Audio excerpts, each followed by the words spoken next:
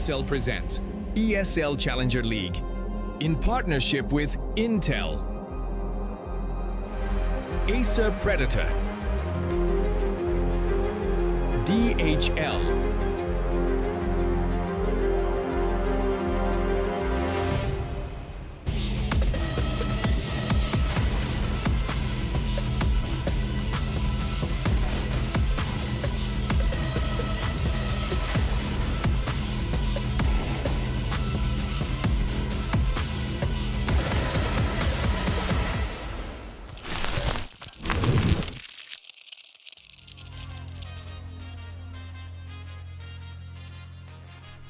Hello everyone and welcome back to ESL Challenger League Season 52. We are here in Europe Cup number 2. We've already had a few days of group stage action play out, and myself and Scriv will be taking you through not just the final group stage games, but also the first quarterfinals today.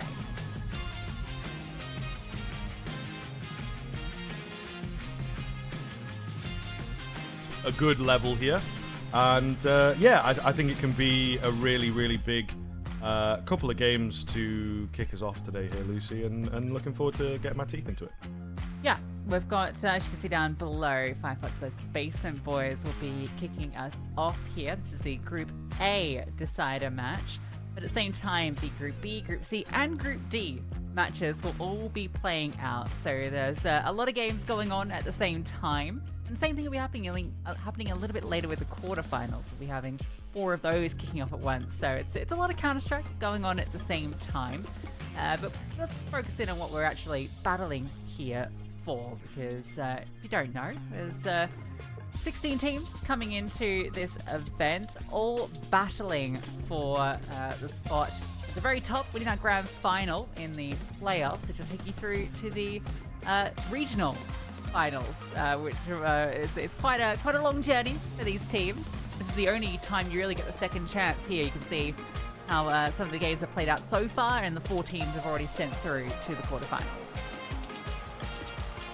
I mean, there's a lot of big changes that come through into each season, it feels like, and we're always looking for sort of the perfect format. I think at the moment we have the most Counter-Strike going on. That's probably what a lot of the teams have asked for. And what they're used to, of course, you know, coming through that open circuit to get here to ECL. So I think it's pretty good to see that we keep all these games going. I remember there was a few seasons where it's like teams would play 2 games and then they're out, and it's like, oh, okay, my whole season's gone. So it can indeed leave some room for improvement and some room for a little bit of money as well. Always important in the VRS era. Prize pools maybe shrunk down a little bit into this season, but I think there's more opportunities for teams to get through to the regional finals, and then as they, you know, move on into the Pro League conversation, there's maybe 1 or 2 more spots available there as well. So yeah, looking like a good format at the moment, and again, just trying to work out some of the finer details of things. But both these teams, I do believe, with a decent chance of making the playoffs, and, you know, some underdog kind of names, but they are real grinders. They've been playing a lot of Counter-Strike over the past few months, these guys. Yeah, I would have actually put Basement Boys as maybe the favourite of this entire group stage, but they've had some struggles, including here against Flux, right, in the opening game. They ended up dropping that, so it's a rematch of that opening series. Flux, we saw that briefly pop up on the group stage. They played against Basement Boys, beat them, then lost to Bushido Wildcats. That was a 3-mapper, very close affair. And this is the Turkish roster. You can see all their names below. We've got, I think it's Sizix, who's the IGL for this squad. We've got Zeroki, who is the AWP. And Eternal, who has just been absolutely fragging up a storm on this squad. I'm not going to do the game. First of all, I want to say, I think it's incredible that in the year 2026, we are getting an X, lowercase x, name, X, username. Yeah. That's like what the generation I grew up had, those sort of names. That's it's incredible that we get one of those in 2026. Yeah, no, for sure. The old COD username, you know, that is an Xbox 360 kind of username, really, is what that reminds me of.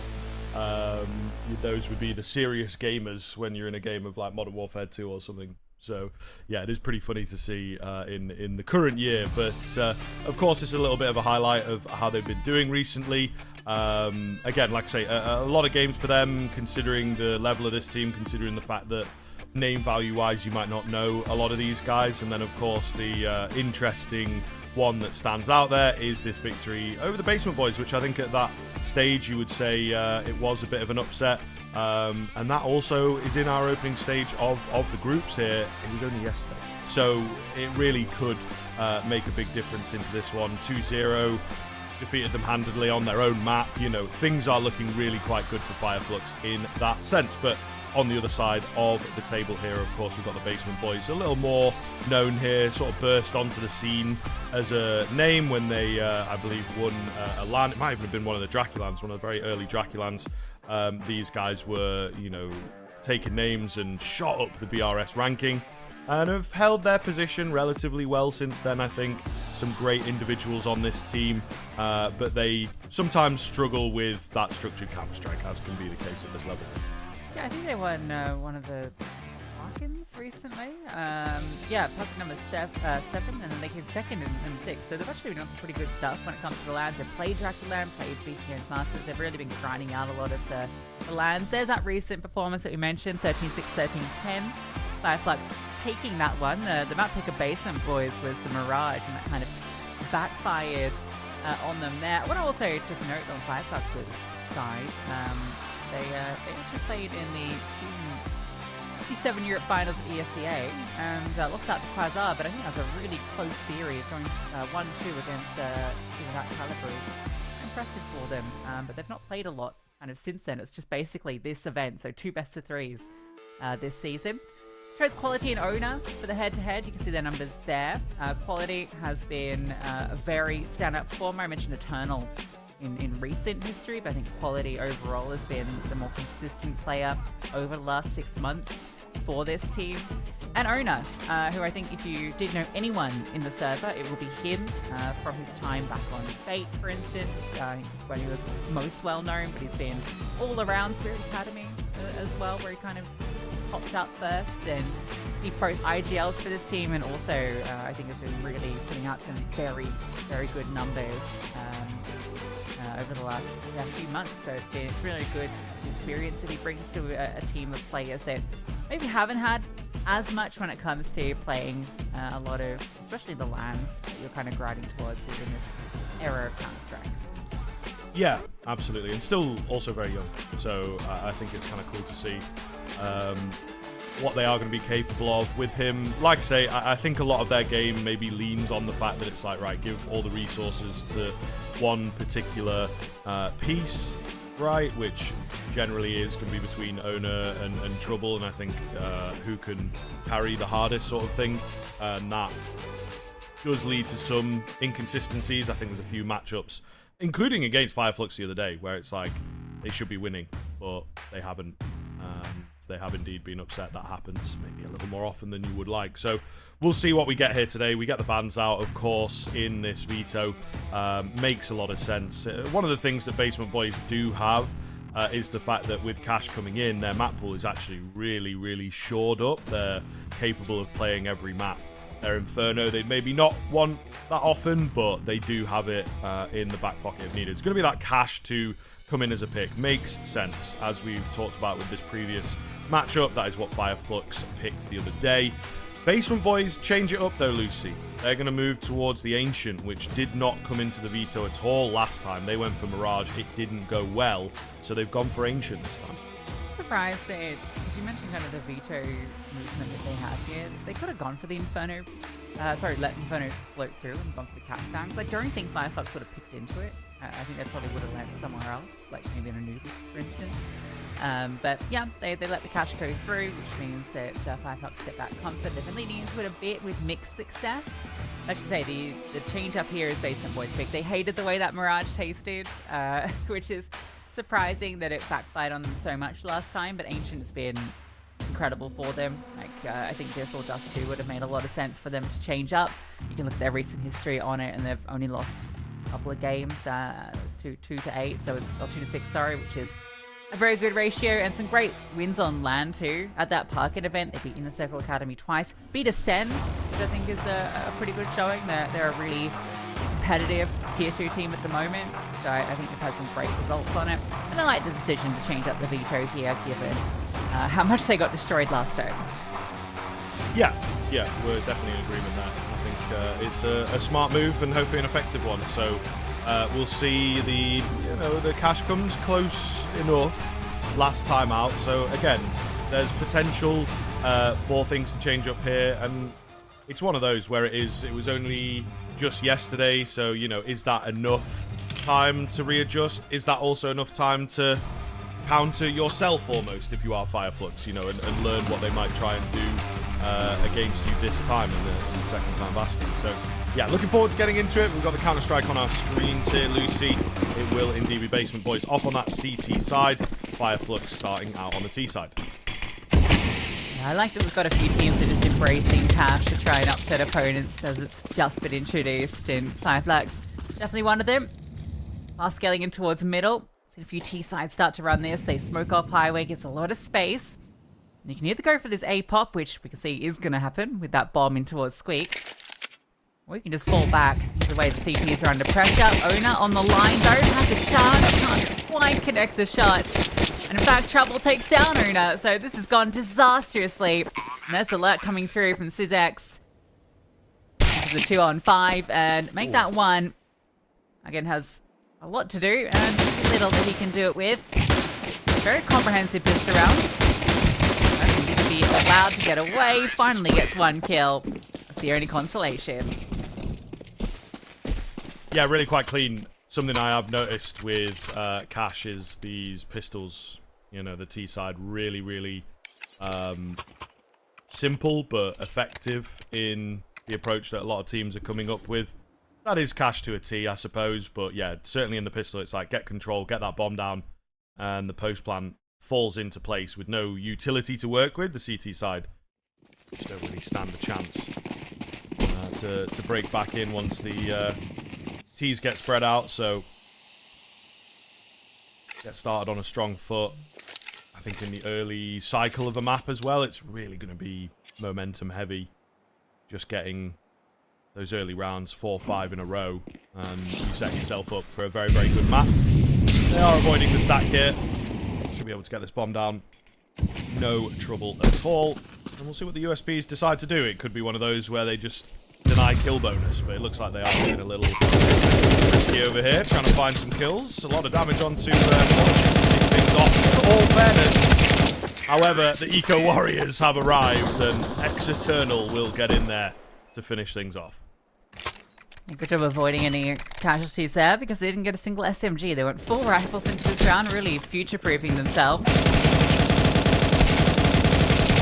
So yeah, it's a good eco stack for the USPs, right, going in towards Z, because you kind of expect for the gun round that Fireflux would want to take some space in towards middle where you do have a good advantage against pistols, right, whether that's the boost or what, because walking out A main is kind of scary if there's a potential stack there. It works out well for Fireflux, and now we do get our first full gun round, and it's 5 rifles coming in as well from Basement Boys, which means a bit of a lack of util. That comes up as an issue as Fireflux go through the motions. Passive over towards B, and that bomb gets to make its way towards Squeak, so it feels like they're interested in this A side again. Yeah. It does look that way. Got the late boost set up as well, very popular.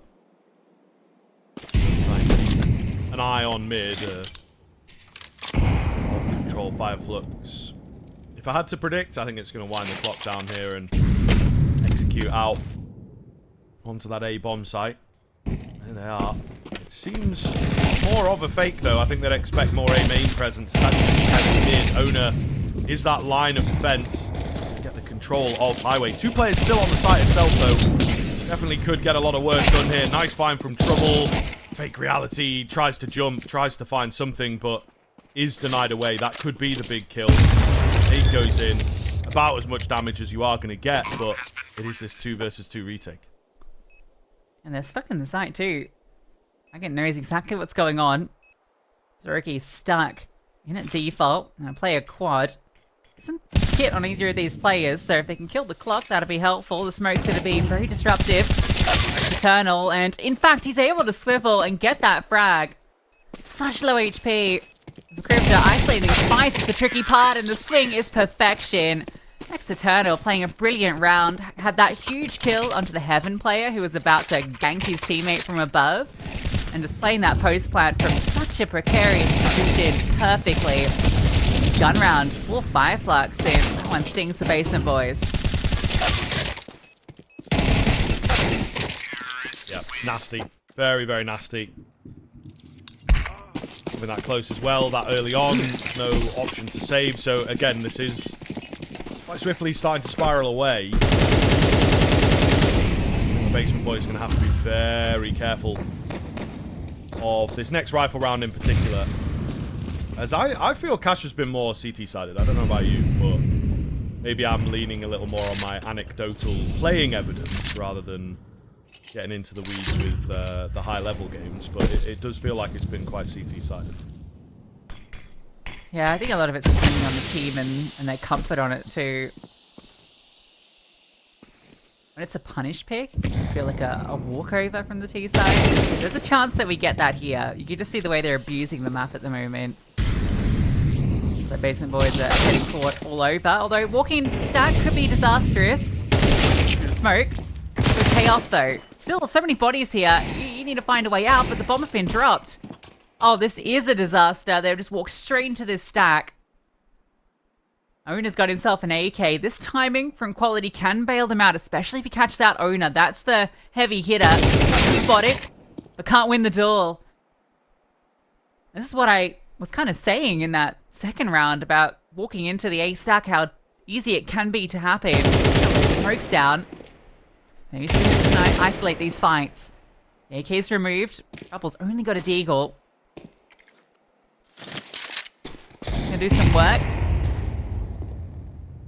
Quite a bit of damage, but time is the problem, and you can see the swing is coming at any second. Sees just enough. Just this one shot will do. Such little HP. Again, starts to run away, and Sizzix knows time is the problem. But he's caught him out, plays it perfectly, just cuts noise, and waits for the mistake. A bailout from the IGL. Oh yes, far too close for comfort. Start the round off so well, you know, that early kill that you see there on the replay feels like enough in a round like this. That return, it is Owner with that recovered AK. Yeah, again, speaking of being comfortable, not quite recognizing that you're sticking out, not quite bouncing that trade off of each other well enough.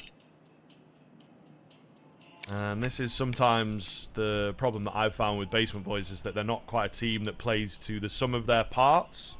And you get little moments like that where one player, he feels like he's low, so he doesn't want to swing. The other guy's swinging in. It's a crossing of wires. It's a mismatch of ideas where I feel like that could have been a 2-on-1 trade in other situations. You know, if you have that as your directive as a team, that we, you know, try and swing together and try and coordinate a bit better. Whereas you fire Flux, look, they might not have as much flash, but you can immediately feel, at least here on Cash, that they're playing a very good team game. You're going to be a little bit frustrated you lose a 3-on-1 like that, especially with bomb control. The AWP out now. Try and contest. There's one Zeroki as well, and he takes a slice, but doesn't quite connect. And in fact, spam down to very little HP. He's lucky to be alive. Those spams, perfect. What's going on here? Swapping of weapons. Quality ends up getting a kill. 4-on-4, but again, one player very low. Still 2 players defending B. Yeah. They do bail on the idea. Kind of smart, I think. B-bomb site, the classic trap site on this map. They have kept the AWP around, which I do like the idea, right? Trying to chase, a few phantoms here. It's a tag Would have been a really, really great kill to get there for the Fire Flux squad. Not sure if he clocked that tag, but with how low Zaruki is here, I think it's going to be a difficult finish to this round.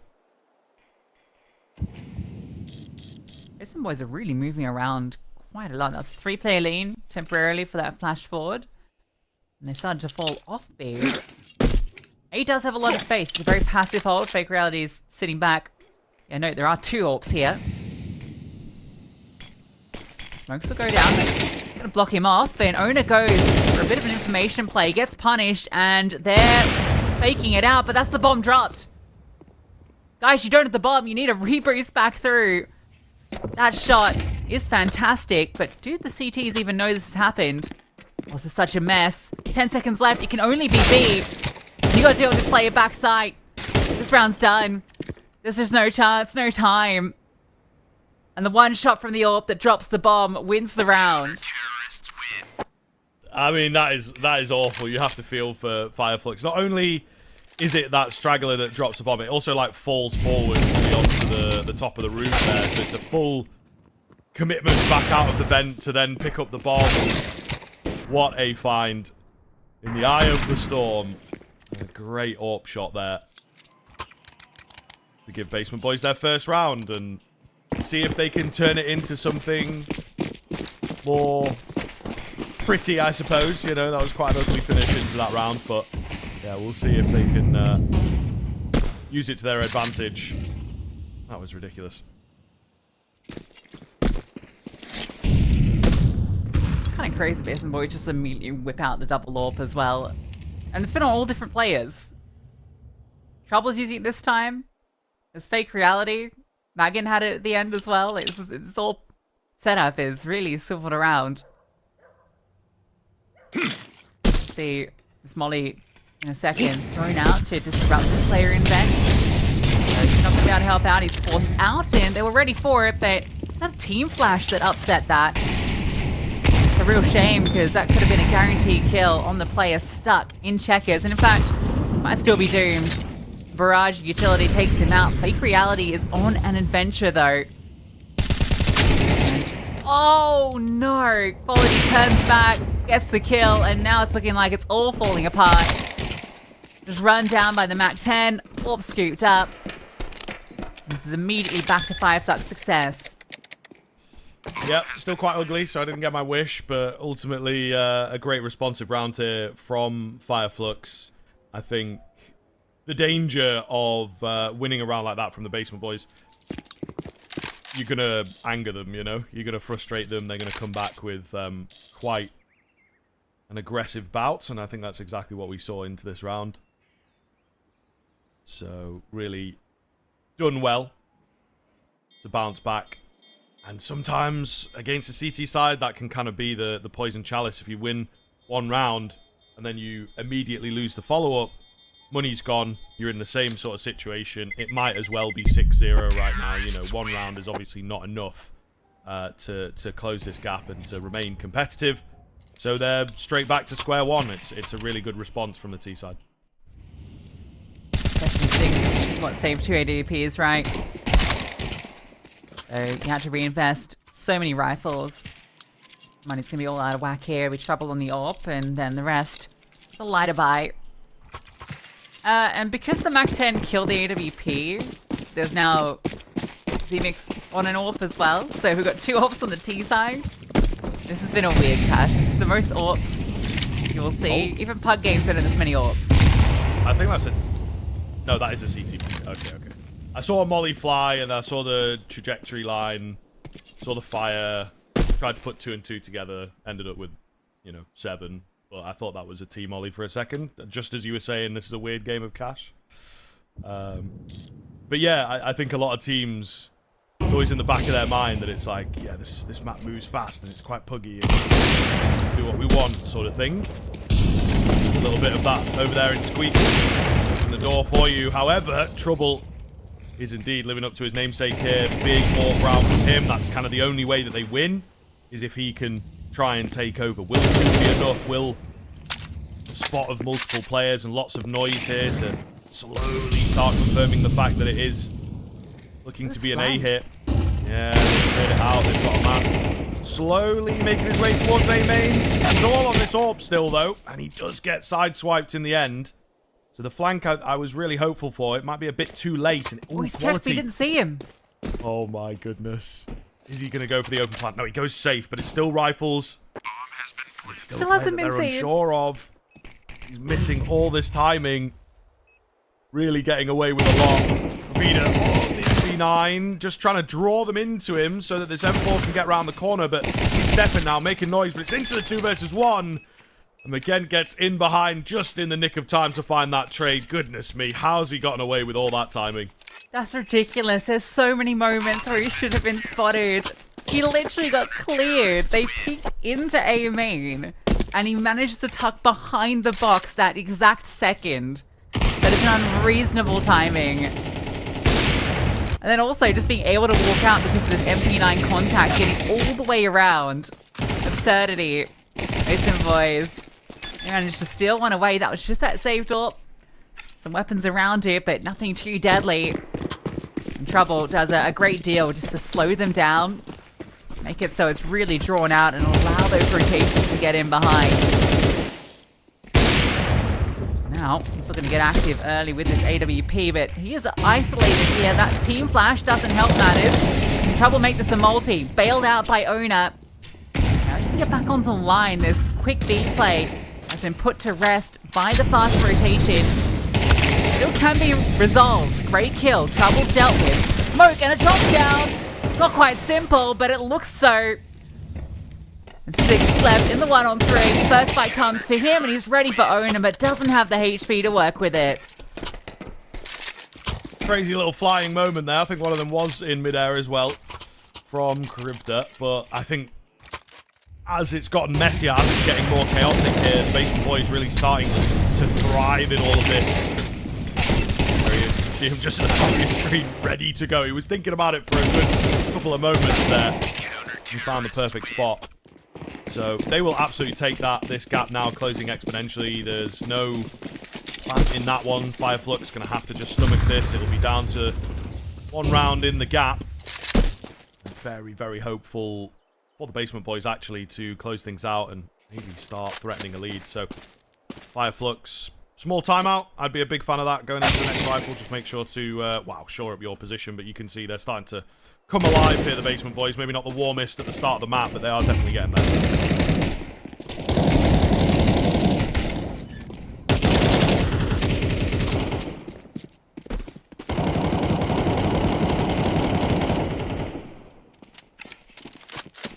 Feels like you need a decent hole on the CT side. When they last met on it, it was actually played out very similar. It was we have 0 lead for Flux, and then Basement Boys just locked out the CT side. Ended up tying up 6-6. The 6 is kind of the baseline you're looking for Basement Boys. We're going to have to find the bulk of these rounds. The CT side has been looking quite good for Flux.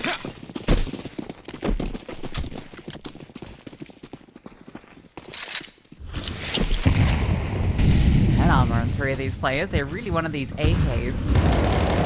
Be a bit problematic.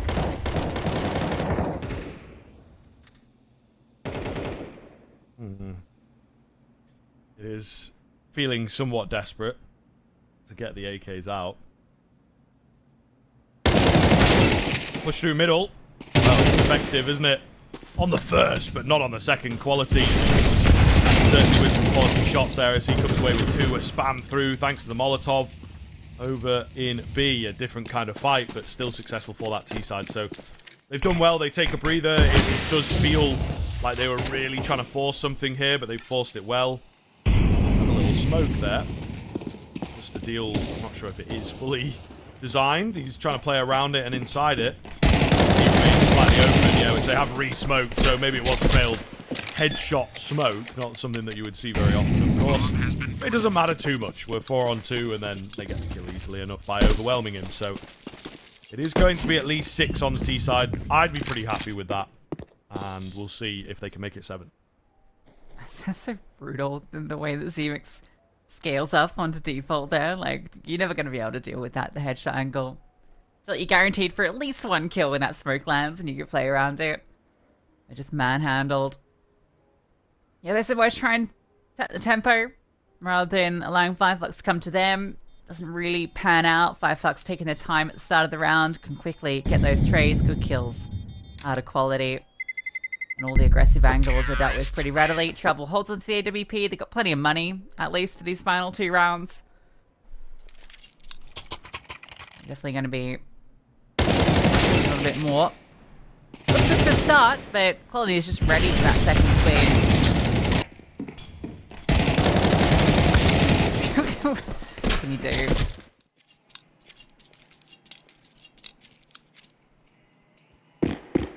Pretty funny to witness.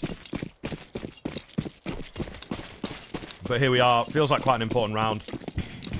And Flux are looking to fully take the lead on their T side and then really threaten that strong scoreline. We've got the A main push this time around to no success. So the Basement Boys are trying to put their best foot forward, but it's 2 left feet situation at the moment, it looks like, as they have fumbled these aggressive little 2-man moves 2 rounds in a row now and completely costing them everything. So I think that might be the story of the half now. We'll see what they can do with, I suppose, trouble on a lot of money. Buy's not going to be a problem, but they have lost the little bit of spark that they had a few rounds ago. I thought they were really fighting back, but these last couple of rounds, they've just been destroyed in the first, like, 20 seconds. I didn't mind that aggressive move in A main, like, it felt like the right play, but Flux just have the perfect setup to counter it by just hugging that close left side. They're anticipating some sort of aggression. And the AWP just has no idea that second player was close box, right? Because you kind of got the comm that it was the player a bit deeper into main that got the kill. I think so. A bit of util and get back, and, well, surprise! Eternal's there. Owner's swing. Never gonna find success there with that fast scaling. Save guns at least allow full bite into this, but rounds are running out and already not gonna have as many as the last time they met on Cash, which doesn't bode well for trying to upset on their opponent's map pick. And almost identical damage.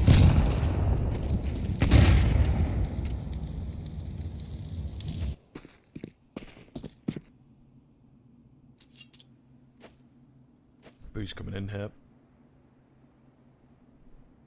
Again, it sort of, I don't know, annoys a part of my brain that they never really do anything with it. You know, it's for late control and things like that.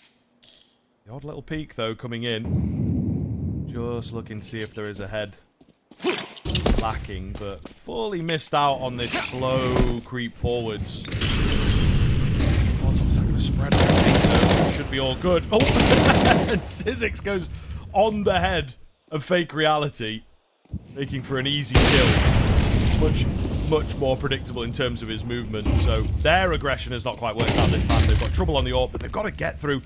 That's really nasty. A flash comes in that throws him off the angle. I don't think he wanted to do that. An autopilot flash, but it looks good from here. Only one more to find now, and they will do just that. 7-5.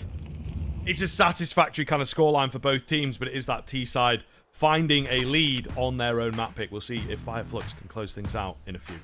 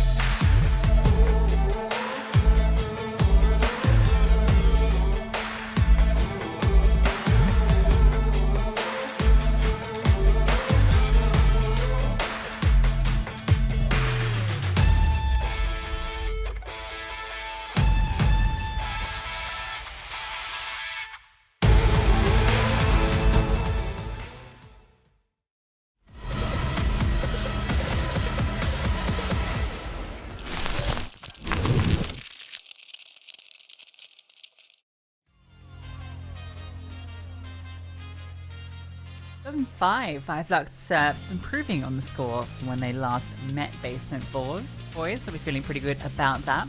Just wanted to say, we saw the surfing kind of montages. So they're a staple of the this kind of between maps between games screens here at Challenger League. I think that was actually literally just yesterday, the CS Surfing World Championships, and Levi, who we got to see in that little clip, he actually won it. He's an Australian guy and is the best surf player in the world. So, fun fact. There you go. Shout out one time. Oh, honestly, I've never been, big on the KZ and the movement stuff. I didn't know they did a world championship, but it does check out. So good to give the flowers where they are deserved. We are right into things here with the Julies over at Vent is where we check in. They actually disappoint quite heavily. The CT side going to try and brute force their way back in. Zemix with some sharp shooting, but it's the P250 doing a lot of heavy lifting here into this 2 versus 2. Should be able to get the bomb down, and a full-on retake going to be required. A really big round on the cards, particularly for those Basement Boys.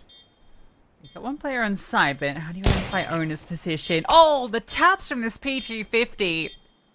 Drifter has really saved them in this round. Oh, now is a very difficult crossfire to break. Can't get it done. That was looking so good for Flux. Sizix gets his brilliant kill through the smoke at the start, and then the flash through for Z-Mix gets that double, and you think it's all done. Then this ridiculous sequence of the P250. Crypto has had a quiet first half. Just comes through and hits the most ridiculous sequence of taps.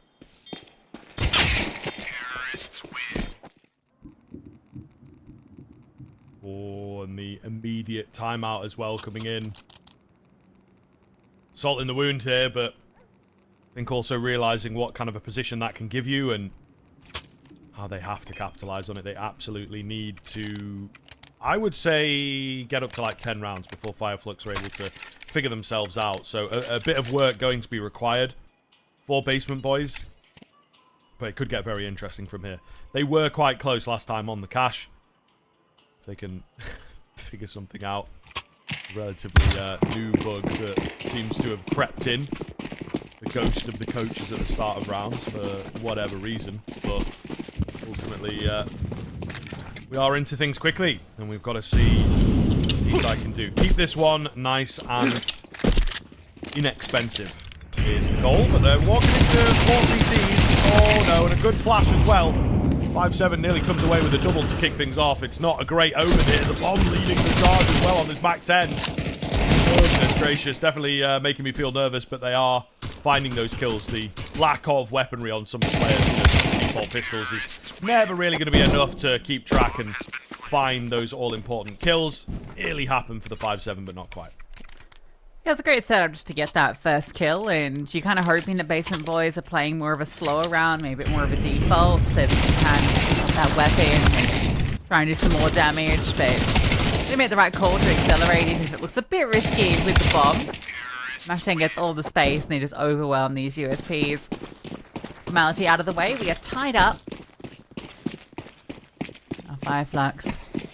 Their guns out. Let's see what their prowess looks like on their CT side. Well, that's one way to get things started. Just a bit of spam to put it into the 5-on-4. Always going to be nice.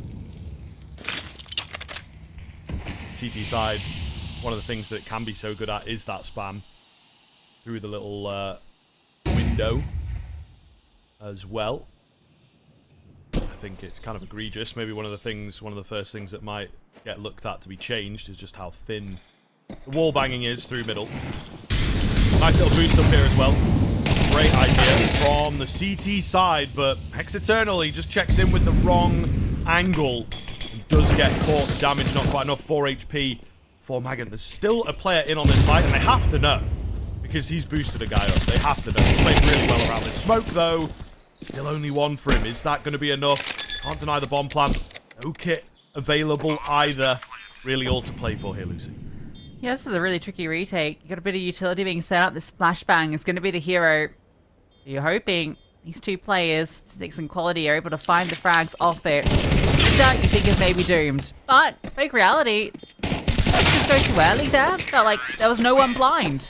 It's a disaster and a fantastic post-blind hold from Basement Boys. They don't lose a player in the 3-on-3. Yeah, absolutely perfect. And again, a really, really good sign for them of things to come. And you see what happens at the start of the round there, as we talked about, as we noted. So the fact that they were down and they couldn't find this player in the smoke initially, they've done very, very well to hold on to this site. Gonna feel good. They take the lead, buying away any chance of saves. So CT side starting to really open up now for the Basement Boys on this T side. And Flux have got their work cut out. Maybe a timeout required from them to just stop this bleeding.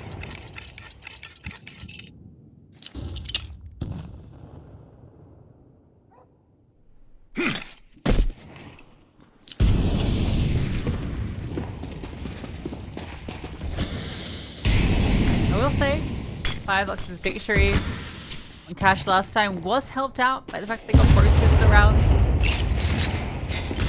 So it was 13-10.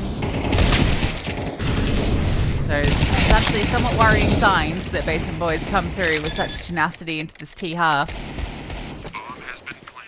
going to quickly find themselves with a 2-round lead. Shot for quality.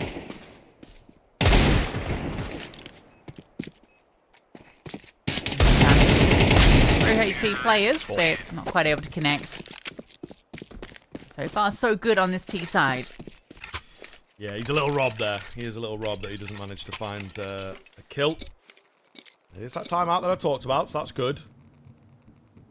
See what the CT side can cook up if they've got any fast progression themselves. When Basement Boys tried that, it didn't work, but the, in theory, more familiar team with this map. It's very hard to say that, still early days, but their pick and their success last time around, they might have something up their sleeve, and I certainly hope they do, because we are looking at a pretty problematic turn of affairs for Flux if they cannot win this round into the double up setup. It should be 11-7 if Basement Boys can take this, which is a really, really winnable scoreline.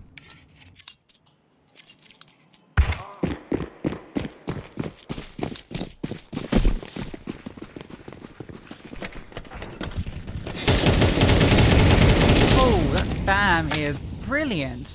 3 players just get chipped away at. 100 damage between them. And now it's just a collapse on middle. This is a confident take.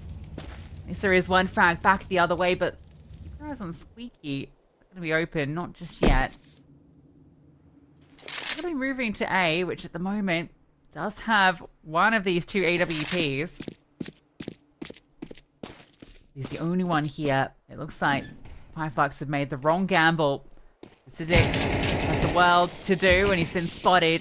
It's not going to make his job easier. Can he isolate a fight? Can on one, but over the top comes Owner. Only 17-10. He's having a great time here. And this is going to be double digits. There's nothing Flux can do.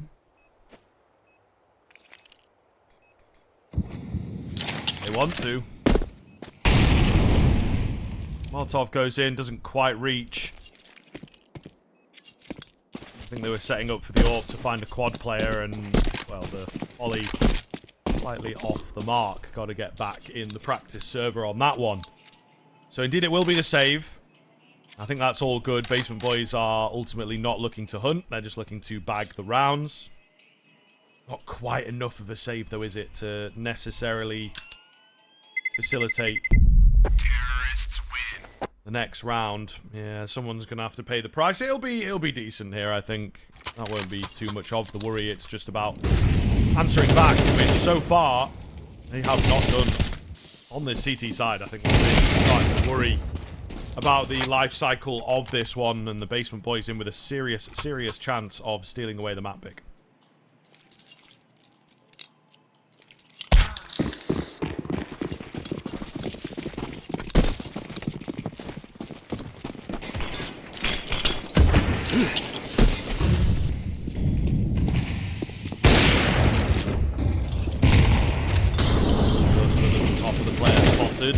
On that flick.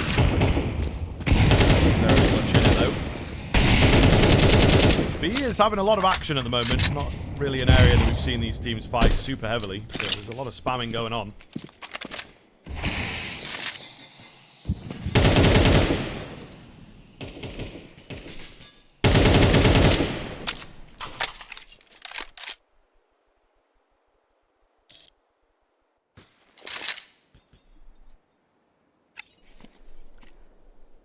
A lot of early action over at B, but no follow through. That's Flux a little bit suspicious. They're going to move more bodies back towards A, which is going to be the right call. This looks to be a squeak pop. 3 players crawling on through. Draw on this lurk, and he's faking out the B hit, and actually I said 3 players. One has moved back to B and might just stay grounded. Flashbang's good. See nothing though. I wonder if that still keeps him committed. Well, Zaruki gets the contact in. Now, he's in a bit of trouble, but Quality providing the coverage, allowing Zaruki just to focus forward. And this straight up movement onto A has been easily dealt with. There's nothing for Krivda to do here. That lurk is not going to pay off. Flux look to get their first CT round. Yeah, just in the nick of time as well. Absolutely needed. The game was under serious threat, so they do very well to pull themselves together, despite the last round going south for them as well. You know, you think from a mental morale standpoint, they just crumbled. In fact, keep it together. Some lovely shots out from that AWP, of course, and we'll see if he can do it again. Been quite a quiet game from Zaruki, actually. So if he can be the missing element, maybe that can turn things around for them here in potential dying embers. But there's always an air of longevity to a game like this, I think.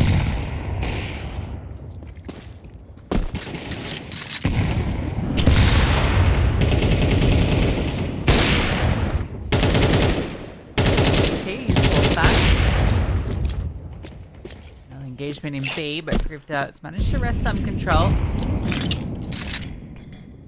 Feels like Mason Boys looking to try a similar round back. Oh, that spam almost did it. 1 HP remaining. This does not feel good for your Basement Boys. 2 players basically relegated out of the round. At least the AWP, it's not so bad.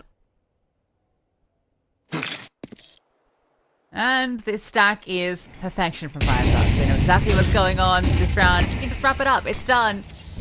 Unless they come through with the most ridiculous sequence of kills, I cannot see a way that Basement Boys can get into this and take this round. First kill. Just the way of Eternal. The trade is there, and now Quality steps into that position. He keeps the kills coming. Krivda in trouble. Wants to get it done. It's only Krivda, and maybe he had a chance there, but brought down so low. Gotta get this kill. Oh, the tap and the 1-on-1. Oh. And now he knows this final player. To make sure he reveals himself for Krivda. Can't mess this up. He shows a single bit of skin and he is done for. It needs to be perfect. And time is a problem. 10 seconds. He's lost track. Tap on the bomb. Looping just to catch him off, and it doesn't pan out. Almost ate my words. Krivda definitely gave that a good look in, but the perfect read from Flux. Yeah, really great work. They've done very, very well. It's a nice, exciting finish, but it was their round through and through. They were definitely deserving of it. Some money taken away. Beautiful one tap. So maybe it can have an effect in the near future, but we'll see. The Basement Boys need to refine themselves, need to answer back fast, because Flux are on a new energy. Looking very, very good. While doing so, I would say an overstep there. Syzex planting himself perhaps a bit too much. That has maybe opened the door over here. Quality trying to save the day once again. He's only able to get one this time around. Lovely little solo move here from Zemix, and it's low HP on the other side of things. In comes the vent player. There's only 2 that remain. Make it just 1 now. It's all going to be on Owner. He's in a weird spot, trying to find a timing if he can. And he does, to be fair. Exiternal to be annoyed at that one. Surely no more for him. Open angle for Zemix. It does cost him, but put it down to 11. Easily finished off in the end. 10-10. Pretty quickly here.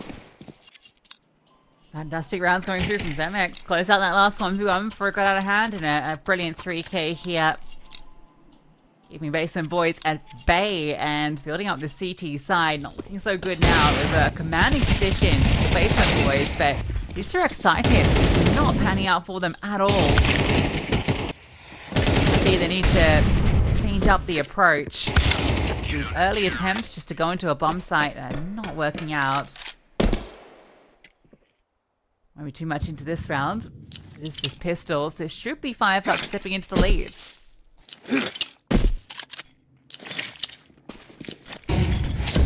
Yeah, you would expect so. These are the types of rounds that can go a bit south. Zemix felt very vulnerable up there, but not quite finished off. He does eventually get taken down. He's the only one to fall. And just like that, blink of an eye stuff, it is up to 11-10. Basement Boys fully stuck for ideas. Where's the timeout? You know, how are we going to figure this? How are we going to come back into this one? Not looking good at all. Very, very problematic. And to be fair, something that might be missing from these types of games, I believe they are coachless at the moment. That's only a little recently, so yeah, I don't know. It could be a real problem for Basement Boys at the tail end of this one.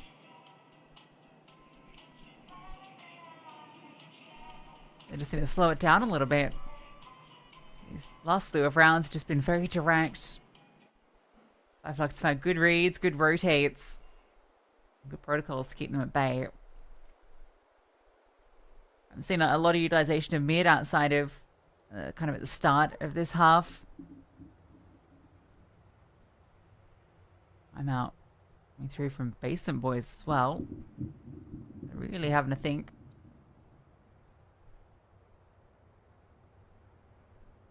Let this one slip, and it might just be done.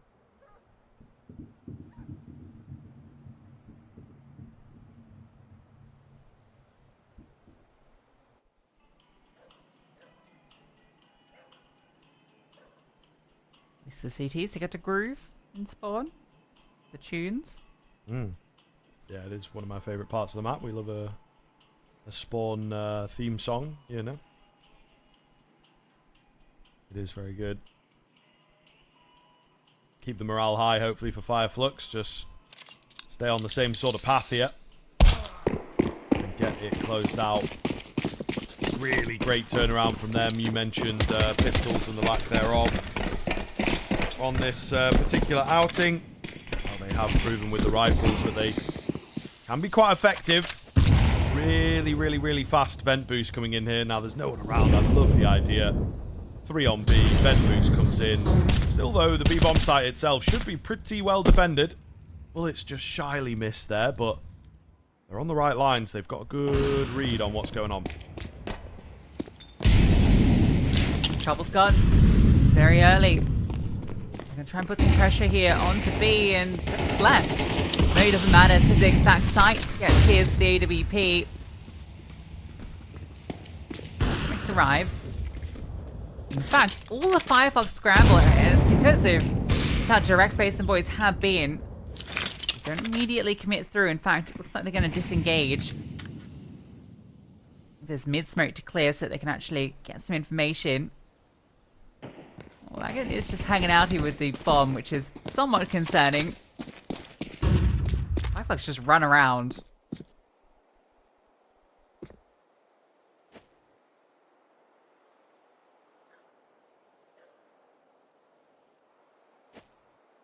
Still going to try and hit B, they are. And I think there's a very slim window for success. Sizzix got to stay alive. That is the ultimate goal. Gather information for the rotations. Nice find coming in. Sizzix still alive at the back end. 10 seconds to get this plan. And it looks like it's not going to happen. I mean, just stay alive at this stage. Owner gets the hell out of dodge, has to concede the round, keeps his AK. That's the silver lining, of course, but 12-10, Fire Flux, another important round goes their way, and they are looking set to close this one out. Yeah, it just felt like they really have a clear plan here after the initial fight doesn't pan out. Go back for a poking towards middle, they don't get that kill. Ends up just being that B finish, and Fireflux very competent. The dual op setup working out well for them, just like it did for Basin Boys. We're getting a good level from a lot of the individuals from Fireflux.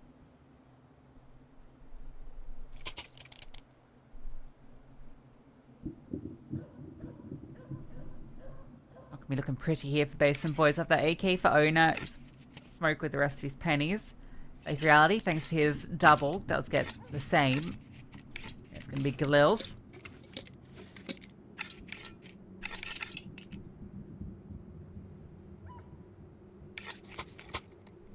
Yeah, certainly not ideal here. So, going to need to defy the odds. And so far, they've not necessarily been doing that. Still stuck in the tech pause here, just waiting to get going once again. Worth noting that Basin Boys have lost their coach, right? Vital was coaching this squad for the last 6 months. And he's no longer in that role, so they're playing coachless. That could definitely be a factor, especially when it gets to the kind of crunch time when, you know, they had this 10-7 lead, right? Like, they were in such a good position. Nothing seems to be working for them. Now, you have to just work it out amongst themselves.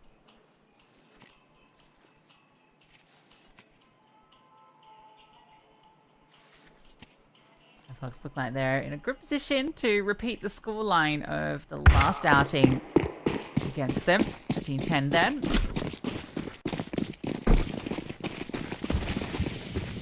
And Basin Boys force OT. Let's see.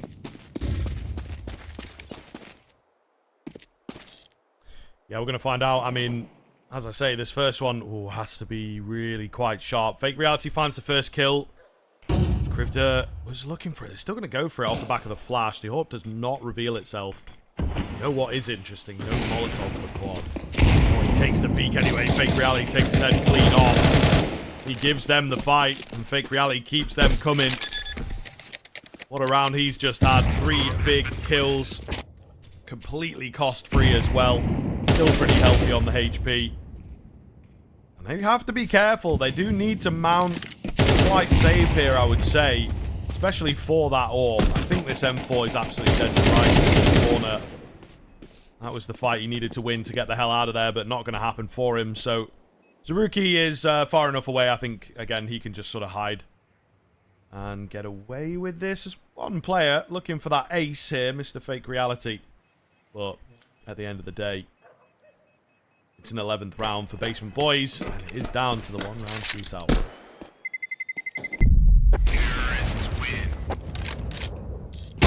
Ready, ace? Oh, let's go, ace. Roki peaks. That was maybe a little bit silly. Now you've got no AWP. She might be able to still buy one to get some money. A lovely ace and a resurgence for Basin Boys. They finally quell the bleeding of these rounds. In fact, they get 2 ops out. There you go. That's just utilizing a bit more space on the map too.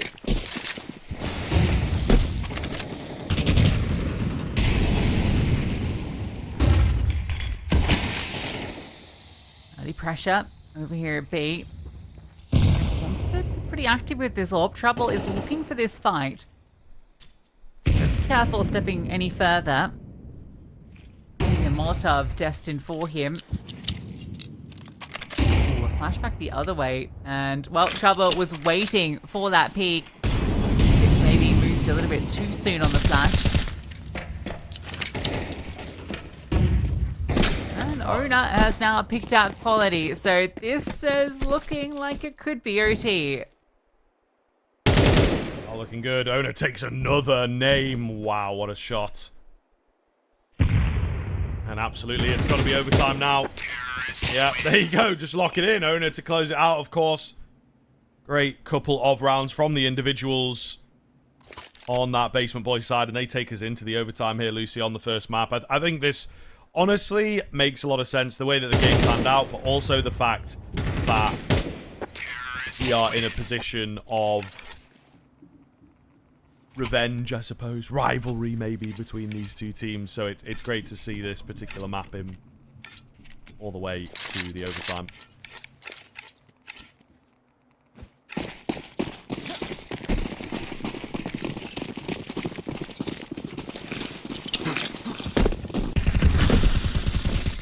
Fast into this first round of OT. Like the way these last couple of rounds have played out, it's a very quick A play and no one is home. Ona has moved in. He ain't paying rent. He gets all the way into A. Zixa's done a lot of spam, takes out one, and it's also very low. They've done some decent damage. It's a little lurk to contend with. Never mind. No lurk to contend with. 5 Flux. They certainly will be giving this one a look in. 5 on 3. Not knowing that this player's on 17 HP. Trouble's all. At least give something back. They finally find a kill. It's a chance to make it more. Double for Trouble. Believe it or not. And then a flash. Looking to make that 3, but Soroki was ready for that peek, and now Zemix just goes for the swing, but bested by the 17 HP player. This entire time, Ona has just sat on the site, and he swings on out with a double header. Basement Boys win the 3 on 5 in the post plant. Well, they have definitely found the magic sauce in these past few rounds. And Fire Flux losing control of themselves. This could be very, very large indeed. Basement Boys riding on that high, riding on that momentum at the moment. Looking absolutely brilliant while doing so. And not a nice way to kick this round off either. Quality going to eat damage. Molotov comes in towards sandbags. They've been trying to play this setup quite a lot. Quality gets caught. Actually, Crifter, wait, I didn't even realize he found that kill. That is insane. Just responding massively onto the boosted player. And yeah, Basement Boys are kind of just taken the chucks off this one, going absolutely crazy as they find a 14th. Erna's gone absolutely nuts in these like last 4 rounds. Shots he's hitting, but Crifter, I mean, it didn't help the spam just missed from the boost. Like he just whiffed the spray, or maybe he just didn't have the good enough angle. But Crifter actually putting this out, yeah. Don't think Xerix had enough of a line. He like jumped and spotted him and hoped to spam him. Just got destroyed back the other way. That's a beautiful sequence from Crifter, as well as Ona. This is the Basement Boys we had at the start of the half, and they've just remembered who they are, what they can do. And they're just destroying them. Ona, 27 and 14. Demolition job.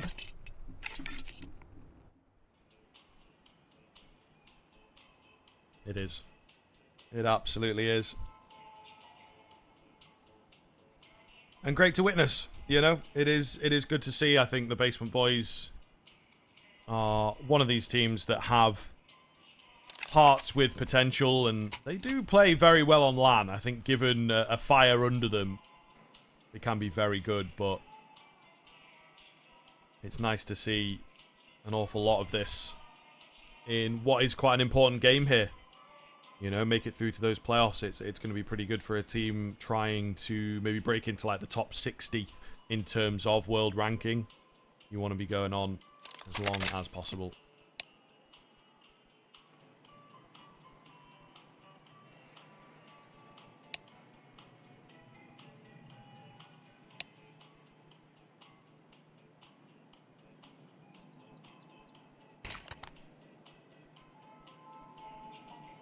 Back into the action here, and quietly hopeful for Fire Flux to at least answer. Would be a shame after all the work they put in to hit 12. They then go to overtime and completely crumble. It does happen from time to time, unfortunately. So, looking for this first. I mean, he takes almost the exact same damage, but quality spam, just that slight bit more effective to find the first goal.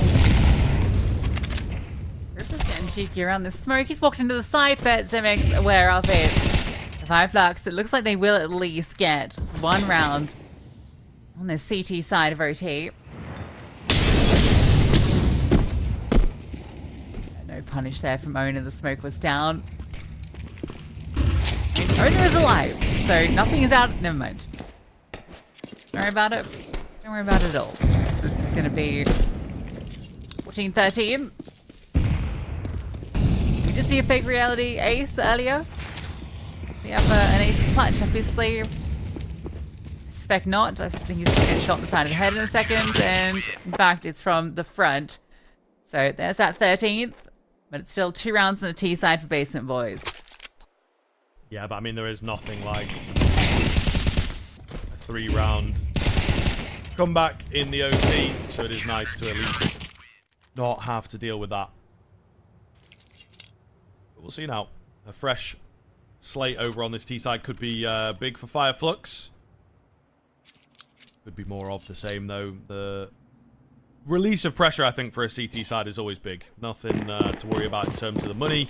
When you get into the OT, that make a big difference to like decisions that players make and the confidence that they have.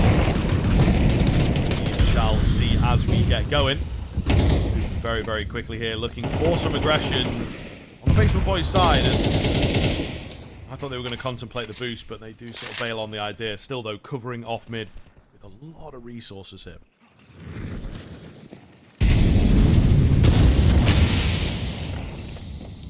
Owner's upset, but Fake Reality gets the first kill. Max trying to make steps out, and Syzyx really has the idea that Owner wants to play off his smoke. There, he confirms it, waits in, doesn't get rewarded. There's one back, but still this 2-player advantage. Quality is limping in this round. Double. So aware for what's going on. Owner will eventually get that kill, and that's left us now onto X Eternal. XX. 1-on-4. Lots of 1, and there's actually no one on the entire B side. So it's everyone at A. He doesn't know that, unfortunately for him, and he'll actually get sniped from Squeaky of all places. Yeah, never going to expect that one. Well, I think the Basement Boys take down their W keys in a lot of these rounds. Seems to be working for them. Counter-terrorists win. 1 more to go on this CT side. 2 in a row for Fire Flux on their T side. Really no mean feat that. That's difficult to see. Double AWP out on the T side. I mean, again, the game has been somewhat wacky and not quite clear enough. Yeah, not a bad idea there from Taruki, but he's immediately traded out. Again, finding one onto Zemix. Not ordered Fake Reality nearly coming away, but again, this slightly failed smoke in towards middle has cost them. Maybe in a much bigger way this time around. B main push comes in. Got all this information going on. A scale up from the T side. 2 AWPs to get through. Oh, a missed shot as well. Not good. Trouble trying and failing to take matters into his own hands here. Surely dead to rights. He is indeed. And we are looking down the barrel of 15-14. Yeah, Crypto had a fantastic timing, but didn't want to overextend it in the end. Timidity is going to be their downfall. Caught off guard by the fast highway scaling. And Quality has a fantastic round. Great scaling. Love the way he just jumped up the ladder into heaven. Knowing you're up against the AWP, got player scaling highway. It's just impossible. Impossible for Trouble to do a thing.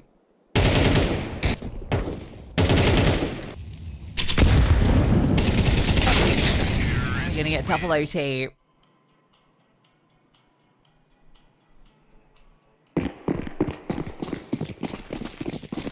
We're about to find out. All the way down to the wire.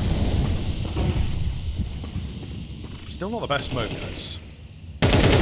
Still not the best smoke. Oh, Toes spotted. Demix has managed to find an opener as well. Trade is immediately there. That's the B bomb site going to be open. They are so very lucky. This T-side is very split. They're finding kills. Maybe they're not as lucky as first thought. 4 on 2. The bomb can go absolutely anywhere. Spooky player discovers a clear A site, so it will be going there, actually. He is all a part of the fake out, but it doesn't really matter. Eternal is just clapping them here, and 36 HP for Owner. Absolutely no chance. We are going again. I cannot split these teams. It just feels like one team just takes over, just DMing the other. This has been the most one-sided game of Counter-Strike that's gone to double OT that I've seen. Like, it's just crazy. Every round feels so compelling for one of the teams. There's not really that tug of war back and forth for the most part. And double OT now required. Basement Boys had their chance. Flux had theirs. Neither could get it over the line.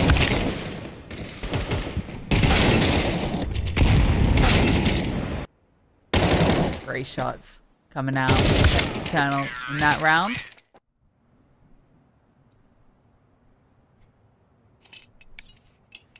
Single op the remedy, Basement Boys.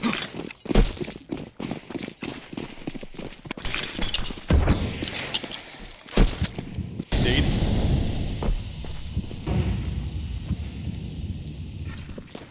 Looking to try and find a response here,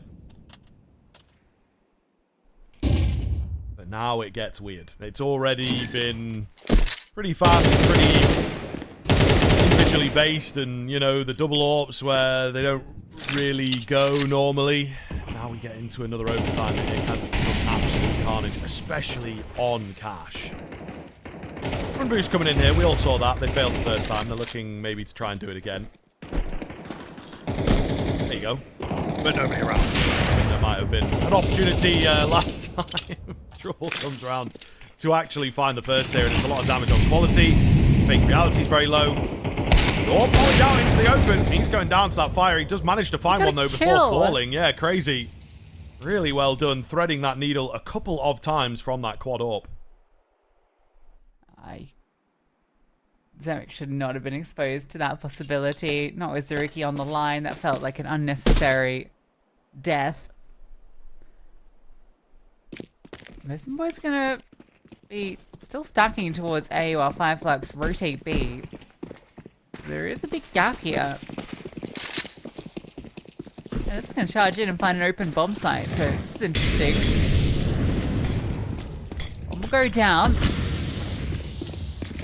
In a moment, they can't believe there's no one hit home. Expecting a player at every avenue. Default plant.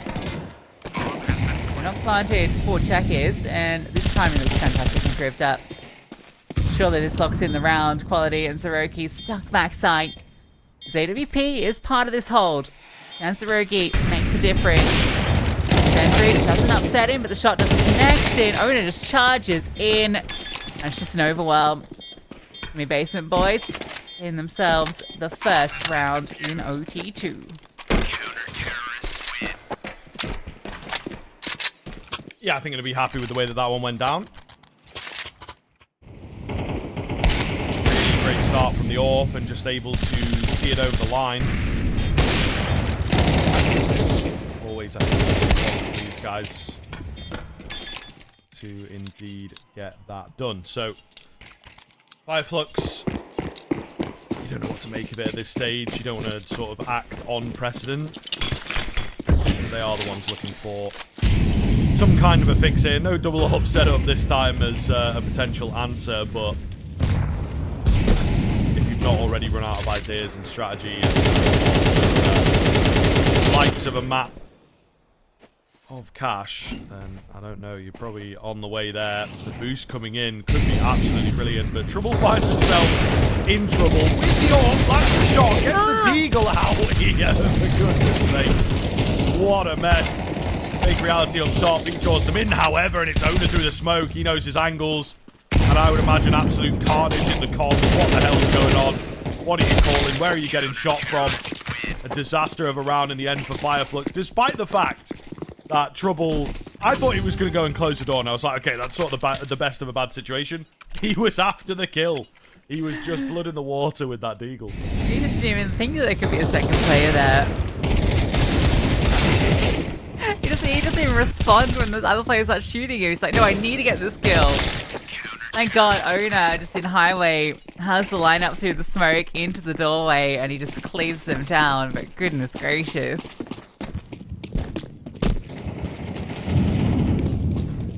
That's 2 on the CT side. That's feeling a good haul, because we got 2 on the T side last time. Fighting mid. Flux have managed to get space, and they just want to keep scaling. Fake Reality not expecting how fast that was. An opening kill early. Owner also reduced low. We got a lot of room to work. Owner tucked in and won't be considered. So gets a free one back, and he can just drop off. Yeah, laziness setting in, isn't it? Maybe bits of frustration. Seeing red, some of these players... Or push is effective. Lovely move from Trouble, and it's a question of keeping it together. It's a question of fatigue at times. It seems like the basement boys are a little bit pervious to it so far on this CT side. Krivda is left isolated. Could be a little problematic. Owner's very low, and well, he sticks when he should have twisted, I suppose. Gets taken down by the fire and really just needed to fight his way out there if he could. The bomb's gone down. We're into a 2 versus 2 where it really felt like this had no right coming this close. This is what overtime, double overtime creates. Zaruki with a great find. He spotted the next player as well. There's no need to get too greedy. Just confirms his location. He will drop down. Eternal slips through his radar, it would appear, and they managed to steal away an important 16th. A surprising round to come through. That, yeah, Owner, I guess, normally feeling like you can get away in that position, but with 29 HP, no chance at all.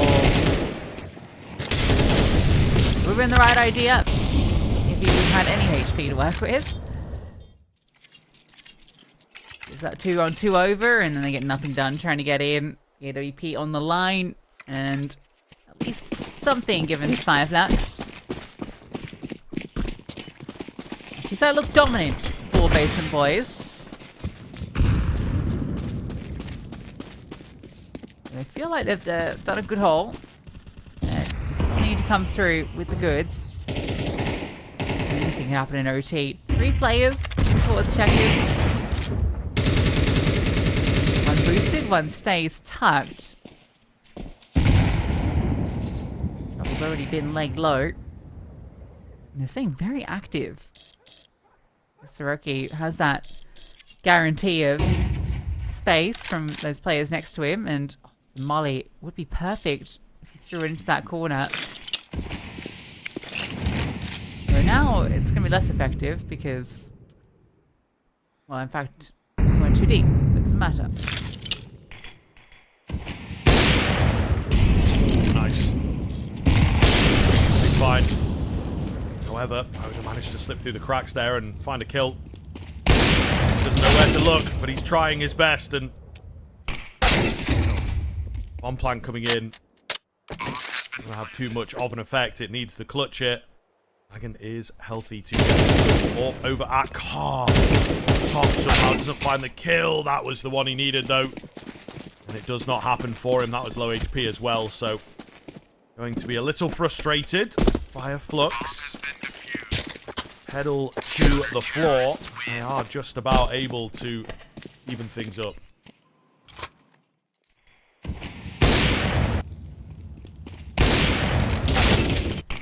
Great job, Mrs. X, with this second AWP. He's been a deft hand with it when required. Goes to the coach. 17-17.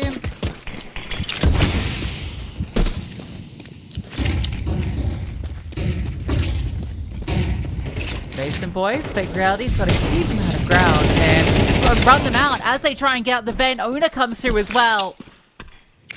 surely this will be the speed bomb site in their hands. Be a little bit patient. Break on the smoke, causing some concern. They managed to get in. Bomb can go down and can be planted for these players in checkers, in main. This will be a very tricky retake for Flux. Yes, but a needed one. Keep them off of 18 if you can. Plenty of utility kits, of course. The Molotovs. They're placed well enough to make such a huge difference here. Smoke is good. Forces the orb into an awkward spot here. Slowly starting to scale forwards, but not finding any success and pulling away. Feeling the futility of the scenario. Just lacking that confidence to get going, and then the time was far too low and there really was no hope. 18th comes in for the Basement Boys after a flaccid retake. It will indeed be Fire Flux once again looking to continue play on the back. It's just fantastic mid-scaling, acknowledging how much the Flux are willing to utilize Vent. They just try and counter it with Fake Reality, getting there very quickly. Timeout for Basement Boys. They've once again found themselves in that position where they can take their opponent's map pick.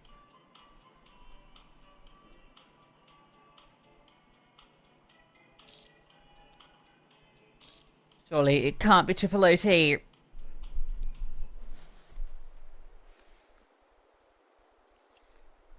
Well, you've said it now. Nope.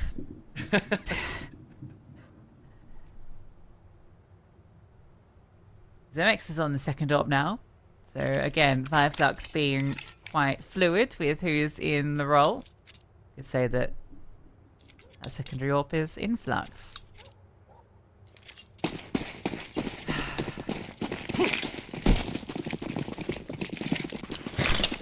Go here. External making a little bit of damage. Nothing too substantial in the beginning here, and a lot of tension in a round like this. I think they need to prove what they can do. Double orb setup. Only the one player over at B at the moment, so these mid players are going to have to get something done. The orb is also very smokable. Indeed, that is what's happened. He's moving through it over there. And we just check in with him before he goes down. Does well to get one. He was mollied a headshot as well. The bomb takes a swing. So hold on a moment. Owner on the lurk. Will manage to find two. Such a pivotal position to getting this bomb back. Because that was nearly a mess. I think the swinging in player there maybe didn't fully realise it was his responsibility. There's no smoke left into the tree room. Quality runs out of ammunition. Peeking into two. They're playing this as best they possibly can to try and finish things off here and now. Zaruki with a quick change up. Oh, downstairs.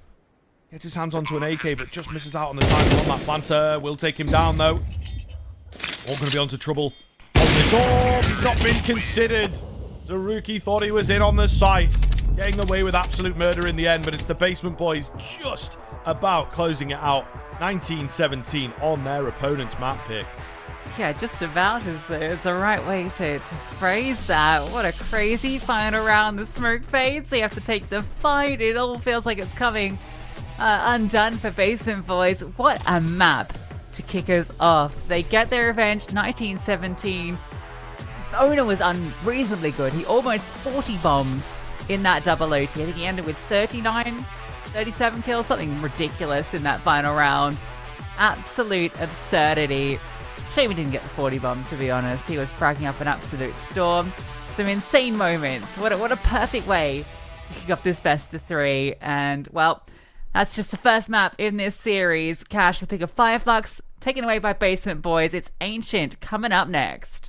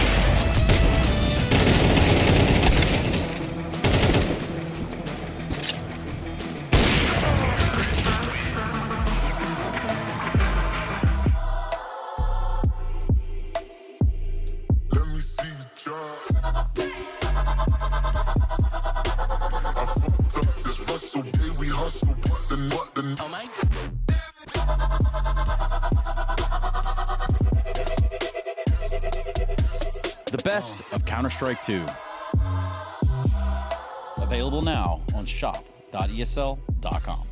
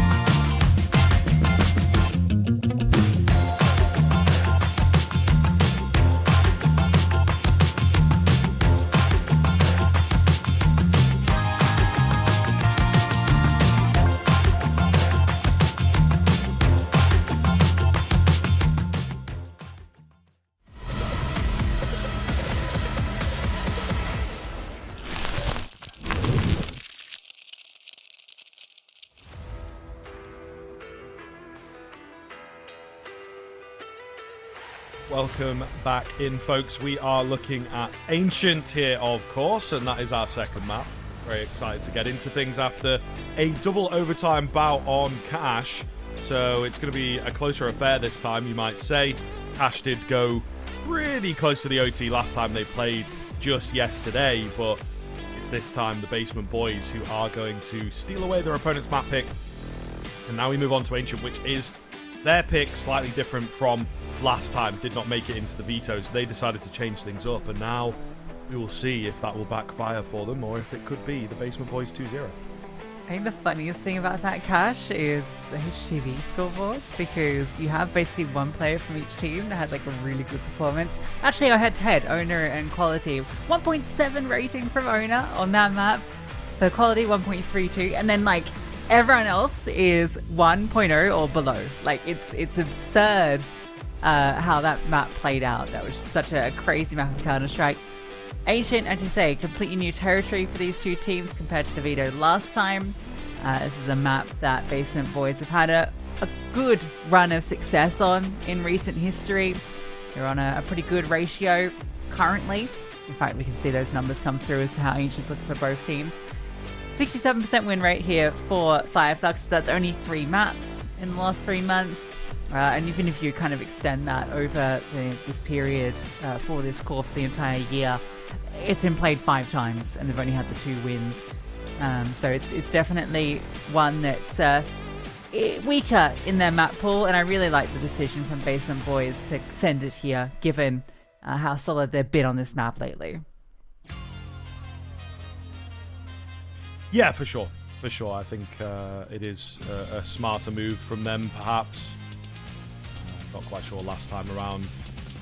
Maybe some recency bias or something with the Mirage that they feel sort of lightly confident there, but it was difficult to see why, I suppose. I mean, again, the Ancient supposedly is not going to be a bad map for Flux, but this is a team that, you know, has old information and not loads of information on certain maps. So yeah, it does sort of boggle the mind a little bit why they didn't go towards it last time, but this time I suppose not going to make the same mistake twice, and hopefully we'll be able to deliver on the Ancient.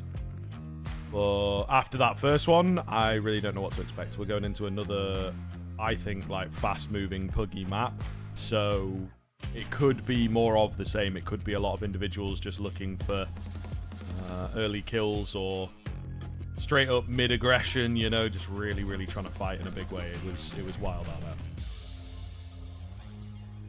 And this is one where I think Owner in particular is very good on. So if he's in the sort of form that we just saw on Cash, like, he's going to be really comfortable here. Actually has a 1.33 average rating on this map for the team over 10 maps played. Like, that's... Oh, sorry, actually, that's over 8 maps, sorry. It's a 1.28. So, yeah, just including the last 3 months. So, yeah, Owner's been playing really well. Trouble's been having a pretty good time as well when it comes to this AWP, at least on that CT side. But you're really looking for Owner to be the one that's making a lot of the big plays here. So having him in such great form is a really good sign. And it's going to be very tricky here for Flux on their side again, yeah, just because it is a very small sample size. It's hard to kind of gauge if it will be as competitive as Mirage was last time. We've had some decent showings from Eternal in this map, Syzyx as well. I was really impressed by Syzyx actually on that first map, even though the rating doesn't show it. I feel like he had some really nice rounds. I guess just because there were so many rounds, they kind of get lost in all of it. But I did like what I saw from him, especially when he had that secondary AWP. You're gonna need a bit more of a team effort out of both these teams, because that first map just was an absolute brawl. And I do have the same sort of concerns that this Ancient could just divulge into a similar situation. But you'd hope Basement Boys, just given they do play it quite a lot compared to the Cash, which they've only played against Flux, that they might have a bit more structure to what they want to bring out here. Yeah, indeed. I think as we look over Ona here, they did go a little crazy over the double AWP. That's sort of what I wanted to add. I think we maybe saw it a bit too much. I'm not quite sure what happened. Some sort of plague in the air or whatever, but it made for some entertaining rounds and kept it unpredictable. I think we're going to be looking to have that same sort of style just to keep us really focused in on proceedings here, but it's starting to look very scary towards the end. I think for Flux, it felt like for me they really ran out of energy, and again, I'm not so sure that they're going to be able to pick things up now coming into this second map. It felt to me that they did have a bit of what we call the head loss, a bit of frustration or upset or anger. You don't quite know where it comes from, but it affects your game. You lose focus, you lose that presence. So yeah, it definitely felt like that crept in and ended up costing them those dying moments. Basement Boys, however, kept it up the whole way through. So we'll see now. There's peaks and troughs after a double OT like that.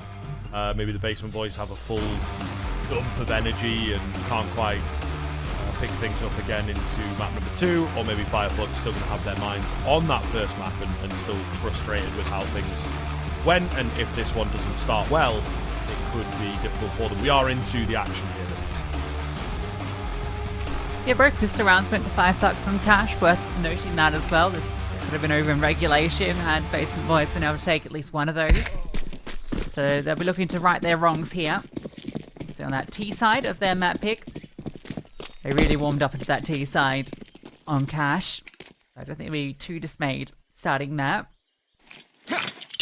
They're going for a pretty direct play up onto B. It's an anti-A rush setup from Flux, so they won't have too many bodies here. Just the dualies, which are dropped. Player out towards long. Sizek's looking to maybe spam one through the smoke, and it's not quite connecting. Bomb to go down. Player advantage, and no kit for the CTs. Yes, indeed. Bomb site feels pretty locked in at this point. Fake Reality takes that first. Will be traded out, but it's a great amount of information that he is able to gain. Kills keep coming in for the Glocks, but I think they would have had contingency plans to just play that bomb if needed.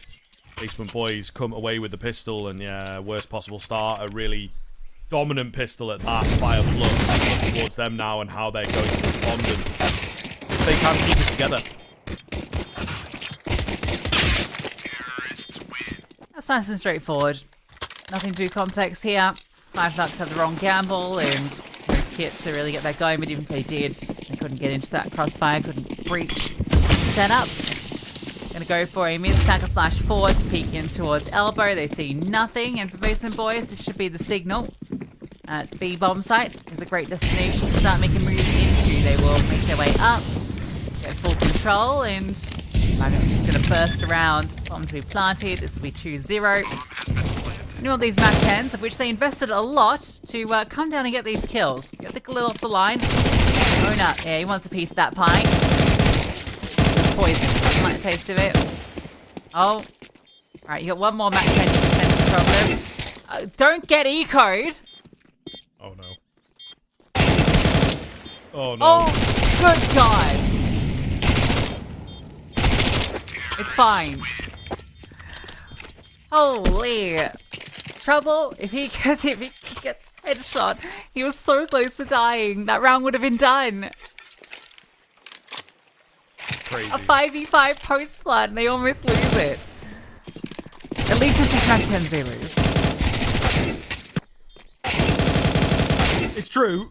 There's a lot of kill bonus in there, though, especially on quality.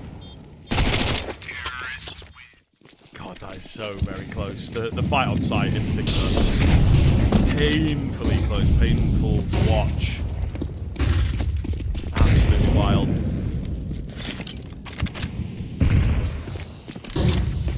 We'll see. Flux on the buy. Can they fend off? Oh, a big find on the blind. Zemix might just have created enough with that, yeah, and able to stay alive and buy time for spam. Not much damage done. They feed into trouble. Just got to be careful here. control of that bomb. Whoa! And he's come away with 3. And now there's a flank as well brewing. And with all this carnage at the front, they're not necessarily going to be thinking about what's going on behind them at this stage. However, yeah, just a little inkling as the Jag push comes in. It is only half-arsed, so Rookie got to be very, very careful. All this timing, he'll give it a proper check, but he takes a lot of damage. In order to do so, Trouble catches another as he slipped through that net. What a round he's had. The ace stolen away by the nade.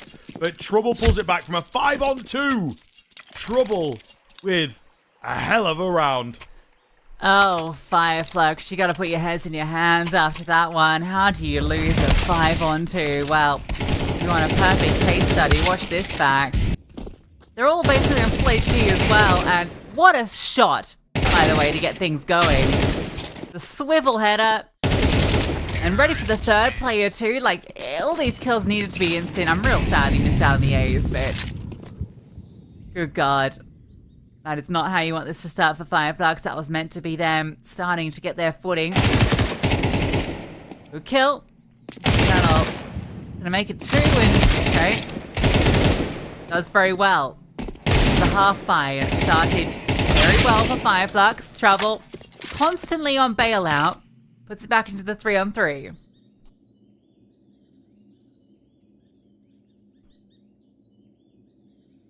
Oh no. Creeping forwards here. And played correctly, he's going to discover a clear B bomb site. Not entirely. On the cards. He's looking the wrong way though. And that really screws the pooch in terms of what they're going to do. The bomb was slowly rotating, but do they necessarily want to dedicate to it? Again, another lovely mid-round move here from Sizzix to try and look for information and shore up their position. Didn't quite work for them in the previous round, but surely not going to let another key opportunity slip through your fingers. That might be the death of this team, honestly, if they have 2 rounds in a row like that. Lovely bit of positioning here, though, from the Basement Boys to just try and get cheeky and look for those vulnerable areas. Doesn't work out for them this time. On to hit the deck, 20 seconds, no chance for Magan here.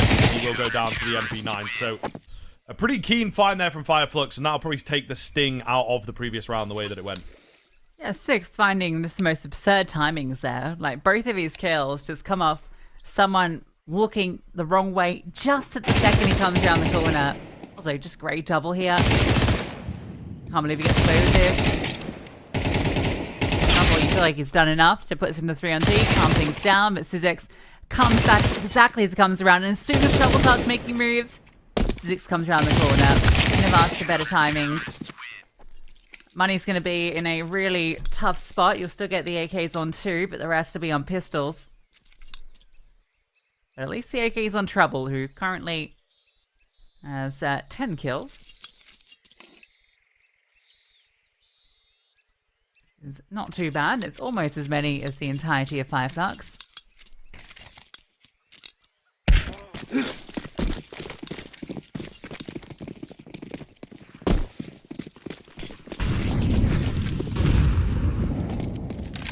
What is the plan here for the T side? How do they stop this from spiraling? They're going to move very, very quickly towards the A side of things, and it could work. A well-timed donut smoke really could make all of the difference. Get it in. Chances for breaks, chances for spams, though. They sort of paused where it would have been nice to see them just continue scaling, continue moving quickly. They do a lot of damage to the smokes themselves, however. Fake out there from Magan. He knows what's up. There will be a fine onto Fake Reality, however. Now the bomb has a decision to make. CT Smoke's gone down. Oh, it's not a great look. And as I've said, these HP bars are so low. So Rookie just manages to find the player at the back through all of his teammates. They are as yet to get that bomb down. But really got to be careful with the fights they take here on this CT side. Headshot angle for Eternal. And he keeps his composure to close out the round. Yeah, that slowdown, it just didn't pan out for them at all. Didn't have any utility to re-smoke towards Donut, and Fireflux made the right call. Just push the advantage, charge on in, get the control back. And Channel has a brilliant sequence from behind default, but that one really felt like a missed opportunity, not getting that bomb down. So that will have to be an eco, a couple of deagles. I don't think Owner and Crypto should have bought them. These are ego deagles. They're not going to have everything they need to the next round.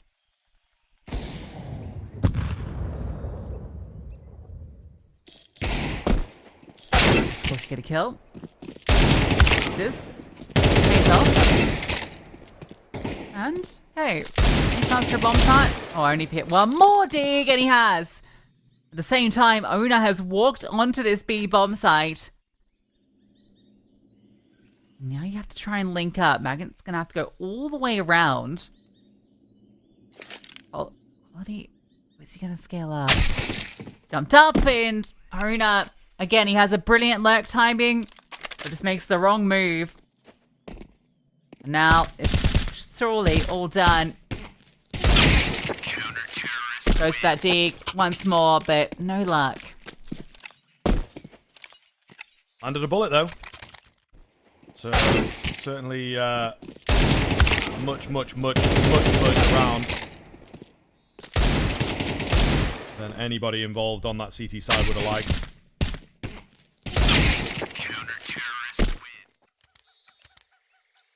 Very exciting stuff once again. Timeout going to be coming in from Flux as they look to continue figuring out this puzzle.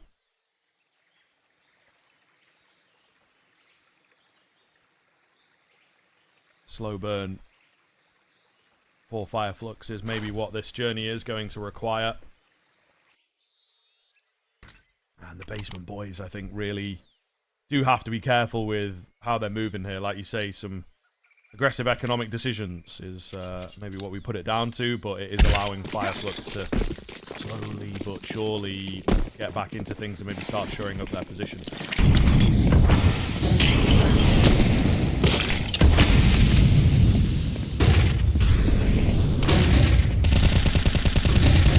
Thanks for the spam. Gets the first kill, and that trade does come. Grifter off the second volley. Gets into mid. The AWP is here. And Zeroki hits his shot. Player advantage. Trouble. Oh, that was a bit brave. Already catches him. At least that bomb lands in heaven where it can be scooped up. And even an AK for Owner, who hyped him up for initial performances. He's had a real slow start here. Great opportunities. Doesn't look like this round's going to feel any better. Gets legged. A second leg shot. So Zeroki is wounded. Basement Boys, they're limping through this round. There's a flank going through spawn.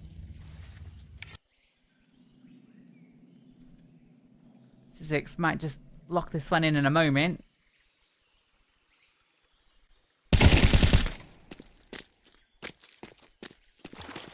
Looking likely. Seconds left. And this one's all done. Flux will be stepping into the lead. Yeah, I don't know if Magant is actually looking for a save here slightly. He certainly could. I don't think they're going to be after him. Oh, that's kind of cheeky. Reveals himself now, though, so the task might be back on. Got to cross this AWP. He is just going to take the safe path and grab that save behind the box here. Oh! A little bit of a spam. Not quite close enough. So it will be the round to go to that CT side. Starting to look very, very good while doing so. They defend mid well. They keep everything under control, despite the fact that there was a lot of resources put in there. And the T side on Ancient generally finds success in middle at all points of the round. So yeah, I think they do a very good job of just shoring it up, not making any mistakes with it. A lovely bit of movement in from Quality to get on towards that shelf, but it's going to be an A side lean here from the Basement Boys. Well, there's only the AWP here close by. Oh, and he might just be done. Run down. Great shots from Grifter. Doesn't want to scoop up that AWP. Surprising. Flashbang. Brilliant. And the shots come through. Fake Reality comes in good with the AWP. And what was just pistols has quickly escalated into a Basement Boys round. Owner's already getting set up to hind. This is looking pretty dire. You know, make sure you hold on to these guns too. Fantastic. I think they'll be okay. Six actually looking to do some damage. Kind of lock them in. But Fake Reality just charges out. So that's now a rifle for this pistol as well. And what a brilliant round to come out. Terrorists win.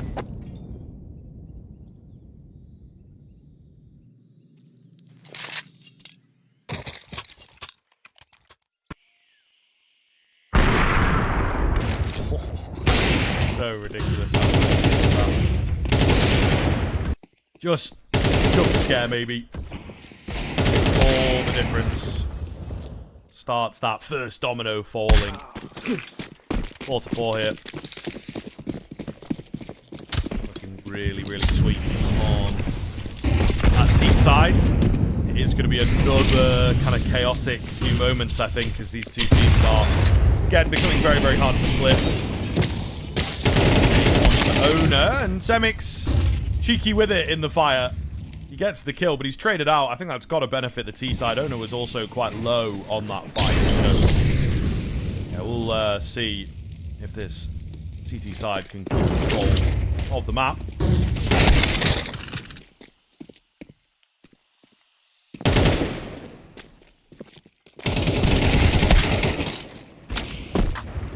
Nice finds back in towards middle. Brings it down to a 2 versus 2 now as the AWP has just about gone in the conversation here, and he's actually in a very, very good spot if he can swivel between the angles. But at the moment he's just trained in on one. And if he's not careful, that's going to make for an easy side swipe. Grifter is on the way. Oh, just swapping across here on the timing, but he has missed him. Moving to the corner, barrel spotted, and quick, lazy attempt. All going to be down to his exit. And he is dealt with swiftly. Basement Boys back in the lead. Gonna brawl that round. Look at all the X's. They're all over the place. Basement Boys able to manage it back. Got a little dicey there. The AWP on B doing some good work to keep him at bay. This is a tricky one for them to recover. Shot there onto Exeturtle. Roki could have really ruined this entire round, but the timing doesn't quite favour him. 5-4 in 5 Flux now onto pistols. They're the ones reset. Could be quite a dominant half. Not aiming. Allow these bodies to stack onto B, but still far worse the weapons. Only armour on one of them. And they're just going to brute force their way in. Owner. Space. Okay. Quality will just take a head off through the smoke. Shouldn't be too much more of a threat, especially with Owner holding this flank. Yeah. Well found. That felt like the important kill, and you can kind of see the CT side just turn around and look to take what they have, particularly the armor of that Deagle. And then just denying some kill bonus, looking for exits, that sort of thing.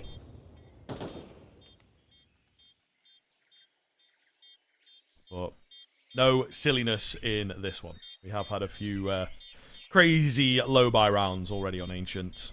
Basement Boys see this one off without a hitch.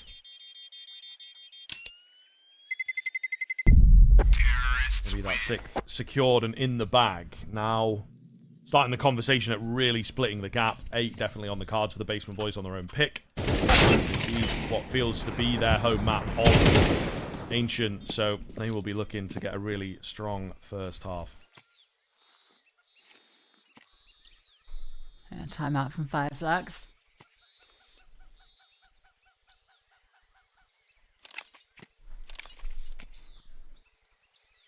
You know, this is their best chance to have any sort of say Remember, this is it. Drop this map, they are out.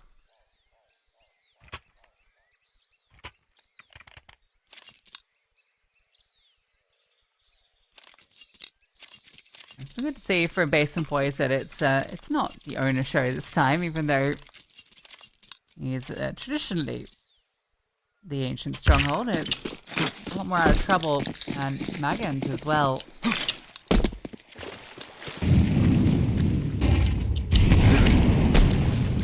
Roll in middle, but Basin Boys want to overfight this. Fatality is going to try and spam out close, and he is eventually rewarded. Takes 30 bullets, but he finally finds the one that goes through the skull of Eternal. Yeah, terrible starting for Flux as well, that. They will be really quite frustrated. Super, super key round for them. The contact out on A, and Basement Boys starting to really figure out this A bomb site is often under-defended. Quite a big way. Owner snaps into the grave. And that's number 7 secured. Absolutely brilliant stuff again. The Basement Boys looking way more comfortable here than they were on cash.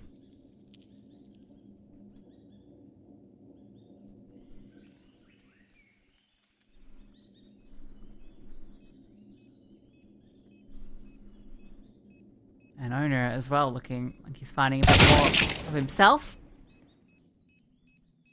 Every gun you take away here is a premium. Sizzix needs to hold on to this M4. This bonus short will be there, but don't allow too much. Terrorists win. Save. Oh, gets around the corner. I think he might be okay. Owner swings, and it's the last second headshot. An M4 with armor, it becomes $2,900 and no M4 physics.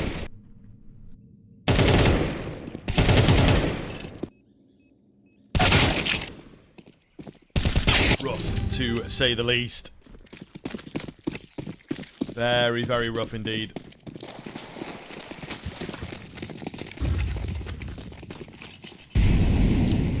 Let's find out.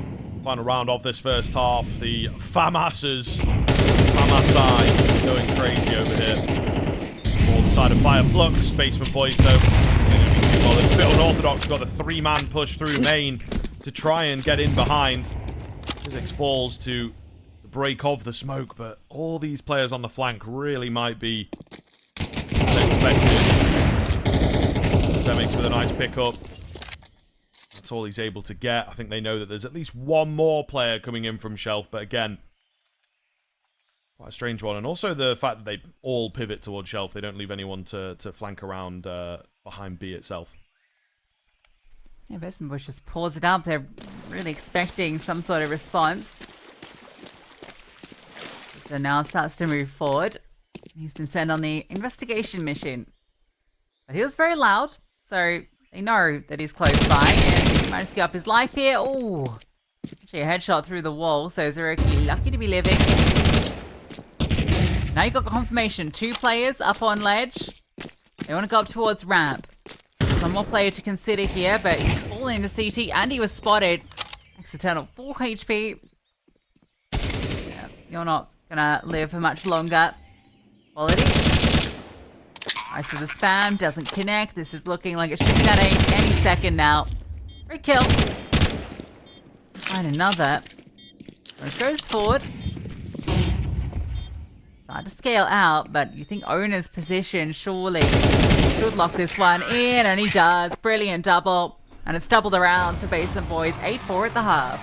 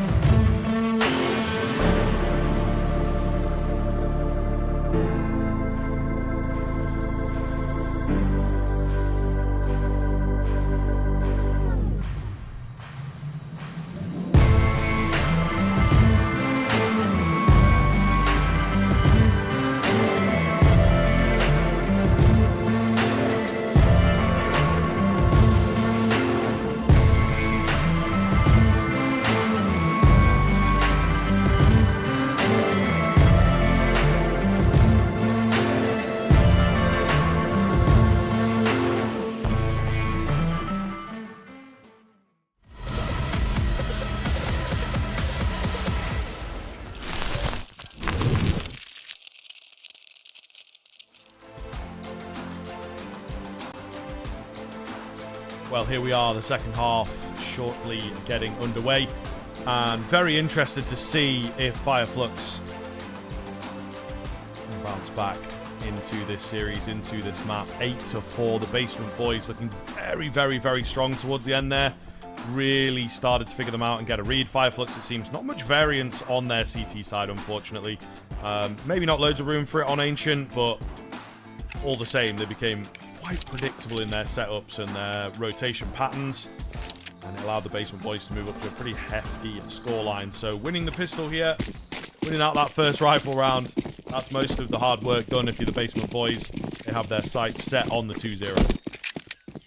Trouble's gone Team Rocket mode. He's got the dual Berettas, double Trouble. Ona also same situation and almost manages to. Great damage. Billy's now in Eternal's hands, and the Flames do nothing. That smoke actually prevents them. Prevents it from spreading. Bomb will be just about planted. A 4-on-4. A flashbang.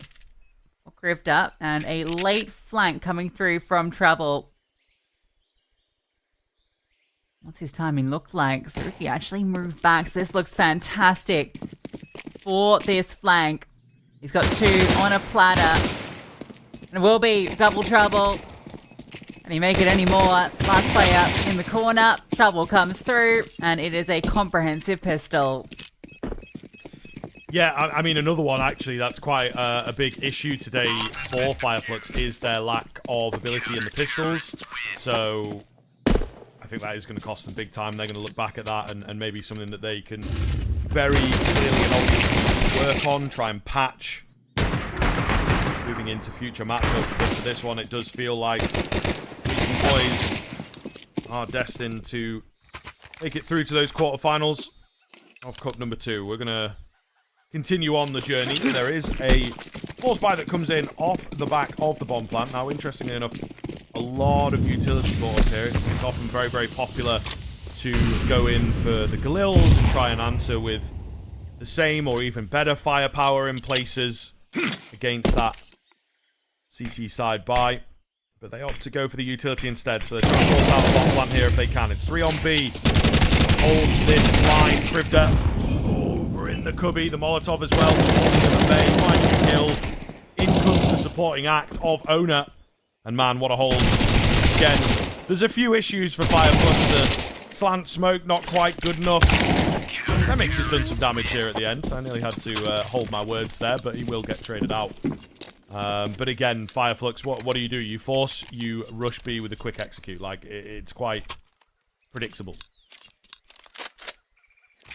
Yeah, it's pretty easily held. Well, easy until the end. MX does make that a little bit scary for a second there, but Krivda in the perfect position. Counter utility is perfection as well. The Flames just prevent any passage. A litter of X's at the ramp. MX almost puts it into a 1-on-1, which would have been very interesting. He's brought himself a pure AK into this round thanks to his match 10 efforts.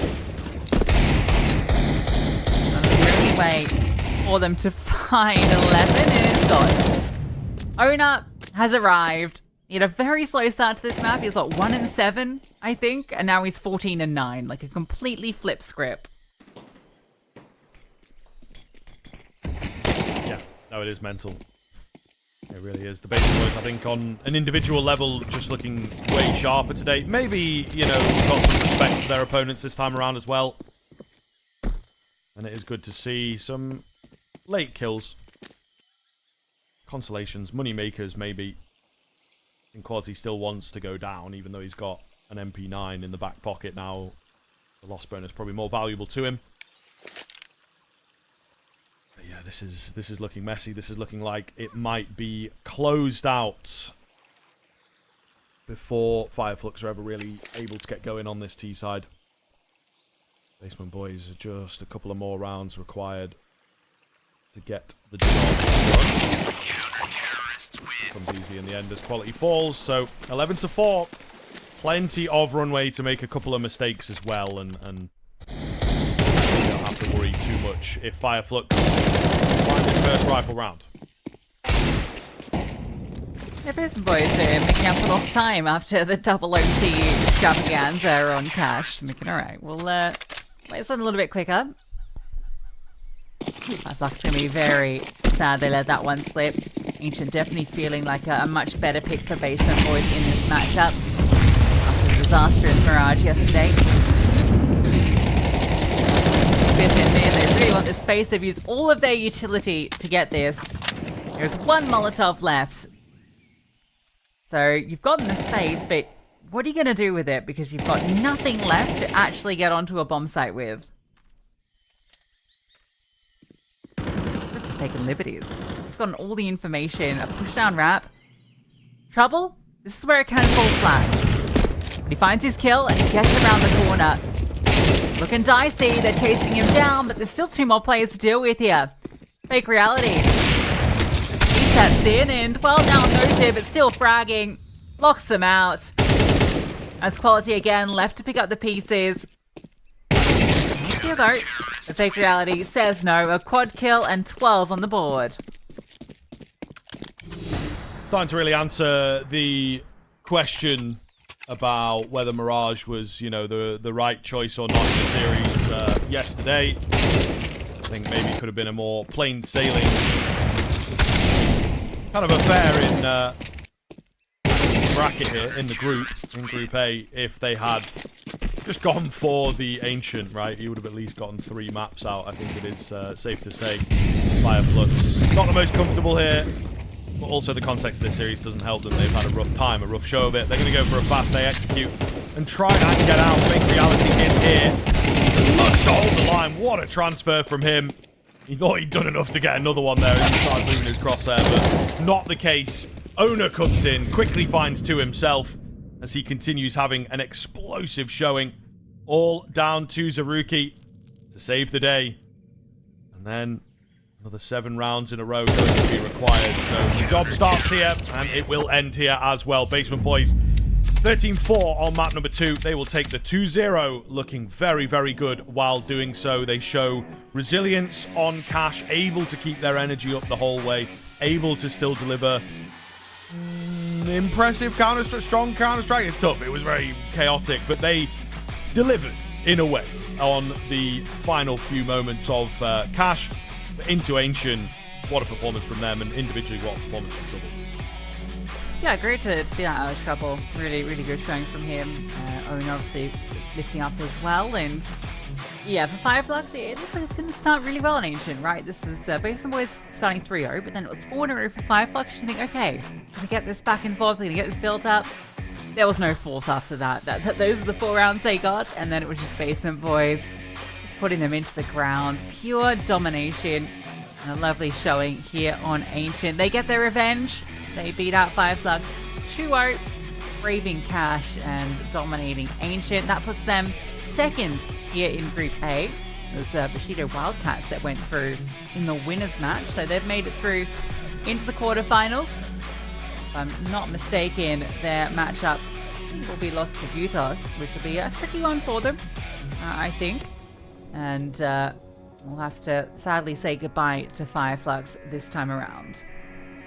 Yeah, but they've played very well. I think they do well to get a win over the Basement Boys side previously, and perhaps a team that we'll see a little bit more of. You know, I was impressed by some of the team play, but they do lack the mentality at times, and then also I think they lack some of the sharper showing as well, which, you know, is obviously going to be needed at this level of the game. Do they have the individual that they can rely on? You know, we saw Owner, for example, with impact. It maybe didn't get him towards the top of the scoreboard, but it felt like the kills that he was finding were always super, super impressive, and I don't know that Flux necessarily had a player like that for me, so yeah, it's a little bit difficult, but they will be happy. It's obviously their first time up.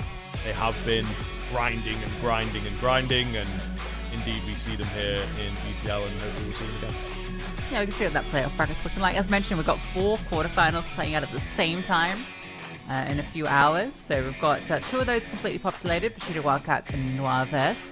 Los Figueros and Basin Boys, as mentioned. So that'll be an exciting one. I think Figueros will be a bit of a challenge for Basin Boys, so that should be a very fun affair.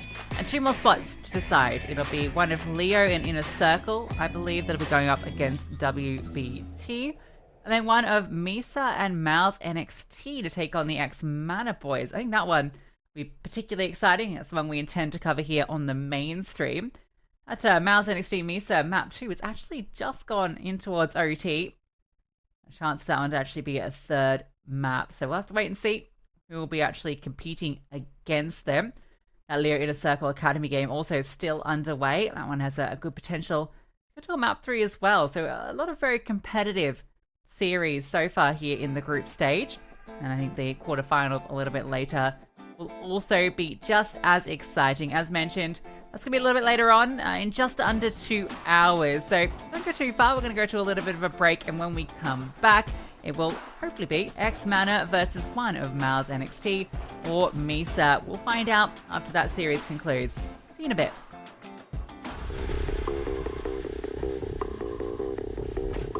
Time is the problem, and you can see the swing is coming at any second. See, just enough. Just this one shot will do.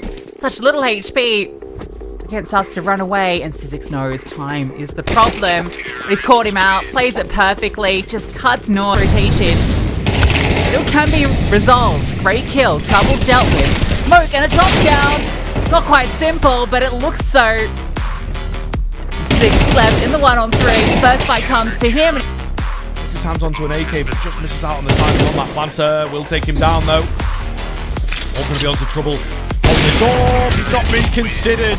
Alive and buy time for Spam. Too much damage done. They feed into trouble. Just gotta be careful here.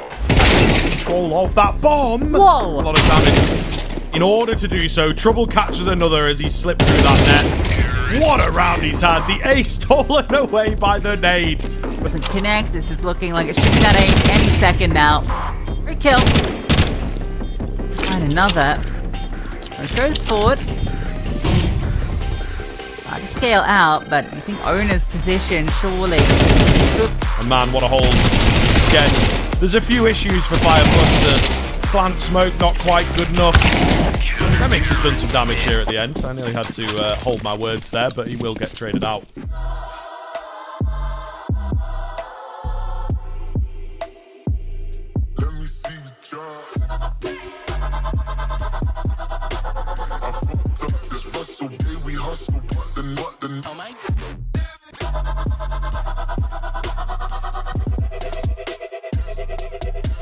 The best of Counter-Strike 2. Available now on shop.esl.com.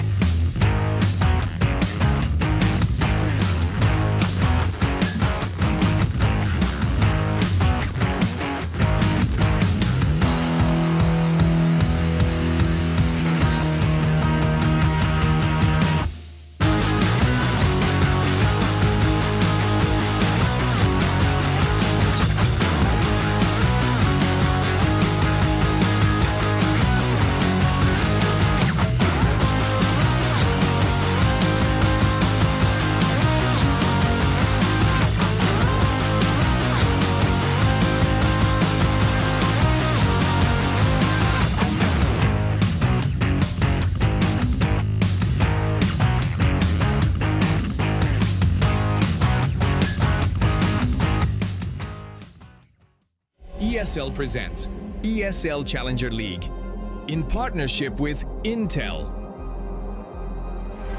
Acer Predator, DHL,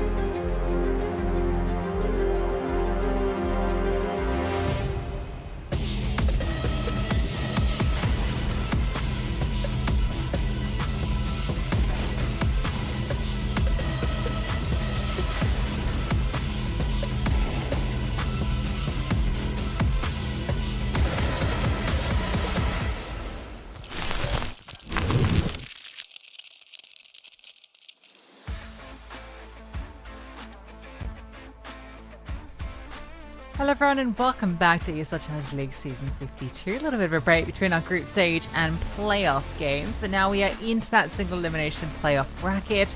We had a very exciting series to kick us off. Ended up being a 2-0, but a very fun one in the end. And now all the games are wrapped in the group stage. Some took a little bit longer than others, Scrib, including the one that MOUZ NXT just completed versus MOUZ.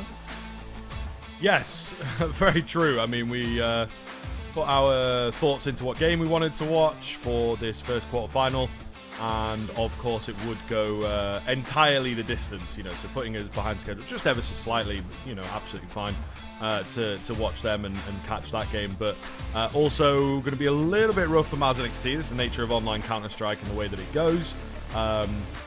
You don't get much of a break, you know, about 20 minutes or so in between those games, 25 minutes. So, what, you maybe get a little bit of food, maybe you save it for later. I suppose it depends on your routine and whatnot. But indeed, we are looking forward to catching them. You can see their journey over in Group D over there through that lower bracket, of course, beating out Favbet, beating out MOUZ as well, of course, as we have said. So, yeah, that'll also conclude the group stage of this particular cup, and now we get to see who is fully in the playoffs. We only had a half full bracket earlier, so you've got all the matchups there for you guys to enjoy, and they're all going on at the moment.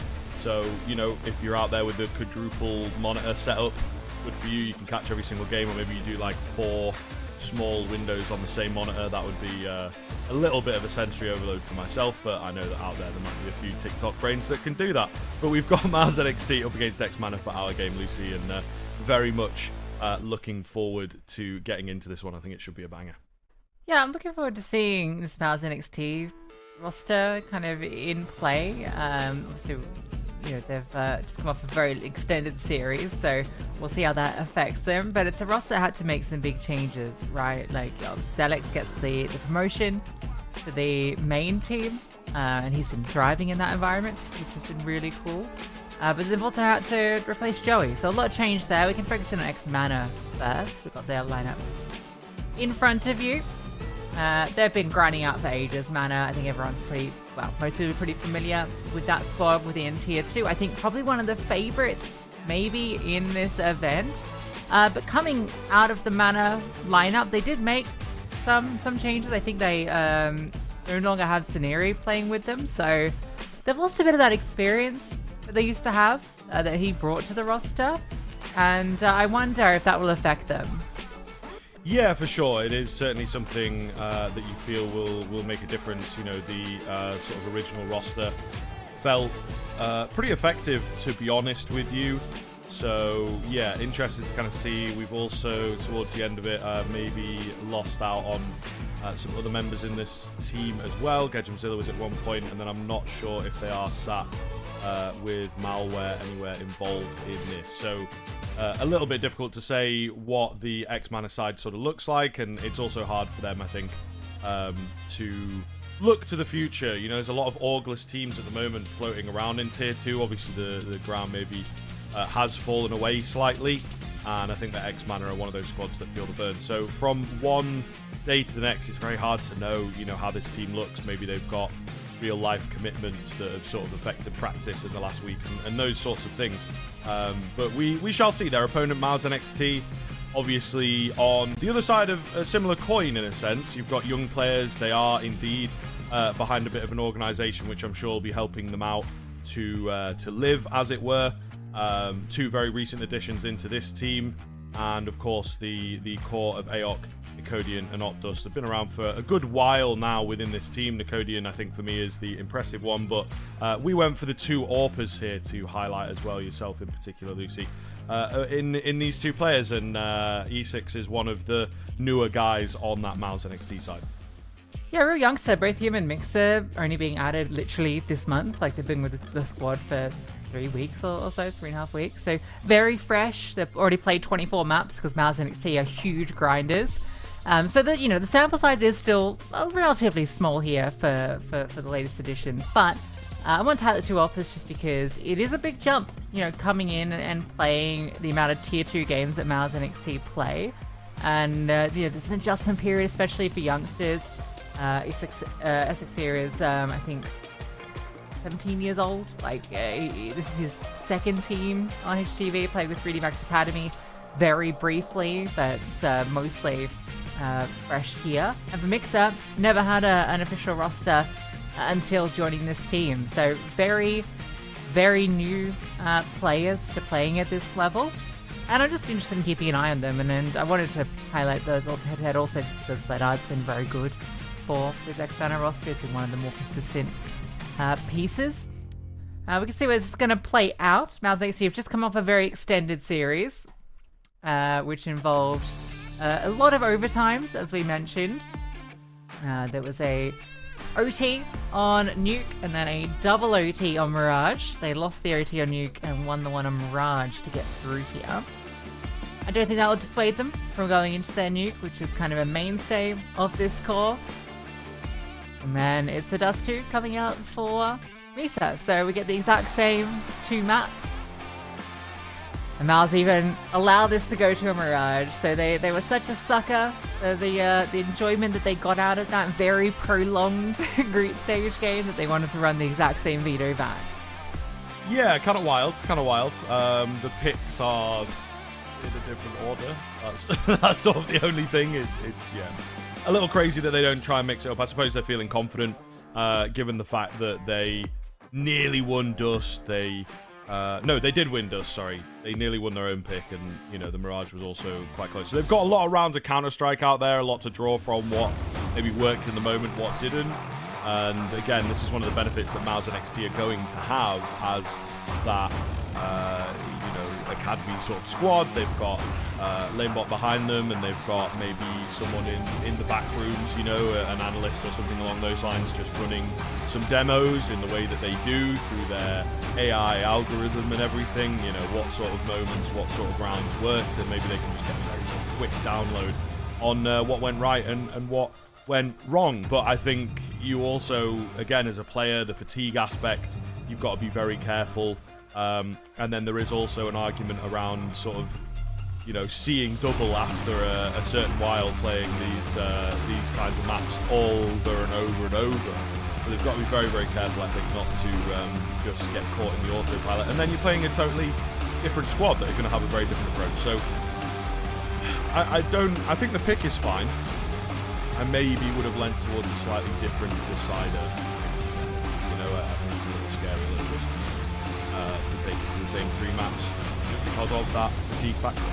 Yeah, I think I mean, I guess they didn't want to play Nuke, right? And were worried about leaving that in the pool because it is one of their weaker maps, so they just take the risk and hope that it's going to be the Ancient instead, which I think they would have really liked. But X-Mana have been struggling on Ancient a lot. The only map they've not really been struggling on is Mirage. Dust 2 has been mixed results. Nuke has been a particular pain point for this X-Mana roster, so MOUZ NXT will have a decent advantage here. Just 1 win in the last 3 months for X-Mana. And 6 losses. T-side in particular has been dire for them. See what MOUZ NXT's T-side looks like. Bit of util for a delayed poke out. In fact, it's just to get down the vent. Cheeky move from Mixer. Had to break it on his way through, but he does get down. See what they can do with it. Oh, here we go. T250 has crept through to find a big headshot there and get away. It's a trade into the Hell player, so looking good 4 versus 3. I'm also so low down here. Gonna need to find one and survived a lot longer than I expected he would, but ultimately not looking good for the CT side. Ridiculous shot there from Mixer. He's not the only one in this round, and Sonic finds himself all alone. He will indeed fall, and of course, that being Sonic of X Mana and not Sonic the coach. So that's a great name, isn't it? It was a cool pistol round too. I really like that, right? They managed to get the P250, so often you'll see the P250 just go searching outside, right, looking for the picks on USP players. He just gets over, tucks in at secret, and off the distraction, I think, of the bench drop, he's able to get there because eyes are drawn.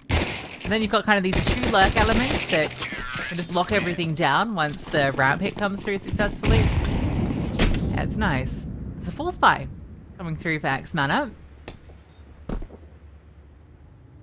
Decided to put all their chips on the table. 3 MP9 Scout and 5.7. A lot of rifles prioritized for this T side. Gotta be pretty careful.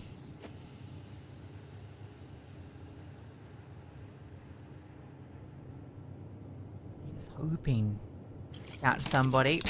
And in fact, he's gonna swing and, oh, that'll be spotted. And then Nicodian takes a chunk of damage. Molly will upset Sonic. Maybe forced out of position, but he actually manages to get away. Indeed. A little tentative here, given it's only the second round. How's NXT?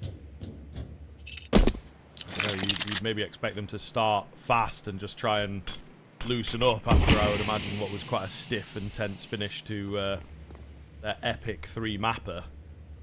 But they are indeed a bit slow. Around the corner here, could be big. It's a trade opportunity. 3 MP9 stacked pretty heavily on top of each other, and it really is quite clever. It doesn't quite work out. Aok's done well to find key kills. Hamad keeping in on the 5.7 here. Really gets distracted by a gun. It's golden AK for him. There's a flank coming in behind him. It's not needed in the end. Aok looking for the final kill as well. Vaguely aware of Blard. Where might he get this done from? The scout with the tag. But that's all he's able to get. Goodness, it is close. 2 HP, the difference, and just one more well-placed bullet, and we might have been on.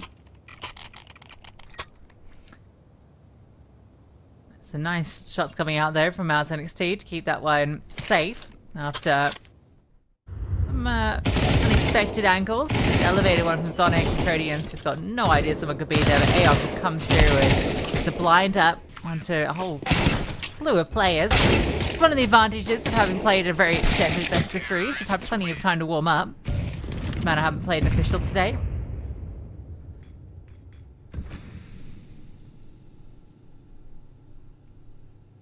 We'll see Deagles for the most part into this one. Luis and Codian take a look in. That was considered. Did I must see something that gave him a hint that that was coming? That was crazy. Yeah, I mean, must have done. Crazy shot.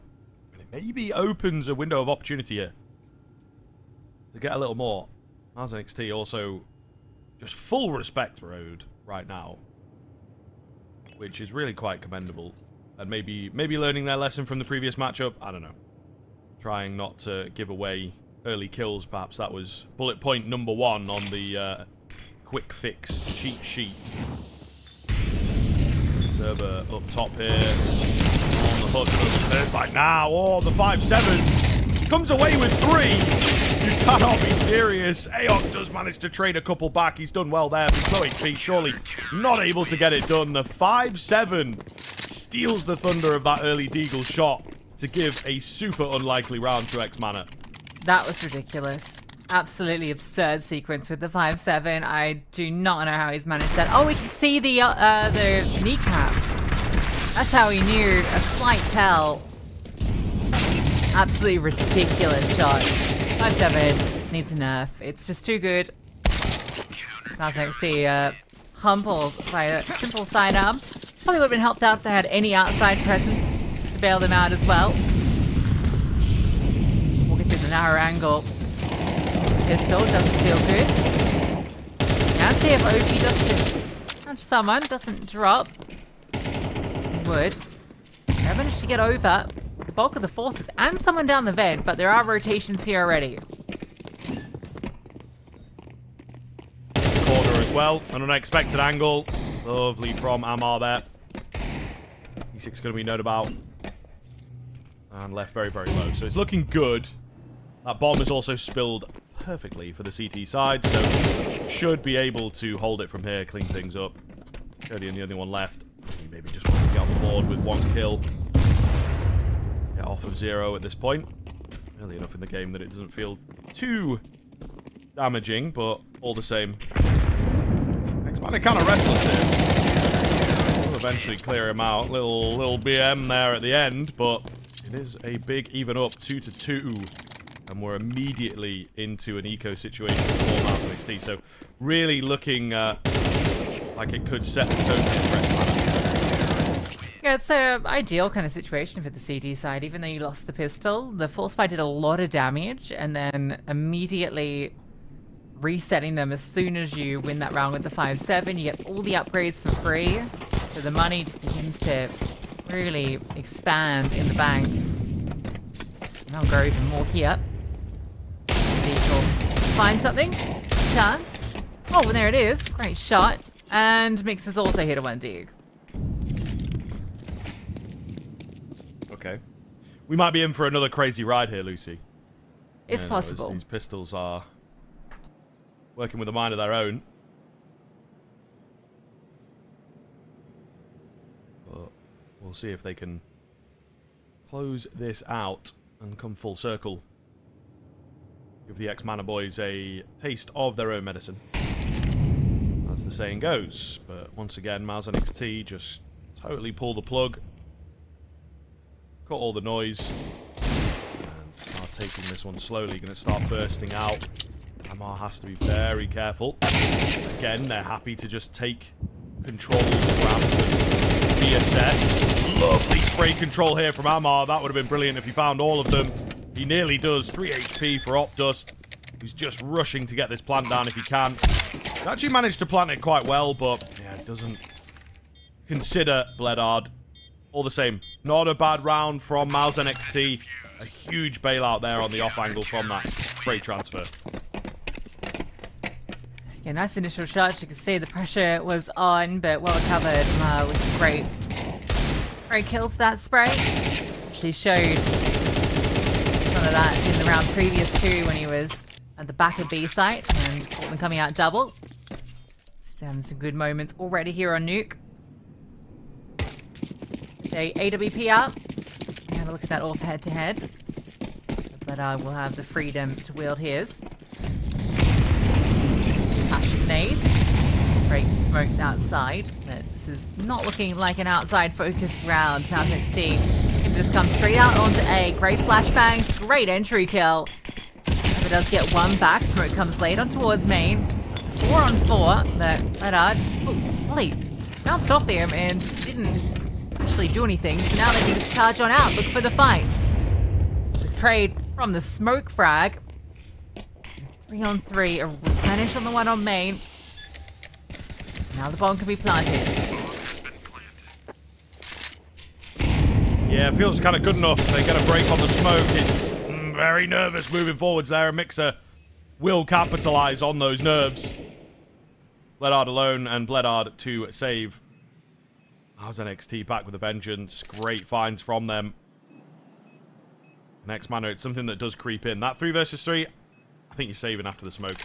But they decided to give it a go. And that is something that you really see with your X teams, you know, that are trying to stick around and whatnot. But those levels of discipline can lower a little bit when some of the seriosity gets removed from the lack of an organization.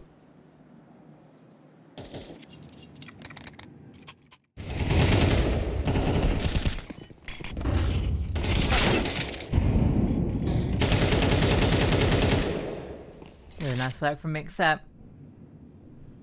Keeps them at bay.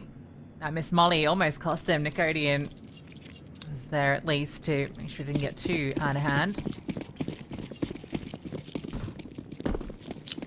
Here goes 3. Stay straight back into it. Just gonna run it back. It feels very similar. Just setting up the util, and yeah, I think they just want to try the same thing back. Or down the vent. Okay, that's the variation. They feign like it's the same. They get down. Nam does remove 1. The bomb makes it over.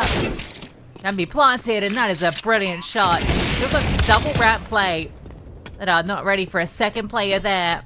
And in the pace of it all, it's been MOUZ NXT getting consecutive.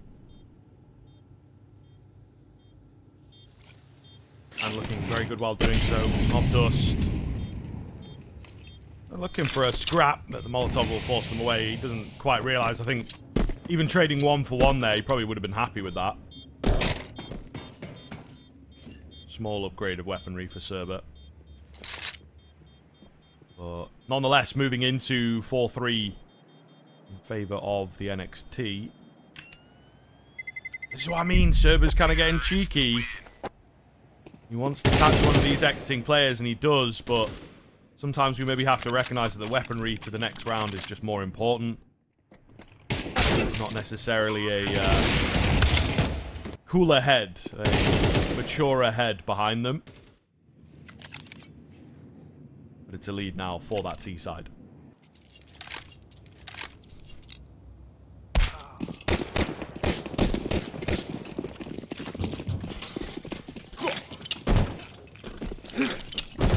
Guns keeps the fight on point. Speedy boost, but unfortunately a player was in the open and saw it, but doesn't stop from getting the frag. Bloodhard removed, and Nicodian scaling very quickly. It's going to be right on top of them. They have no idea. This looks fantastic. Alon's just spamming beneath, and Nicodian slinking through above. You want to try and guarantee that kill, but we just catch out this player on site instead. Then he can call the troops in towards A. It's looking completely open. Just hang out in towards heaven. And they are locked out of the round. Happening a bit too easily now, isn't it?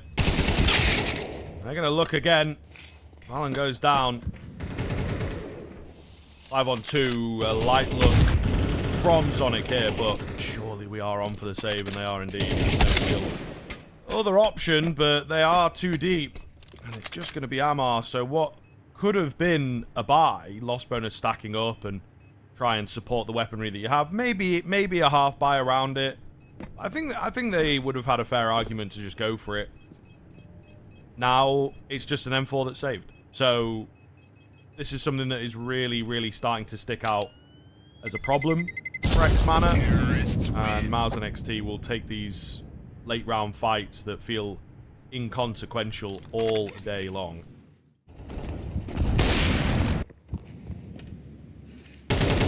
So explosive. I've loved the pace that MOUZ NXT are bringing to these rounds. X-Mana caught sleeping. That's 3 different fun, fast starts to rounds. Alright, well, that's been able to get an AWP, so they actually are putting a few chips into this one. In timeout too, just to discuss how to employ it. Obviously that saved M4 in play. And we know what servers 5-7 can do. Already shown just how skilled he can be with it.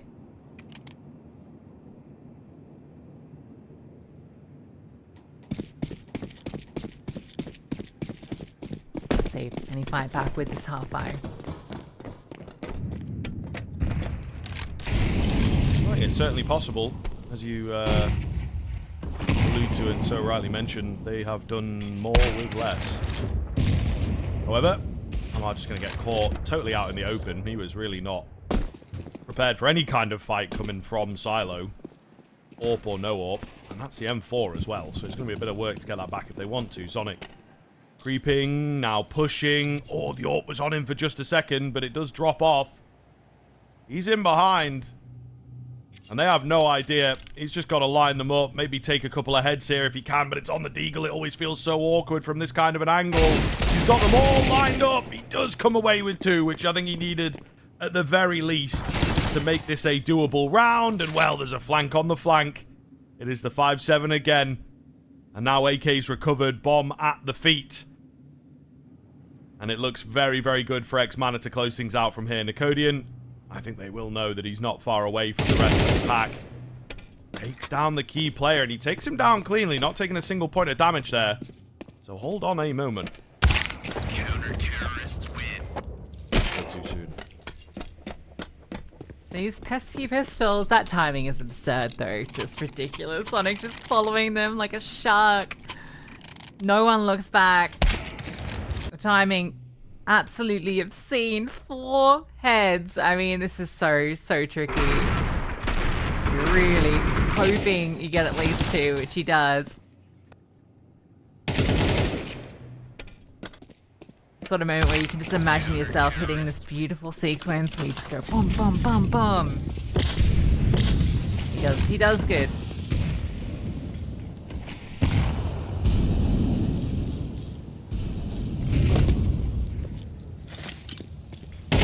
Except they're not ready for that. It's a good idea to have your gun out most of the time.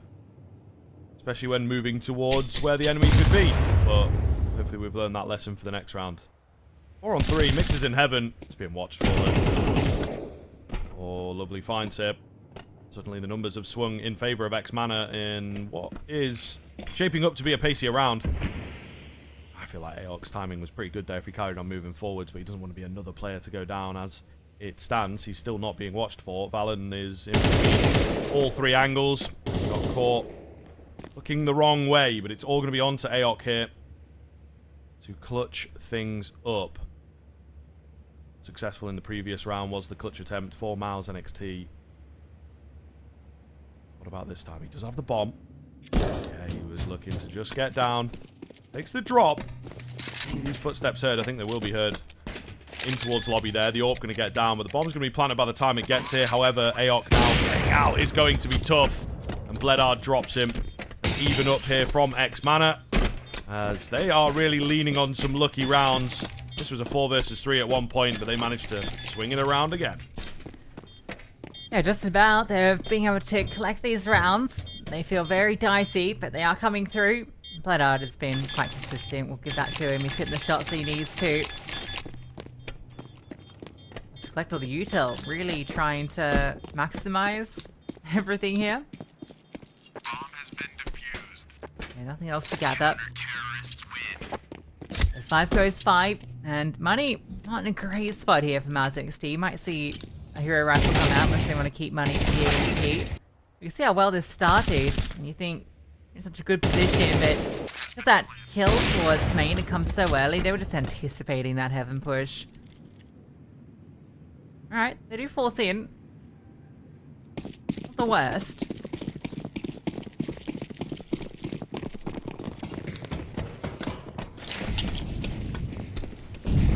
Could be workable, but I do feel like this kind of buy just feels so against the grain. MOUZ NXT, I don't think they like working with less. They really do prefer to draw a round out and feature every detail. E6 has got too many targets to aim at. Doesn't find either of them. The orb now reveals itself as an aspect, but Mixer in all of this has managed to creep through. Really good deep. We don't have eyes on him. Aok will go down. It's a pretty good name to be taking this early into proceedings. Trade out over there. Meanwhile, flank towards Hell. Bledard does well finding one. He's halfway looking. Oh! Surely he's seen him there. That's crazy. He doesn't catch it. Not even on the minimap. The awkward shape just near that stairwell has changed things. Bledard, though, I was going to say, I'm sure he must have had a bit of an idea. Nonetheless, he gets the kill. Nice little dire. Was that foot spotted? It was. And, well, Nicodian will collect the frag, but still so many bodies into A if you want to go here. In fact, the entire team is here, ready to receive you. That nade might do the job. If the bullets don't, Sonic gets both. And 6 on the board for X-Mana. They're looking to actually close out this half with the lead. Again, money, not good for MOUZ and NXT. They forced into that round. Like many of these rounds, it feels like there's a decent start to it, but it's the follow through where X-Mana have the foot ahead. Terrorists win. Yes, this is a die-by.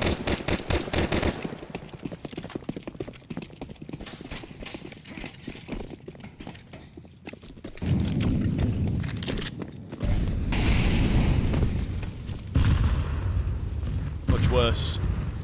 But all they have in the coffers, so I think they will be kicking themselves. This could have been 7 rounds for MOUZ and NXT if they just hadn't lost out on the silly ones. They're not doing well here. Flash is too obvious for him. It's an easy pick away there. So man advantage very early for X-Mana, and a good idea of what's going on now as well. Cerber is down below. They are maybe considering this. Smokes go in. There's a Molotov. There's double doors open now as well, so I think they're weary of presence. Yeah, already here. He's distracted. He gets overwhelmed. Really well done there to just take a moment, consider their options, gather what information that they possibly have. 4 versus 2. Looking good. MOUZ NXT, despite the low buy, seem to be getting it done.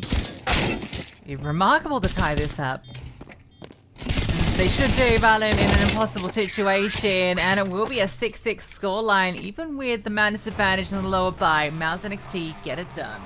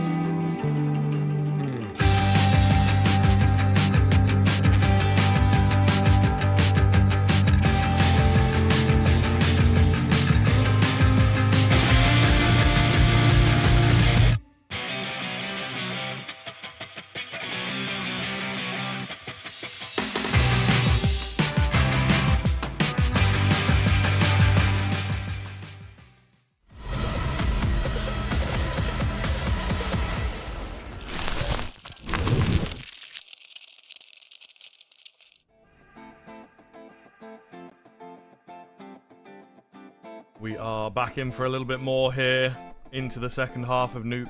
I am a Nuke enjoyer. I think that first half really did deliver there, Lucy.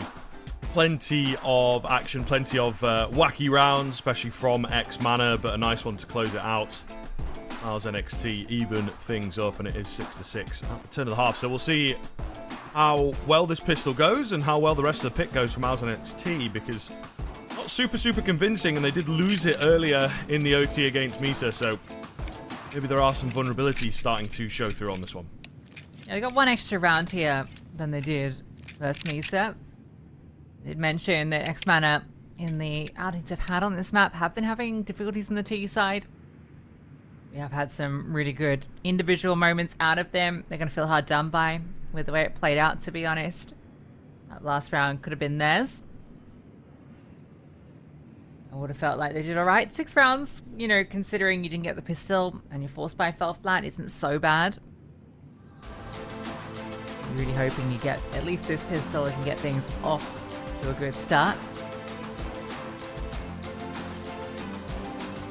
Definitely in that AWP head-to-head have Team Bledard heads and shoulders above ESX. So we'll see how that pans out now that goes into the CT side. Bledard was very, very consistent.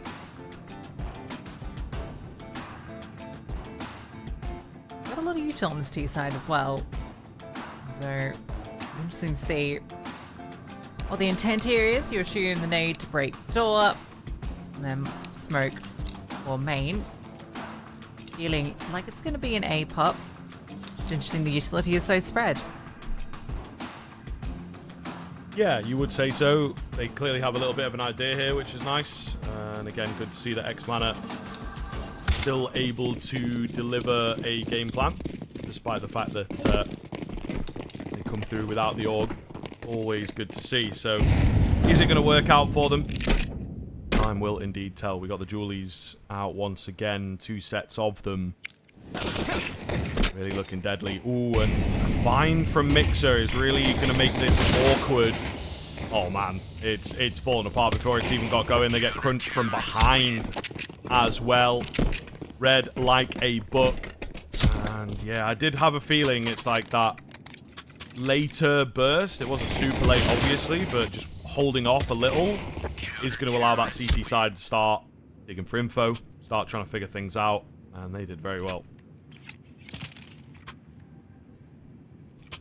Yeah, I feel like if they'd just gone for the initial fast play, it probably would have played better.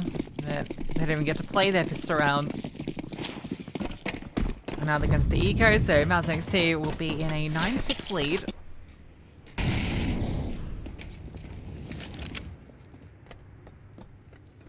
On this MP9, get some money.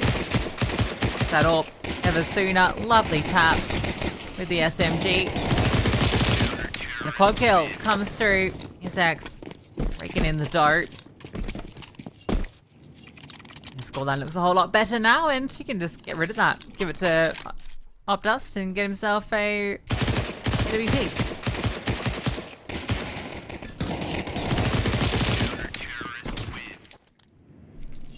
Yeah, moving very, very fast here in this second half so far. And MOUZ NXT, I think, looking to give themselves a really solid base to begin the journey to victory. A bit faster this time around from the utility on that X-Mana side, but it's more of a fake out. They are looking in towards ramp. There's some ideas around that, though. Some great utility once again from MOUZ NXT. AR comes close on the MP9, does lose his life. In comes the M4, and somehow able to thread that needle. Really great find. Molotov down as well to stop the trade attempts. He's got the bomb control. My goodness, MOUZ NXT really aggressive on the CT side and super, super successful. 3-on-2 though, not a done deal just yet. You gotta be careful they don't lose this player at vent.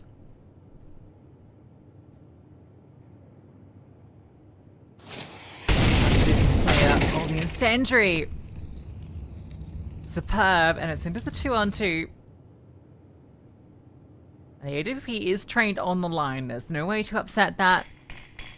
Except for that. That is the one way you upset it. Mixer called over to break the smoke, and it's perfection. So into the 2-on-1, they disengage. They're going to allow this bomb to get picked up, and you imagine this AWP moves up into heaven. They'll just be holding all the potential walkout. The one way into this round is to get down the vent. But even that is being covered and considered, and in fact reveals himself, the sniper. ESX doing some fantastic work. keeps that one from getting out of hand, and the aggression from MOUZ NXT, it's so disruptive. It's really putting X-Mana through their paces. Yeah, for sure. I think that they understand breakdown in communication. Again, another individually sort of based team in terms of the thinking, in terms of the mid-rounding. Look at this level of coordination some of the moves. Really is good, and something that a well-drilled academy team are always going to be good at. Mobile coming out for X-Mana as they look to try and create a bomb plant, take a kill or two if they can. Going to be easier said than done. So lucky to be alive with 2 HP there.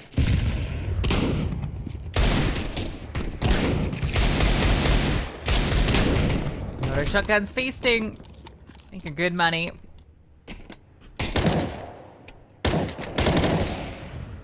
Yeah, every single point is going away. Of MOUZ NXT, they're in cruise control on the CT side. So it was just pistols, but they hold up well against them. I guess you keep the auto shotgun now, you've got it.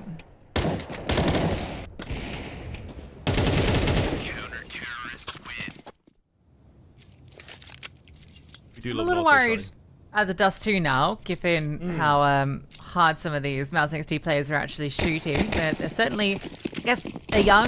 They're not so worn out by playing 3 intense maps, so they're loving it still.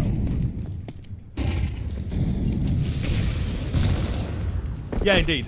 And that is good to see. But that is also the life of a Counter-Strike professional. You know, it's kind of at least 8 hours a day, even when you're not playing officials, no questions asked. I would not have the mental for it, personally. You know, the odd break, and then once in a while there's a game that just kind of ruins the rest of the day for me, you know, and I'll go and do something else. But pro players, they are able to stay in the zone, or at least try. MOUZ NXT doing just that. There is a trade back outside here. Codian, slightly known about.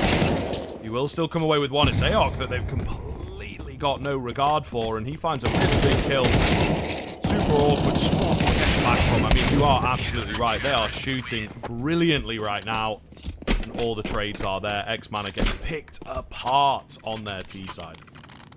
Auto shotgun for the final kill as well. You can't get away from it. It's just charging at you. I'm enjoying, we're finally getting this show out of ESX on the AWP. Shown in a few of these maps so far what he's capable of. And I'm glad we're getting that right here.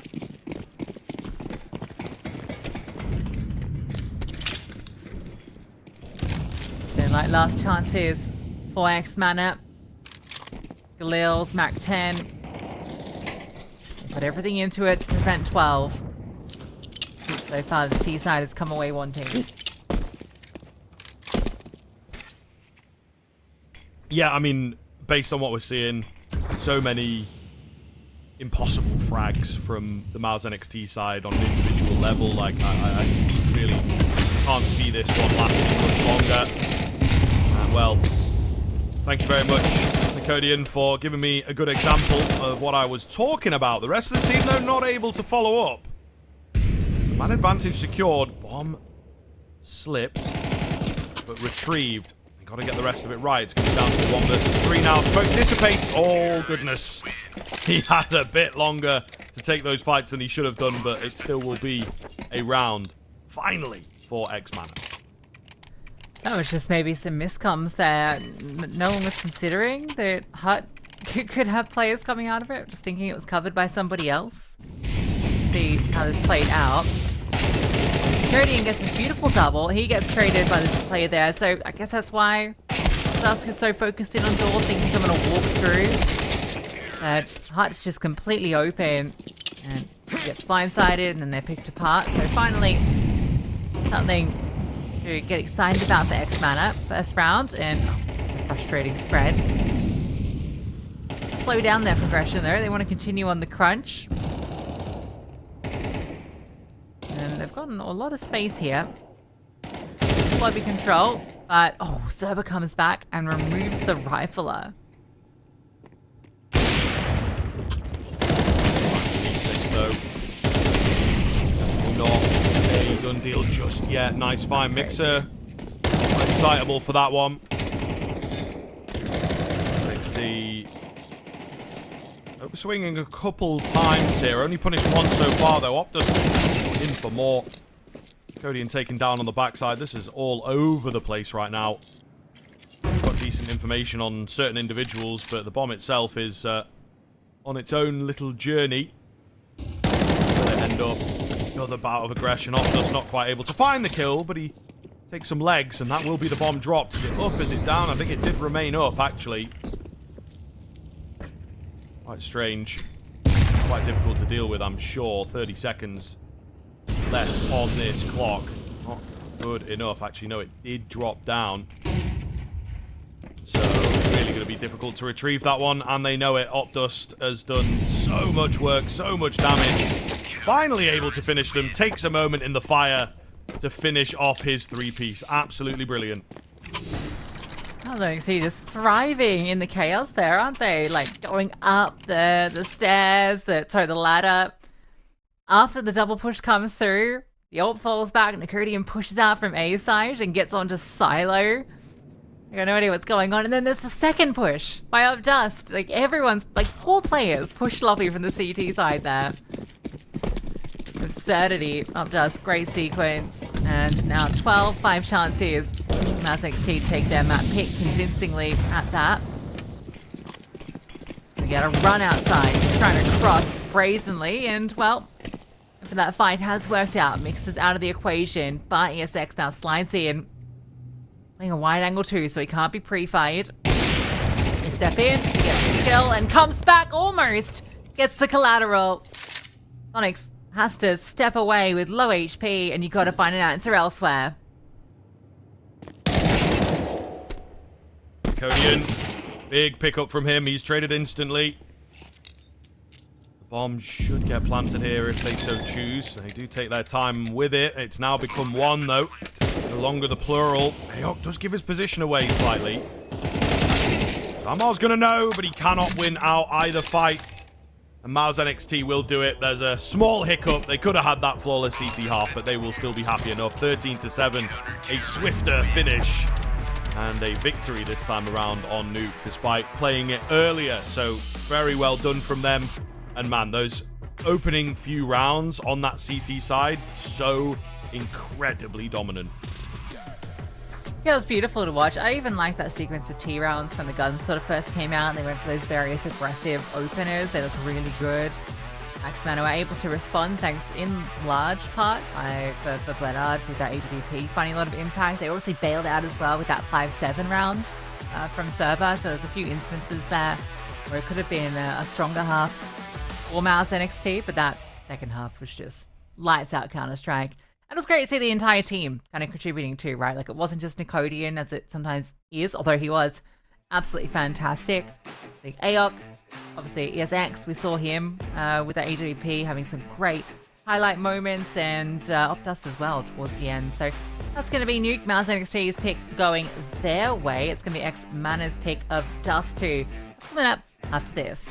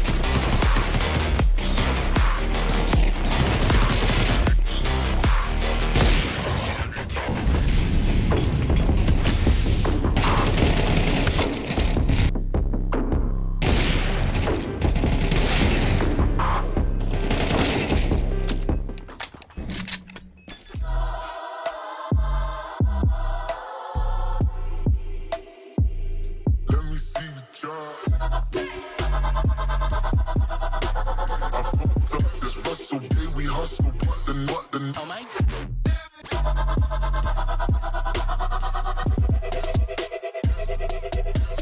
best of Counter-Strike 2. Available now on shop.esl.com.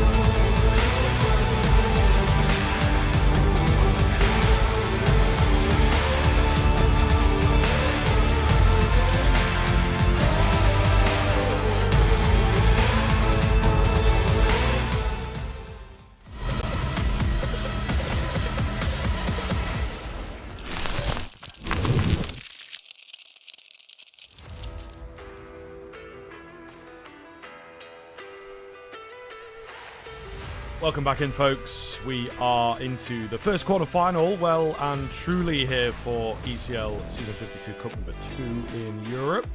Give you the full title, and of course that first map goes the way of MOUZ and XT.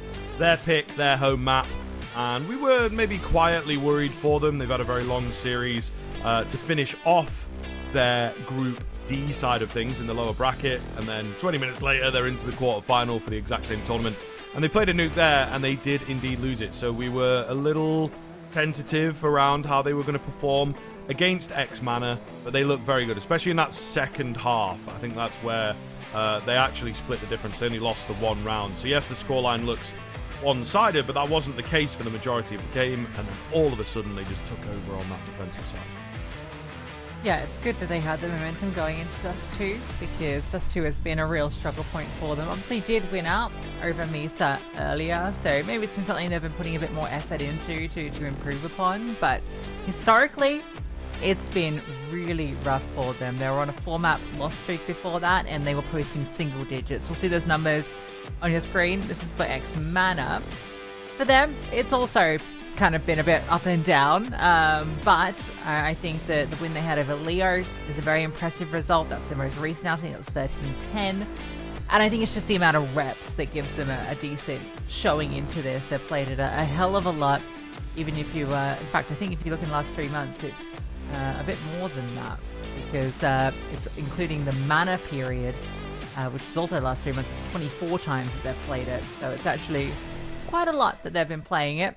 For MOUZ NXT, you'll see theirs here, and Dust 2, yeah, as mentioned, some really rough losses, but some nice wins. It's a map that they feel like sometimes they're very good on, but sometimes they just disappear.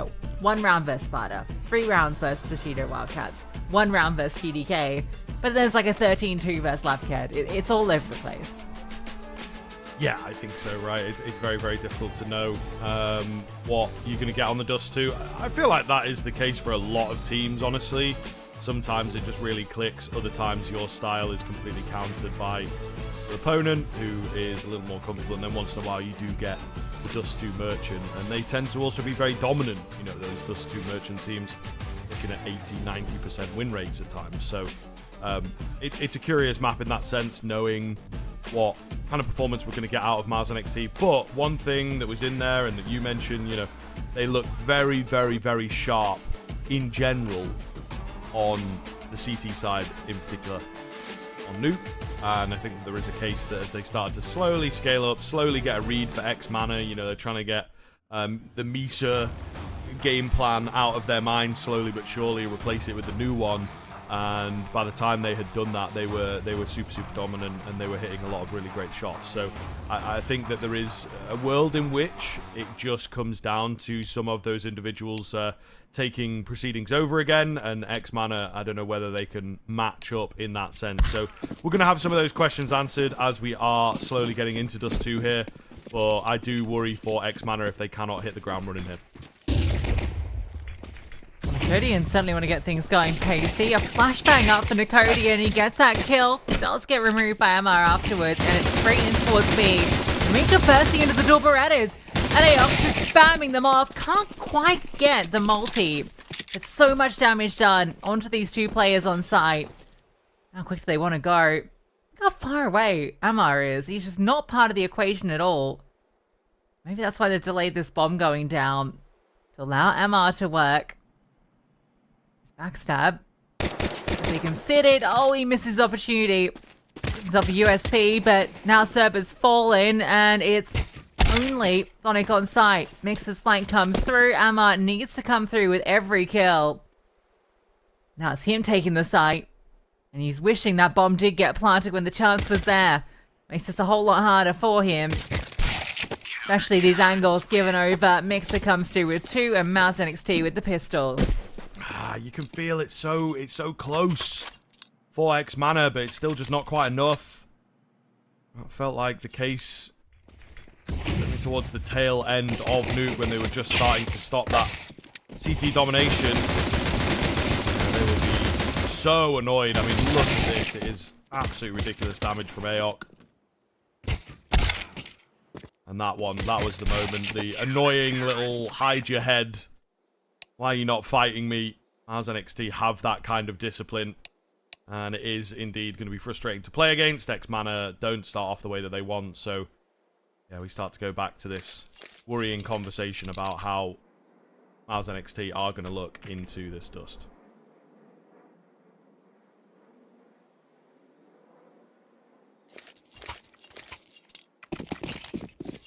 The force spy. Okay. Didn't work for them on Nuke. At least on that CT side. Without the bomb plant too. It was a little scary, but the Deagles still find their mark.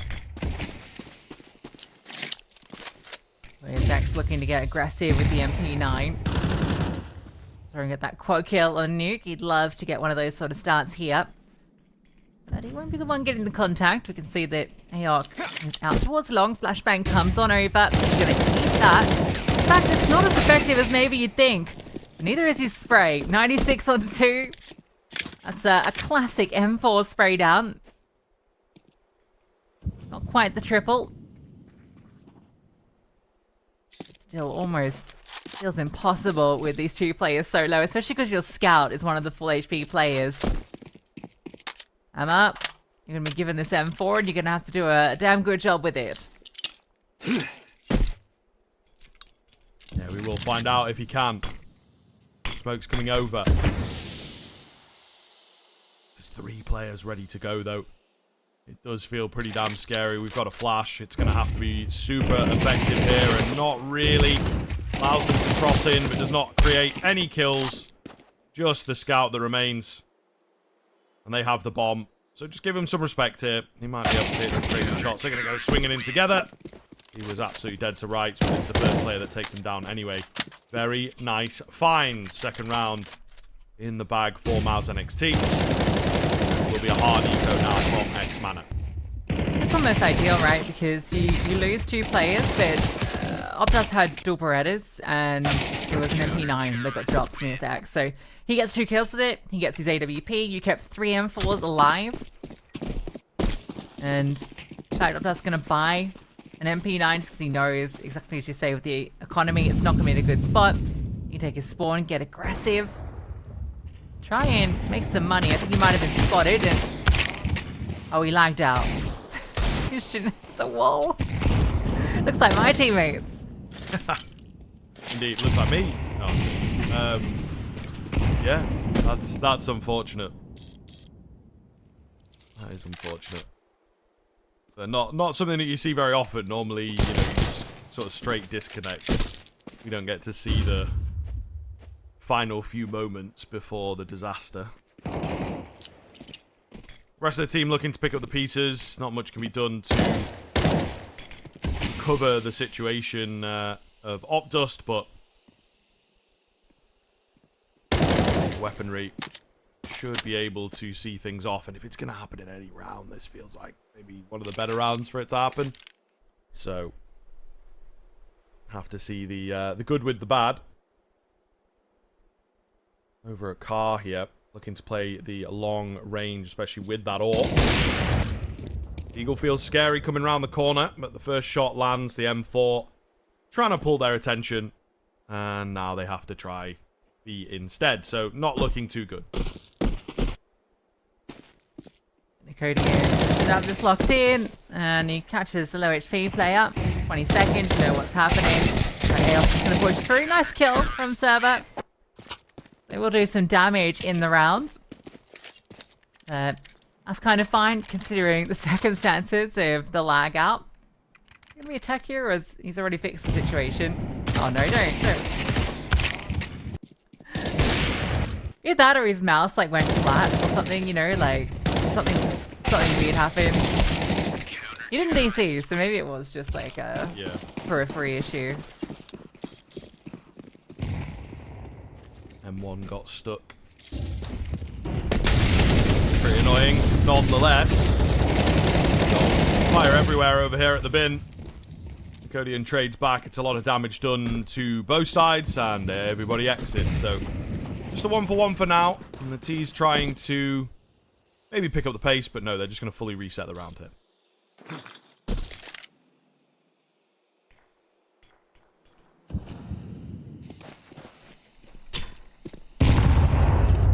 smoke. Mixer won't see anything. He's actually going to replenish a mid-smoke and just go through. Yeah, they want to have the support here. Optus needs it. He's seeing them coming. Can he get any kills before he goes? No. Comes away wanting.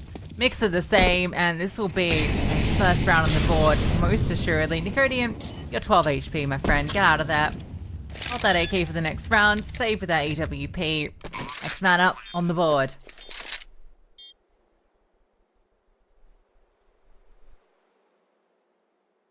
Yeah, and looking pretty good while doing so as well. Lovely touch to the round and some great fluidity on display, which I think is certainly a way in which they will find success. Just remain unpredictable. That classic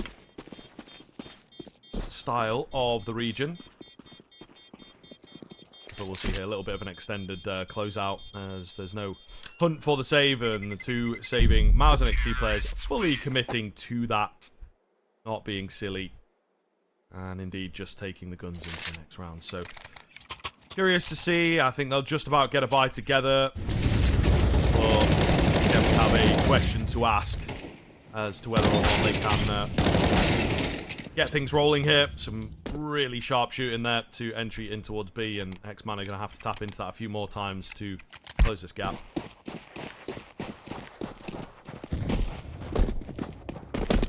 Nice run boost for the CWP.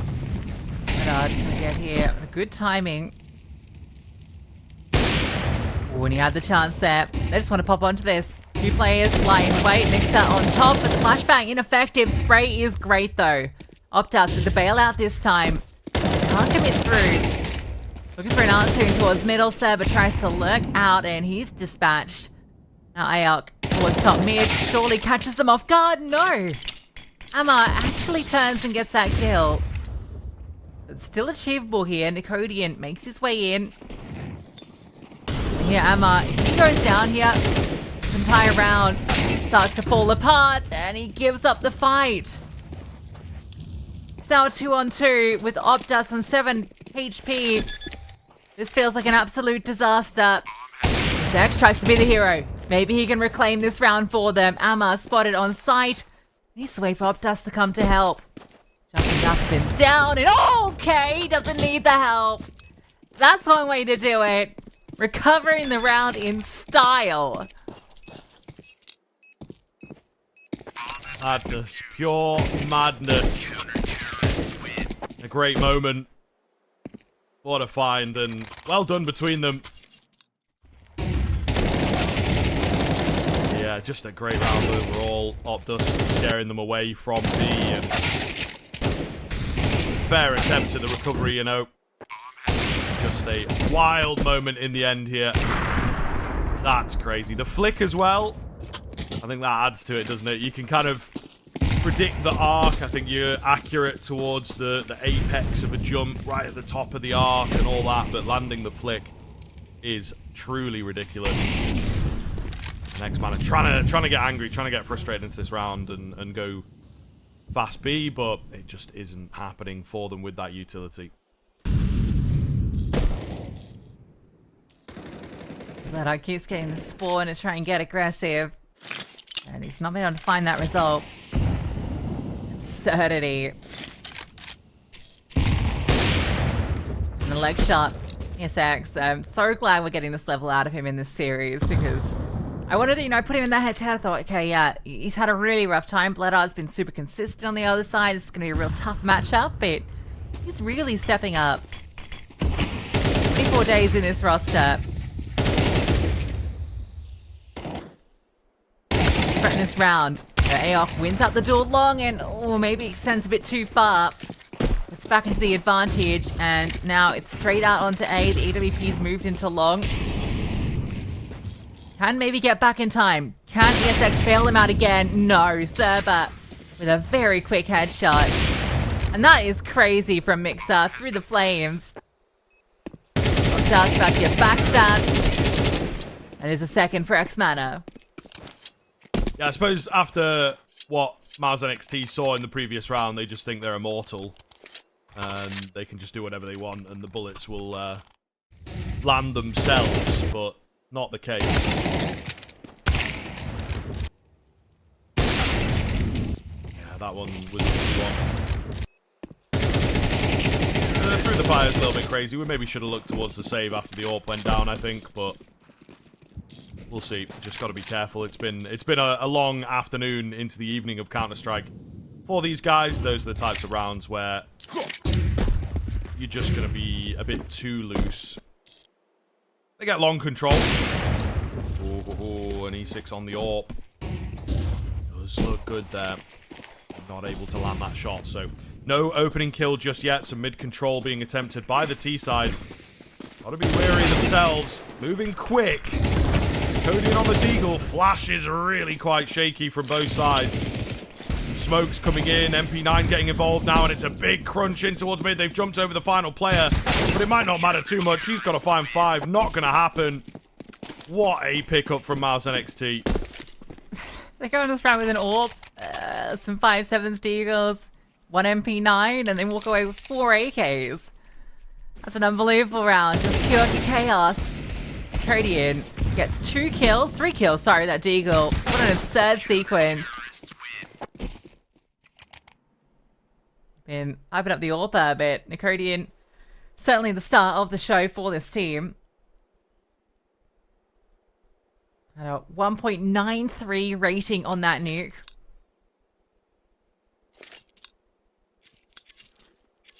Now comes into Dust2, looking to continue that output. What's for X Mana? They're going to have this AWP, completely glass cannon. MOUZ forced the Deagle. Yeah, they're buying into this. This is going to be a bit dicey for them.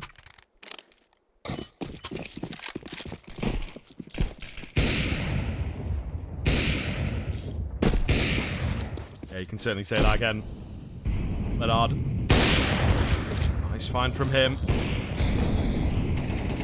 Really nice, in fact, definitely what they needed. They will lose out. As Valen goes 1 and 6. Good start to the map for him. Sonic gets caught. Alright, that's a little rude in the middle of the round, especially. 4 on 3, though. It is a big find. I think he's a little annoyed with how that engagement out long is gone. Yes. And Eok trying to get cheeky, walking through that smoke. Oh, this timing. Emma has missed the mark, but he's going to come back, and it might just work out for him. No. Just get away. He'll be allowed to. And this should be the go signal to go into A, right? You know, 2 players of the 3 were in tunnels. Just accelerate. Emma deals with up dust, and Nicodian still hanging about. Mixer. Start him up. We are right back into this. Mixer. He knows, but he just doesn't have the time to commit. Teammate loses his head, so he will concede the round here.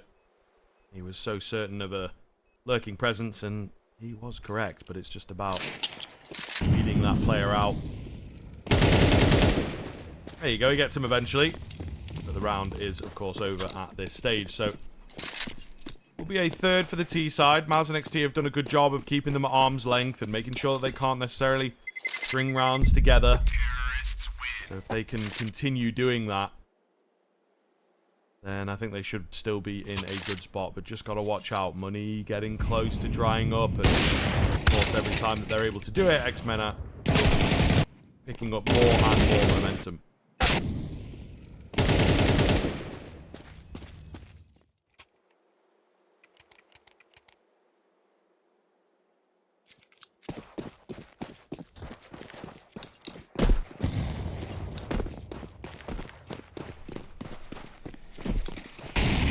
Going for his favorite peak. That's not going to give it to him.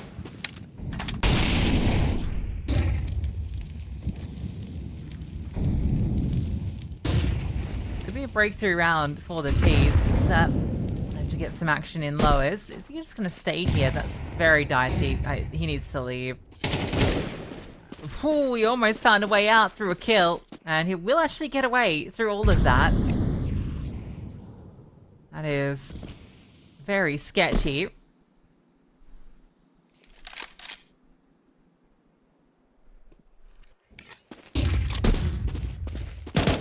Charging out mid here. That first pickup. 2 players on the B site itself, and they are looking to stack up. Hold the angles nicely, but it's not a full commitment. Nowhere near it from X Mana. They barely break past the choke point. And what, looking for a late burst out onto the site itself? My goodness. They always feel so risky. And this is another time just like that. I do worry as to whether this is going to get off the ground. No one really close enough, but still, it feels very defensible right now. Opdusty melts away, and it is unfortunately Mixer that lets us down with no kills on top of the car. Bomb plant coming in, man disadvantage for MOUZ NXT, and of course, the infamous B bomb site. No choice but to save. I think it's going to go really well, and the SMG gets the first kill from such a long range as well, but Opdust just gets, melted, barbecued at the backside.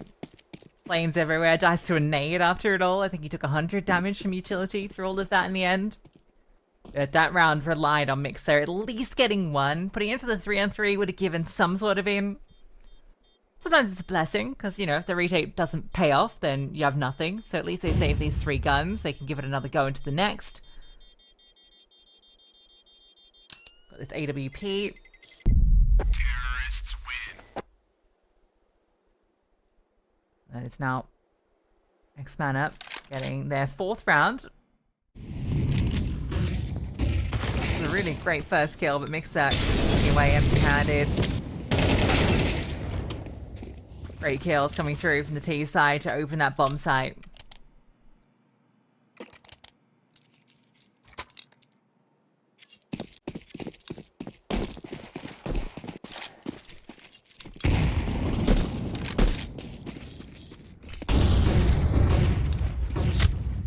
Many flashes out long. Nobody around to receive them just yet. Aok, thinking about it. Gotta be careful. We'll block the smokes. Not really do too much, but that was nearly dangerous for a moment as the pace was picked up. Meanwhile, in the B tunnels, both upper and lower, there's plenty of information being gained here. I think CT side is pretty prepared for an A hit overall. Just not quite sure what they're sending most of their resources into. Yeah, I'm going to block this. I don't know if he got it. Yeah, maybe he did. Yeah, it's landed mid-sight. That's actually worked out. Didn't need to drop the CT one. It's bounced right up his head. Zex takes a little look and has an opportunity there. There's no more smoke. Okay, there it is. Last smoke throw. And that's one way to get the opening kill, but Spam goes back the other way. Massive gap in that smoke. Nicodian feeling the pressure, though, off his position. And Flames going forward to Gandalf. They miss, but so does ESX. Splattered, Flux him. And now it's feeling desperation. They're stuck in towards short. There is a kill that comes through. The players are low. Zerba gets dinked. A swap on the weaponry. Mixer with all the HP. And it's going to give it a desperate burst. The MP9 is trying to go fast. And you need this rifle to come through with the goods. But now time becomes a limiting factor and they decide to disengage. We are tied up. 5 goes 5. Despite MOUZ NXT knowing exactly what was going on. Yeah, Wild. I mean, a really great recovery overall to get this gap closed from X Mana. They have picked up some exceptional rounds in recent memory. Very firmly evening picked up. I do like the look of it. I think I can see them taking the lead. MOUZ NXT struggling to just get those final couple moments over the line, and yeah, this is where emotions are going to be running high, you know, frustrating and banging your head against the wall. They have to be really careful not to explode with all the sort of stress and emotions that they've probably had over the past 4 or 5 hours, you know, not a short amount of time at all. So we keep our eyes on them, and a well-chosen timeout to correct course.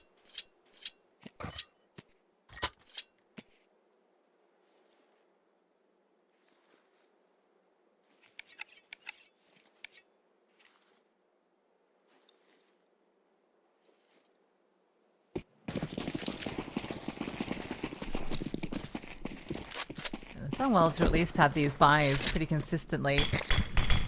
Long disrespected. Again, they're just going to walk out. Codian looks to take space, but this is being held by the AWP, so stepping around this corner will be disastrous. And they're just going to walk out freely. There's no one here. You may as well call this a 6. Ooh, unless Aok on the line. Jesus, that's a shot and a half. Straight into the head of the AWP. And what do you do now? How have these players passed in city spawn? Despawn either. Yeah, I'm not sure. I'm not sure. That one must really sting. And I'm sure it's just totally cluttered the comms while you're trying to mount the retake. It's doesn't even survive. Falling apart here, haven't they? NXT. Oh, the really rough look. Almost, but not quite. Codian is absolutely dead to rights. So 6 taken. However, MOUZ NXT are at threat of fully losing the lead moving into the second half. Very dangerous looking X-Mana. MOUZ NXT's T-side is really going to have to deliver. I would also say that they need this final round.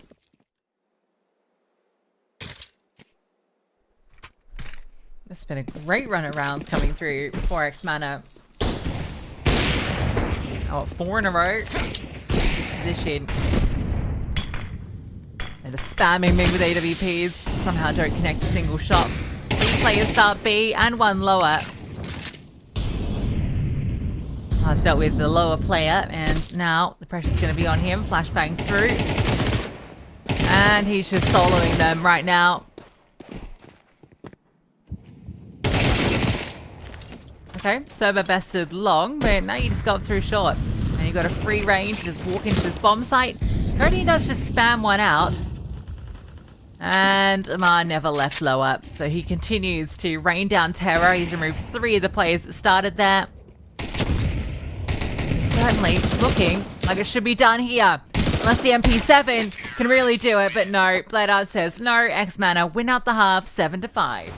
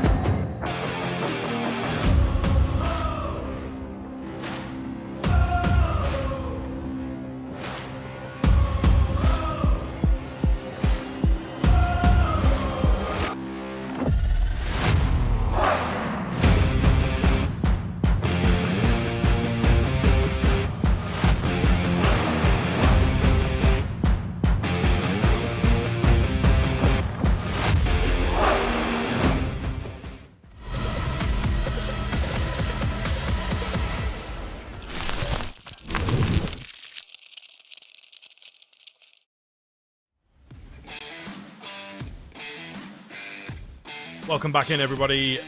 It's a great half. It really is. Pretty exciting stuff. MOUZ NXT starts so very well. And I would have said, with their beginning and the fact that they were able to keep it to just one round and then just another round, right? There was no stringing together from X-Mana. I thought that it was going to be more and more about MOUZ NXT, and perhaps we would have a quick finish here today, Lucy, but not the case in this quarterfinal. And X-Mana managed to pull it back. They managed to take the lead moving into the second half, and now they're just not totally up in the air, but it does feel like MOUZ NXT will have a bit more work on their plate.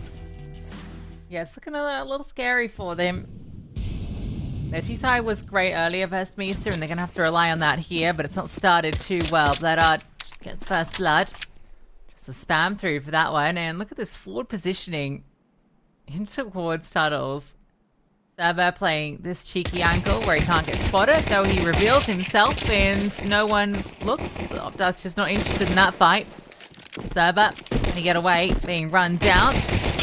And he takes another before he goes. Surely that's won the round, especially this reposition from Bloodart. Server should not have gotten away with that. Smoke will go down, but so many bodies here, and the clear. Yeah, it does come through, but it's not clean. So it is the pistol coming through for X-Mana.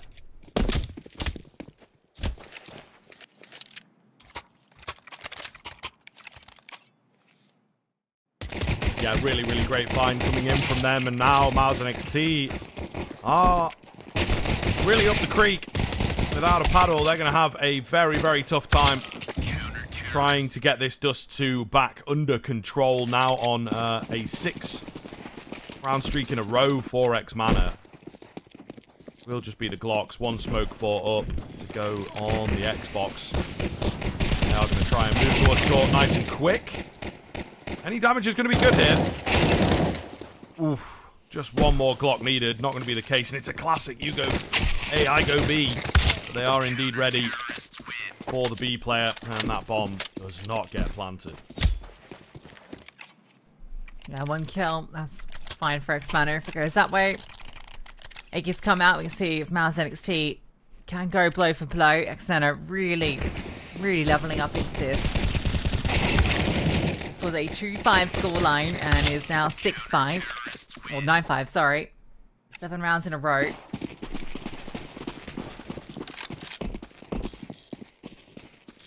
But it's up. And it's the field. And it's going fast on towards B. Alon under a lot of pressure, but Nate does a huge amount of damage. He doesn't get his kill, but Cerber does, and then some. Absolute shutdown from Cerber in towards window. And there's nothing MOUZ NXT can do.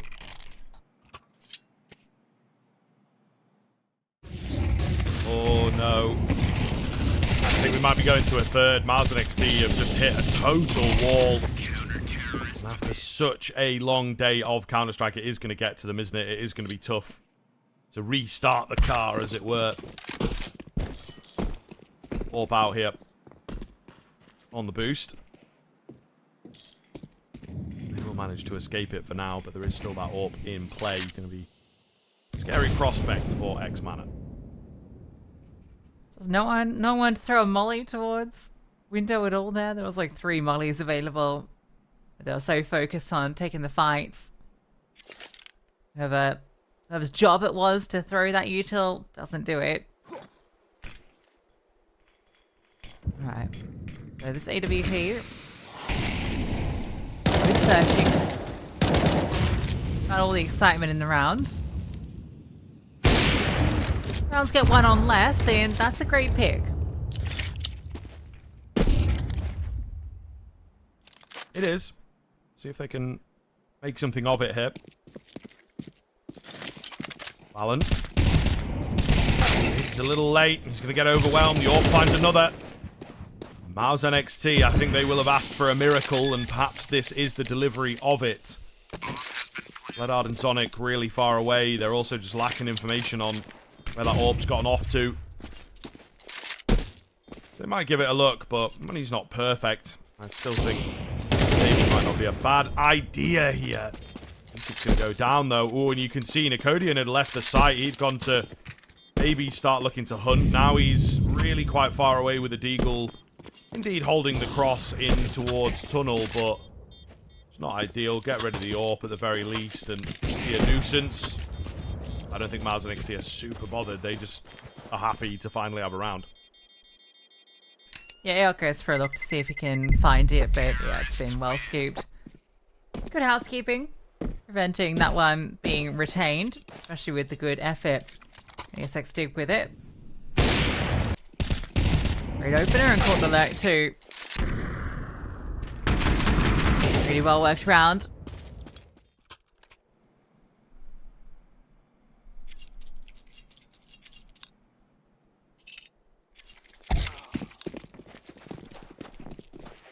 Question is, can they make any more of it?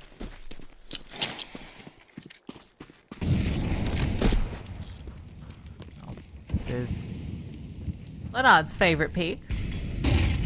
So he's going to try his hand at it, but smoked and flashed off, so nothing to be found. That is actually in towards short, peering on the edge of the smoke. See if anyone pushes down middle, but it's not quite come to him yet. He's not going to see it. Oh no, that smoke providing the coverage, and he gets away just about.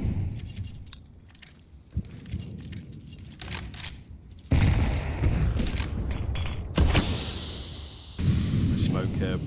Slow the roll of MOUZ NXT, who, yes, have just won a round, but they still have yet to have any kind of history with the rifles, especially in the second half. Leonard easily finds that first. Does get traded. E6 is trying to take matters into his own hands. Oh, I mean, wasn't quite set, but that would have been close. Sonic, meanwhile, with the flanking in from behind. Makes a meal of it, but still gets the kill. The M4's looking good. It's down to just 2 all of a sudden, and they line up easily. X-Mana to get it done, and yeah, you can just feel there's a nervousness about them. They weren't super confident with the rifles in that kind of round. And I think that is really a big sign that we're going to. Yeah, there's a nice kill back here from the sniper, but then they just take this mid space. They don't really know what to do with it. Server, they've been tucked in the corner the entire time. Swings out to punish. Again, just about managed this AWP on the T side, but we're just not getting the output across the board here. From MOUZ NXT, Nicodian 16 and 11. Yeah, he's found a couple of openers, but it's feeling few and far between.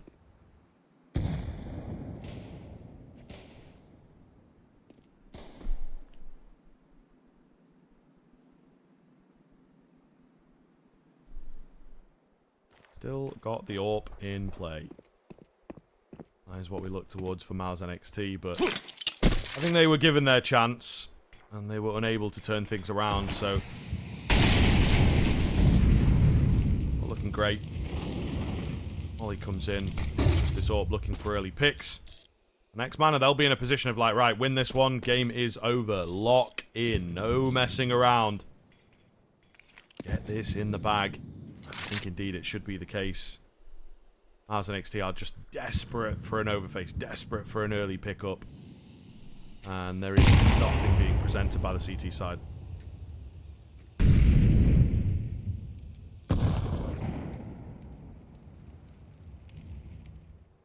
Nice timing there, here, but Server is watching it.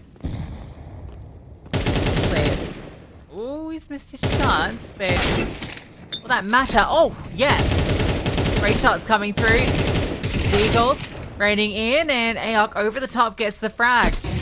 It's always these unlikely rounds that they pick up. Lovely lurk. Upguards gets 2, and somehow, some way, MOUZ NXT prevent 12.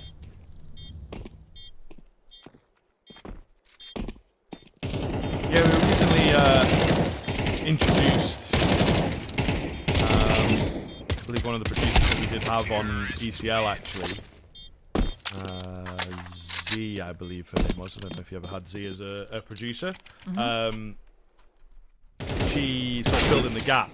Neo and I brought it up. It's always common when a team is like really far ahead, especially in tier 2. And they then lose some of their momentum, but still end up perhaps winning the game, but definitely let it get a bit closer than it should have been, that sort of thing. And she told us apparently that's called the hair effect. So we might be seeing a little bit of that in play here. Very careful with how these next few rounds go. As Nicodian transferred this information, this is all over the place. Heavy mid presence from the CT side, of course, and Nicodian's trying to come through at the perfect time. He is dealt with swiftly. 3 versus 3, but it's long control for the CT side. A few options now open up to them, but still very difficult to say whether they're in control, whether they can get the bomb plant. It's a mental round and a great little sprinkle from X-Mana to just keep things confusing. Sure, Nicodian, I mean, I'm glad he got at least one there, because I felt like the round hinged on whatever was playing out in that moment. Could have been brilliant, could have been nothing. At least it's one. And now Amar on the site gets his, drops the smoke. And you feel like this is going to be 12. The swing out. Oh, great shot from Aok. Puts into the 2-on-2, but they're just so low. That's the difficulty. A run boost. Oh, nope. It's a drop down. Round 2. Same result. But hey, they get over thanks to a missed shot. Molly. Covered and thrown. That's going to slow things down. Bomb can be planted. M4 swap to. Ledard knows that they are low, and Aok just gets caught in transition. Alright, Optas, this is your moment. With 19 HP, it feels impossible. This jump up from Bledard, which is surely going to come. Not yet, there it is. That's going to confirm the presence. And now you should just be able to lock this one in. Bledard makes it so tricky. Gets his AWP anyway. And there's 12. Yeah, it felt inevitable. Perhaps this round could have been a difference maker, but it still would have been a little more work to make us truly believe. 12-7. Looking really very good. X-Mana set up for a third map here, and sure, MOUZ NXT are really starting to feel the burn of having played for so very long today. And I personally would be dreading that third map, but it looks like it is going to be coming. A battle to try and stay alive here with a workable buy for sure.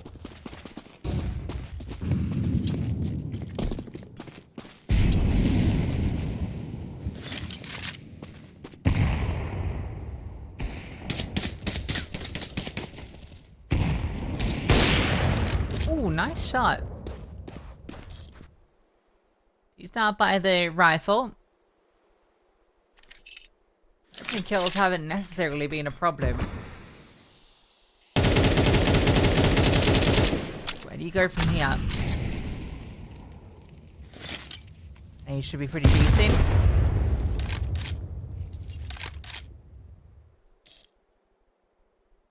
And the rotations are heavy towards A. This is a real gamble coming through from X-Mana.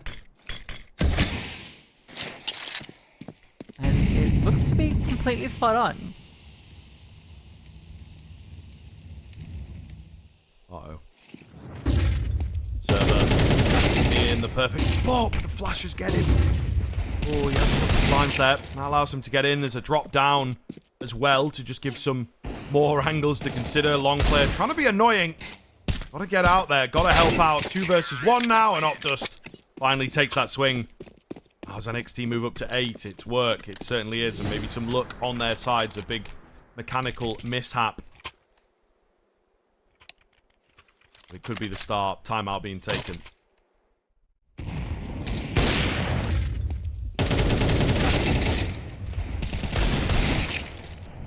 Okay. Again, it's not the full buys to get it done. It's ones with a few pistols in there. Maybe Opdas should just stick to the deagle at this point. Seems to be where he does his best work. Quite the grind to force us to OT, but MOUZ NXT no strangers to overtime. At least they will have some room to do it. This is USPs. You'll get a 3-round game. Classic, take your time out directly after. Just to mess with them a little bit.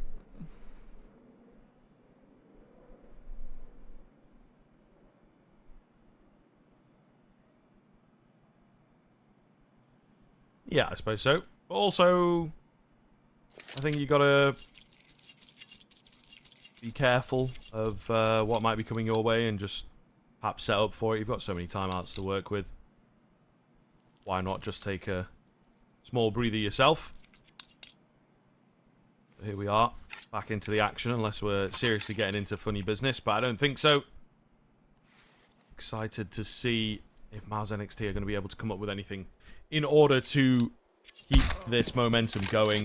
They should get some hard eco. I mean, if you lose it out here, that'd be a real kick in the teeth for a team that's already down slightly. Information out towards B, and the bomb will look to join it. So round should be all good. It's a case of how much damage gets done, and the full contact up short here. Really quite cheeky. Flash comes over, and unfortunately ARC got the wrong end of the stick, thinking that there was maybe something coming from long. Not the case, but he might be the only one that goes down here. The recovery looks good, and even denying away rifles seems very plausible. So bomb going to get planted. Round is secure. Question of damage at this point.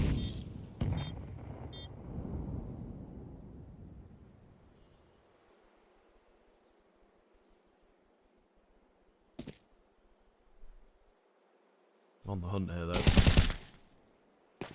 As they are trying to take some more weaponry away. Not going to happen. Optus actually picks up a 4-piece and gets himself above the double digits. So, got to feel good just to pad those stats ever so slightly.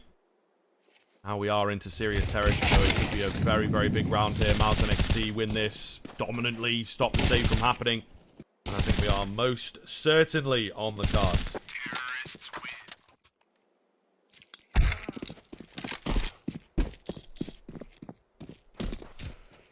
AWP, oh, actually let him cross. Go for the shot. Now, might be in a bit of danger. Ledard has stepped a bit more onto the line. As long as you go after the smoke, you're all fine, and yeah, Ledard falls off it. A lot of space gained early. Motions. Ledard's going to play a pretty standard position with the AWP.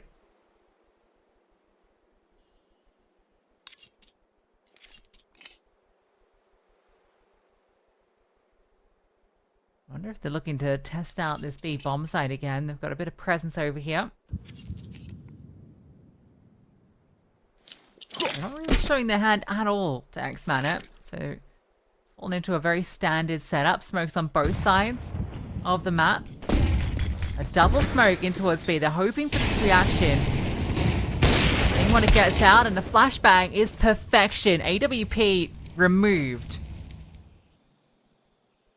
Look at this. Eok just walks through the smoke. Pure contact. This is brilliant. They're going to have no idea, and he'll have the backstab. And Muzzlek pays off, and it's all come together. What a clean round from MOUZ NXT. Yeah, well, it's absolutely perfect and exactly, I think, what they needed. This really, really blows things wide open. Oh, man. Starting to win out those seemingly impossible duels as well. Just in the nick of time. X-Mana going to have to be very, very careful. Cerber on the save train. And, you know, I think he might get away. Mixer taking the long way round. There will be a fight that he has to win to get out here. And he can't do it. They all go down. It's going to be an eco. And it will come down to that final round of regulation as to whether X-Mana can close this out.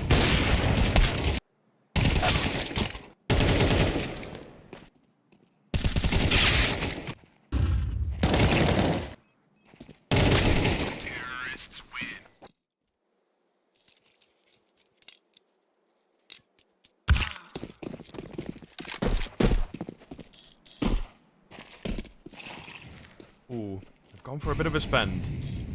Maybe, just maybe that does give them a chance at upsetting proceedings here. MOUZ NXT going to have to be very, very careful, because this feels slightly offbeat to me to spend just anything in this round. I think you would maybe get a few P250s, but bits of armor and things like this. They've really pushed the min-max of where their money's at. And I just feel like going into, you know, that final round of regulation, you would not take too many chances. You would just look to play for that final big good round. Nicodian holds strong, as does Opdust, the dynamic duo of the previous map. Trying to do that once again here on Dust 2. Opdust a serious T-sided player, it feels at times. And some great moments here, really warmed up into this map. And there's a little bit of investment. Doesn't get too much. They are on full loss, I think, but I don't know, you might not get the AWP now. But I did keep a bit of money, so actually, he's calculated it. What am I saying? Alright, 12-11, and looking pretty clean for MOUZ NXT. OT potential. 5.4k. That's an AWP and armor, but no utility. There's a real chance this could go OT.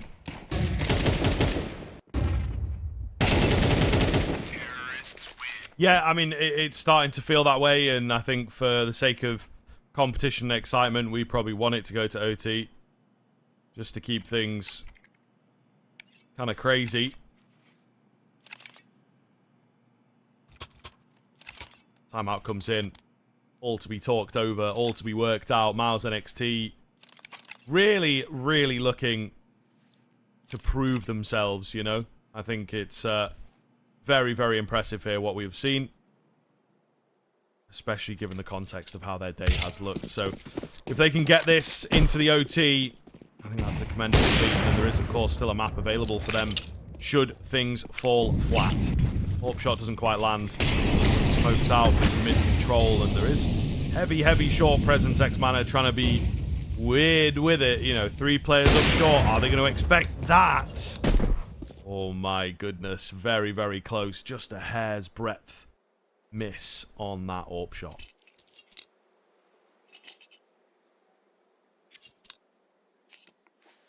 They hear it fire off and don't immediately try and take the launch control. I thought they might try and pounce on it. Instead, it's the CTs that want to get this. Sonic moving forward. Oh, this looks a bit scary. To be considered. Flashbang. Second one too. Opdust doesn't clear, and Sonic, can he make this a multi? Oh, doesn't matter. Amar comes over. All of this hard work, and it all comes to this. They grind back round after round, and it's a collapse in the very final moment.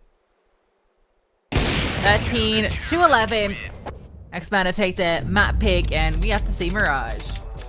Yeah, goodness. I mean, as you say, absolute heartbreak, I think, at the tail end there. So much work done, but we have seen a few rounds dotted in on the dust where MOUZ NXT look kind of nervous and lacking some belief.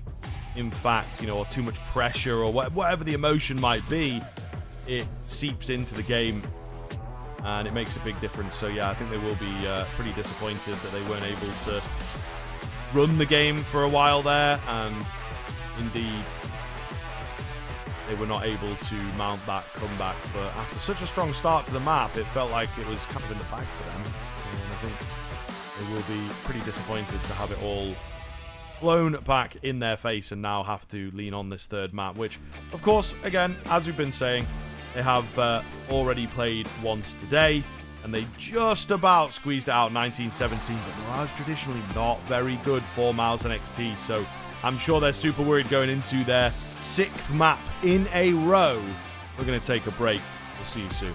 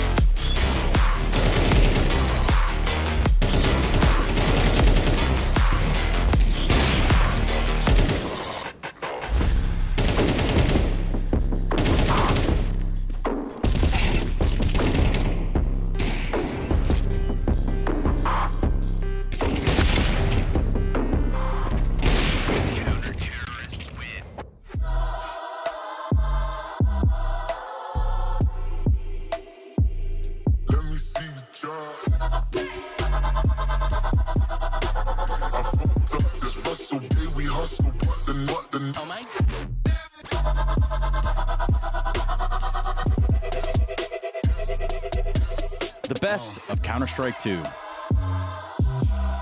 Available now on shop.esl.com.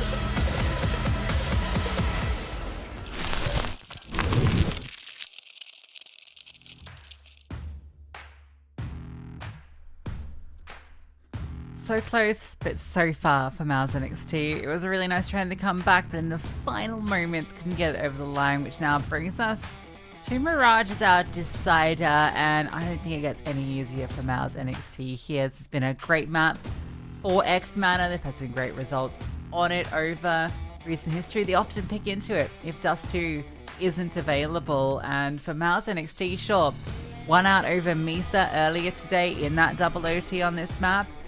Their results before then have been absolutely dire. They're on a 6-map loss streak, and in every single one of those, it was a single-digit scoreline. They got 8 rounds once.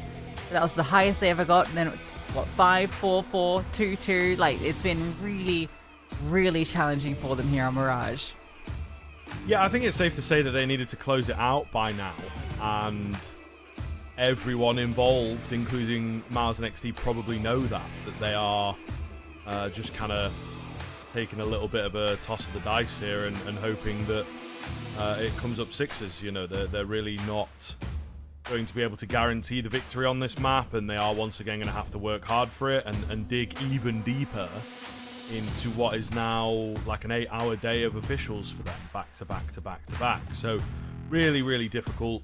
And I do feel that X Mana, although some small hiccups and the econ gets the better of them, nearly costing them the win in regulation, I think that they will be very, very comfortable moving into this map, and also very confident in the fact that they can close it out on this third and final. So yeah, MOUZ NXT perhaps missing their opportunity, and I think it's going to be very, very difficult for them to get into that, you know, and to face that, really.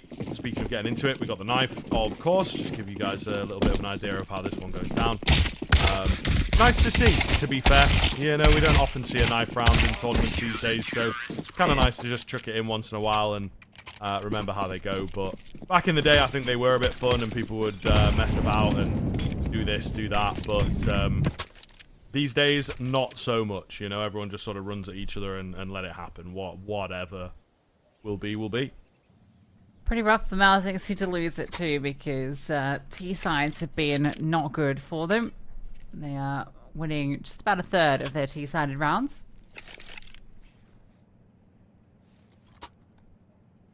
We'll see what they can manage here.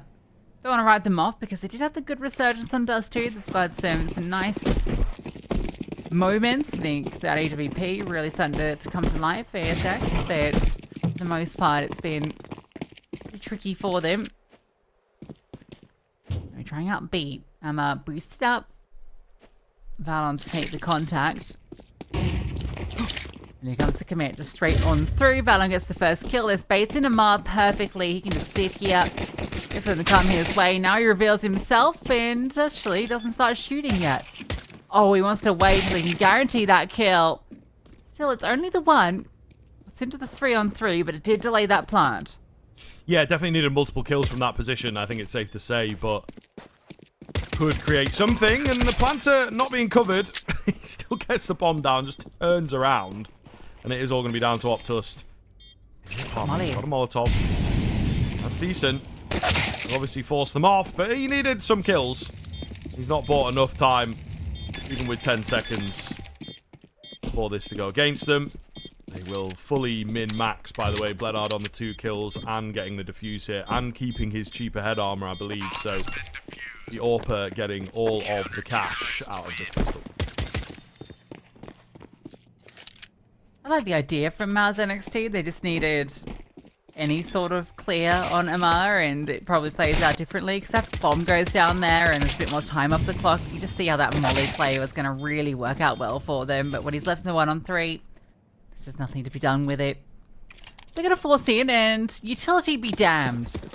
Head armor be damned. There are 5 Galils, 2 sets of head armor amongst them. I'm going to say it. I don't like it. It feels like the sort of buy you get in your face at games. This is just 5 players that back their aim. They want the rifle. Someone needs to be the team player. You need head armor. This is concerning.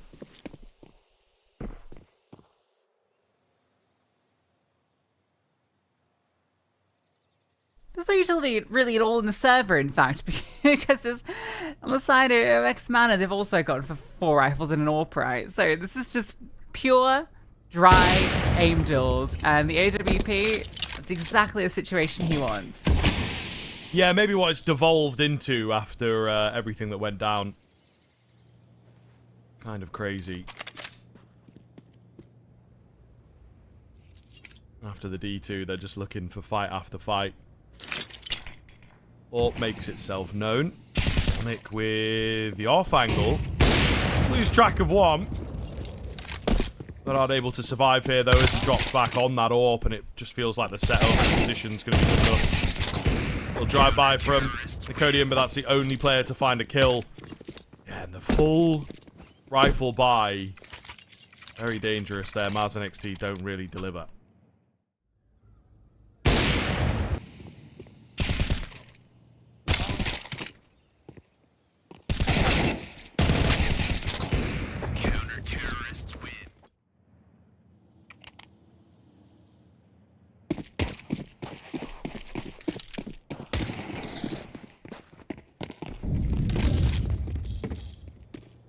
So we'll look at another one, and we'll see if the utility this time around is able to deliver anything.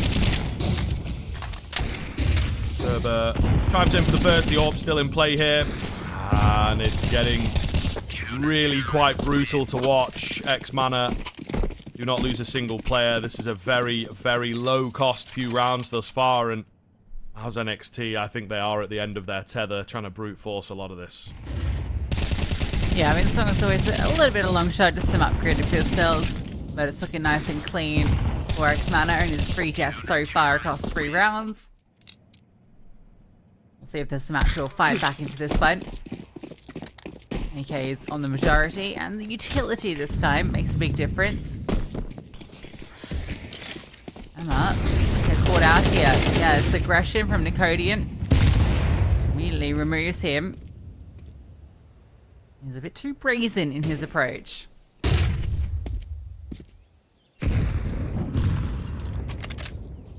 Yes, I think so. That might be a gift that MOUZ and XT need to just get this kick started. Slowly but surely off the ground, you would hope.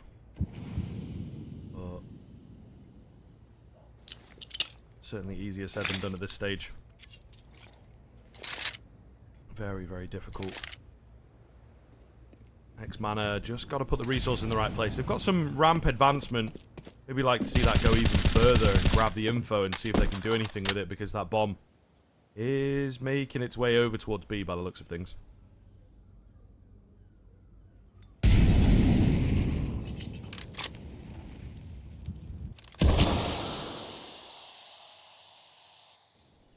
Well, Bloodart is over that. But it's just going to be him against the world. 30 seconds. You're just hoping this is going to be the A finish. Along will start to make moves, and Bloodart actually gets off the line. Falls back into its market rather than playing active. Mix's Lurk comes into play. Bloodart does get the kill onto Octas. Can he make this more? The swing out? Yes, he can. And he wants to try and deny the bomb. Really thought he was going to go for that swing. I think it would have worked. And he's put this one into contention. He'll be punished. And now that Lurk Mixer continues to be a nuisance. Bloodart's hard work, well, it won't come to much in the end.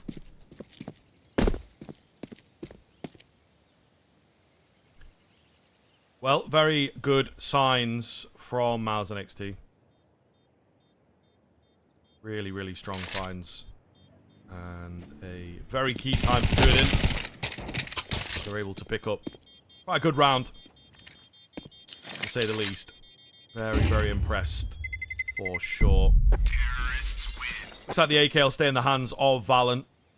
And he will look to utilise that in the next round. They'll have enough money to buy here. They've got quite a lot of cash built up, actually, on the X-Mana side of things. So really decent work for MOUZ and XT to fully break that back. But yeah, a couple moments in there, aren't there, where you do believe in X-Mana. MOUZ and XT, however, put together a pretty nice round, all things considered. They will be looking to string it together.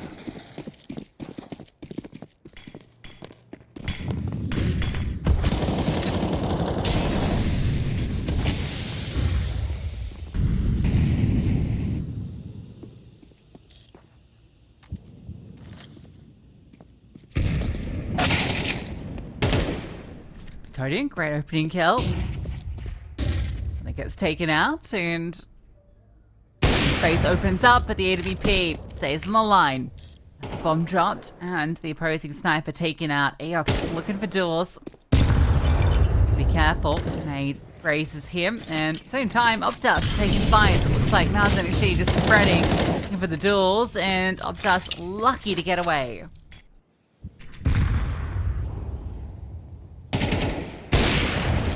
Hard. On the corner, trying to get the fadeaway here. Gonna need it now. As his teammates are getting thinned out. He does minimal damage. Mirage is the man that you look towards to try and deliver. Amar with blind. And Bledard also chiming in. 3 versus 2. Bomb somewhat trapped in Palace as well. Optus got to find this kill. Oh my goodness. Perfect from Bledard here to just remain fluid. Where has he gone? Optus not really sure. Tiny bit of control. Leg spotted. That'll be the bomb as well. Nice find from Optus, but the bomb gets dropped. 10 seconds in which to get it planted. Surely not going to happen here. Optus might be able to bring it down to the 1 versus 1, but he's not going to have enough time to get that bomb and get that plant. And so, thanks to the AWP once again, it will be X-Mana to answer back. Yeah, Bledard's just been phenomenal throughout this series. Great sequence. Really slowed them down with just his initial kill towards top mid. After the Gradient gets that first, but it's just this slow down on the A-bomb site.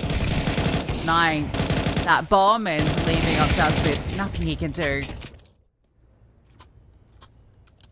Still be an investment. That saved AWP gets passed over, but it means a couple of players with the lighter weapons. And in fact, Aox just on the Glock. Okay, he's Portugalil.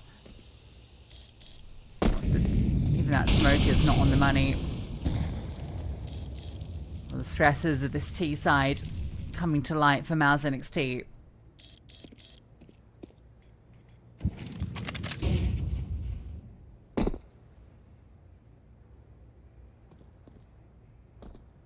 Now they fall back on the bad habits, which is really just playing it slow and trying to wait for a pick. Trying to wait for an overface from X-Mana, and they really have one of 2 modes, and I think it is everyone peeking or no one peeking.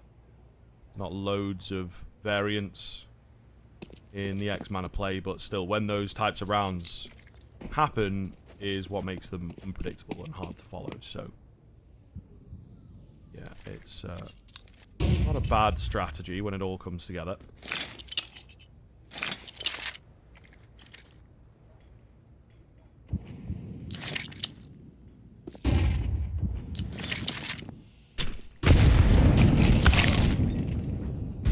He gets caught, and that was just the pistol, so the focus now on towards B. I'm up, flashed up, but you still have Val on here. Can't find his kill, but a lot of damage. Amar steps in, removes Optus, and Aox still limping. And the play around this smoke, will it pay off for him? Almost. Amar with the quick flick down. Yes, Aox steps in towards sight. He has something done with the sniper, but Amar just swings and he takes them all. A brilliant hold from Amar on B.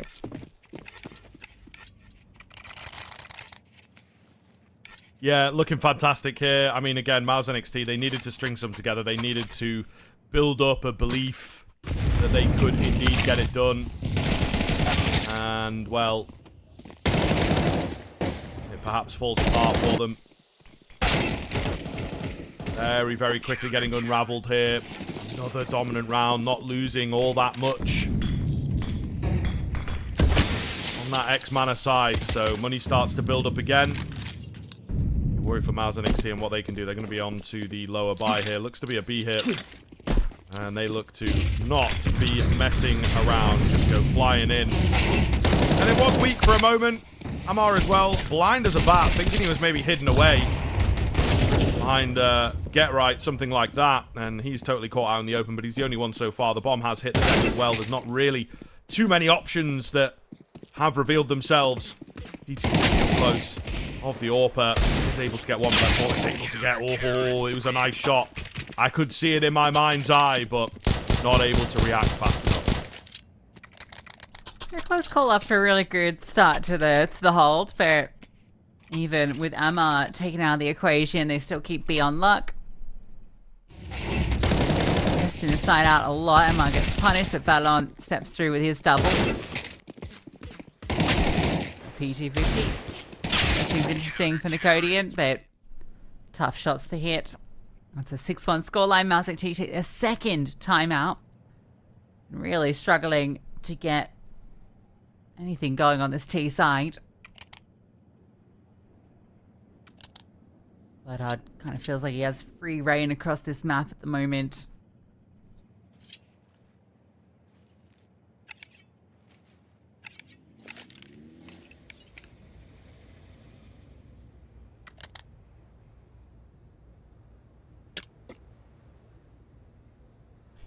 Something has to change now for MOUZ NXT. Big round on the cards here.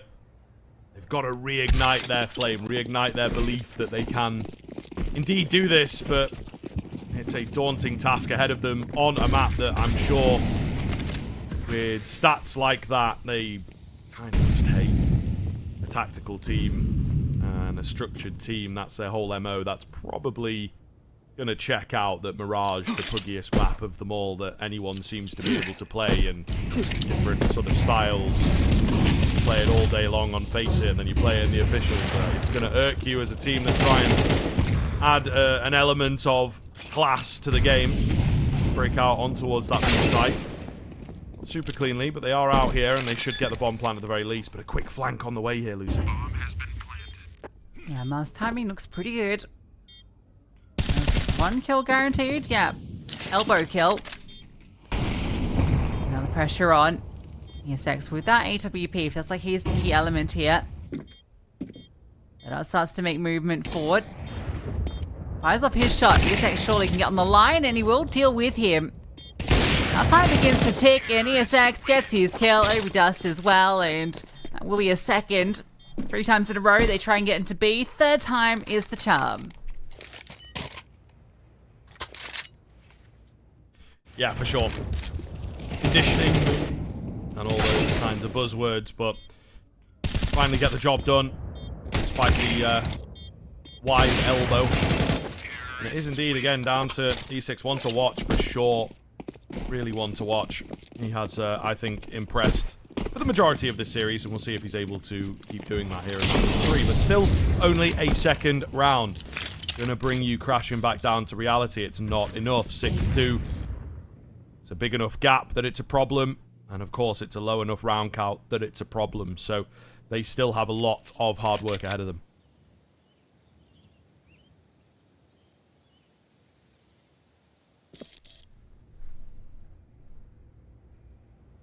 If we can recover this to 4, 5 rounds, it's not out of the realms of possibility. This one will be one of the easier ones, especially because it looks like they're avoiding this AWP. Just at the moment, that I'm not seeing anything on B. Might be able to respond in time. Good from MOUZ NXT to take advantage of the mid control. And the economy probably is not the best. You can get this space for free, gives a lot of options as to where they want to send this. And it's looking pretty clear that this is going to be connector in towards A. For this player at Ramp and Palace. So it's just these pistols to contend with at the moment. AWP far away. Text removes Amar. That's actually the player over at B. So there's still a player to deal with here. Valon gets one, and I haven't seen this player go into Ramp. I think he'll be dealt with readily. Dust is ready for it, and they've successfully navigated around this AWP.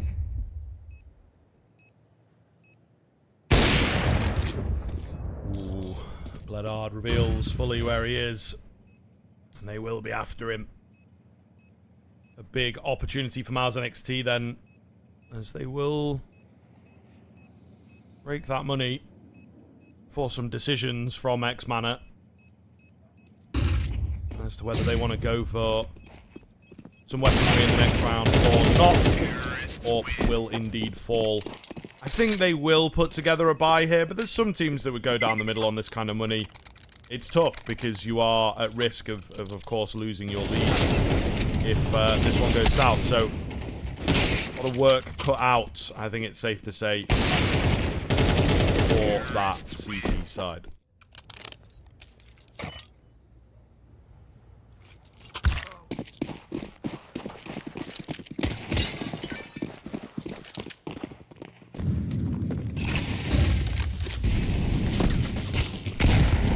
Chance here.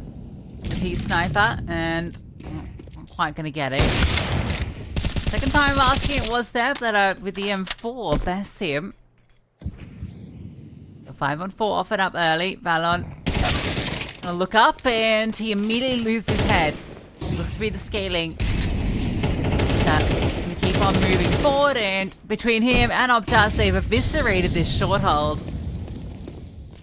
So 4 looking very much on the menu. Sorry, Birdard's timing to swing out looks good, but Mixer looks so clean with it. A brilliant sequence of headshots. And a 4th round for MOUZ NXT.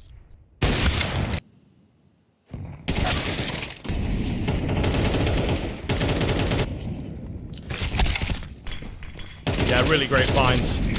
Really great finds. The highlights, the replays, they indeed reflect that. So, MOUZ NXT force out a deco here. Not a word that is used too often in the modern game of Counter-Strike, but at one time, very popular indeed. With that 2-shot body kill.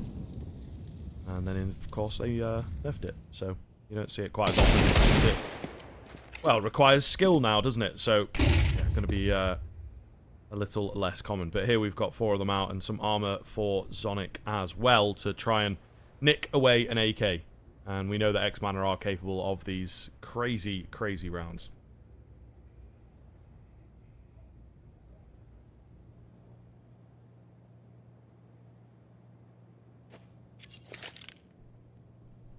Alright, well, I said getting 5 would really put MOUZ NXT in a good position.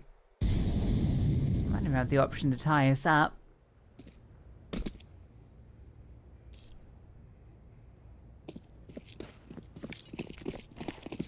Go back to A after no contact in mid early. It's a pretty good decision. One of the easier bomb sites to get through if you've got the good utility against the pistols.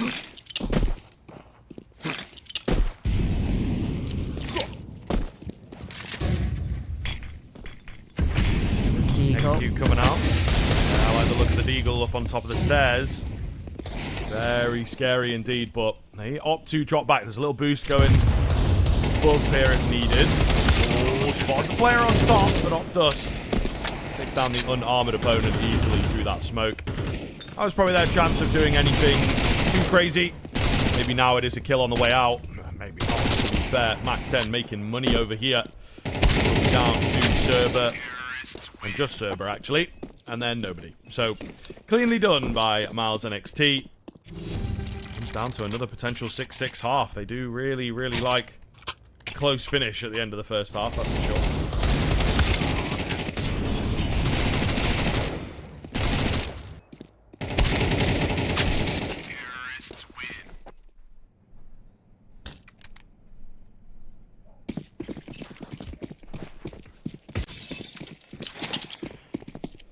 Alright, MOUZ NXT, got me interested now. It's looking like a bit of a wipeout. Been able to build into this. And it's actually to get aggressive with this AWP. B has been such a focal point. It's so interesting how much effort they're putting into this bomb site.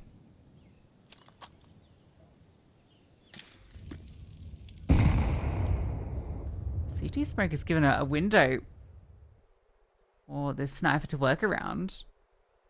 They're not being given any opportunities off it. Slow and steady for MOUZ NXT. They'll take their space. Only passive from X-Mana. They went to the forward setup at ramp just to begin with. Left Cerber there with the jiggle so he can block that on any contact.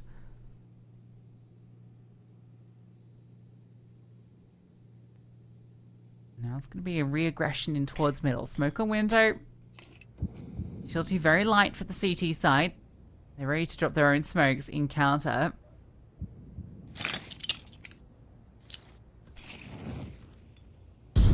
Just wrapping through connector here. It doesn't feel like a bad call right now. Although the AWP on the line gets the shot like that. Yeah, that is beautiful.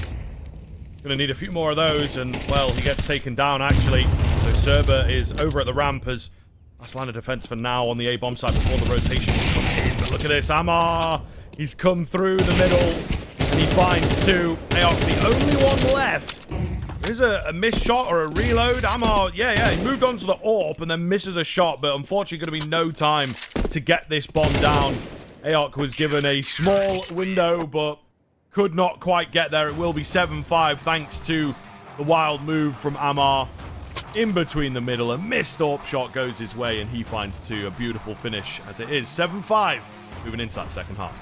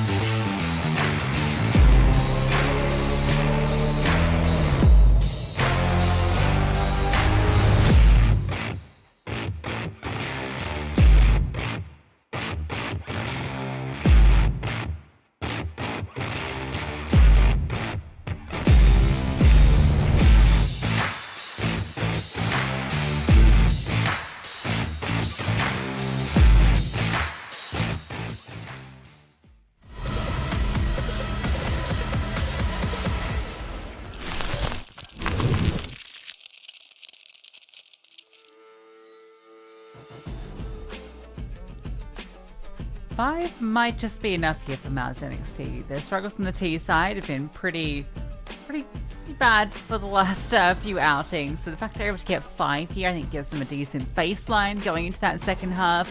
As long as they can get that ball rolling early. It was domination from X-Mana to get things started. Remember, this was 6-1. Now it's 7-5, so not too bad.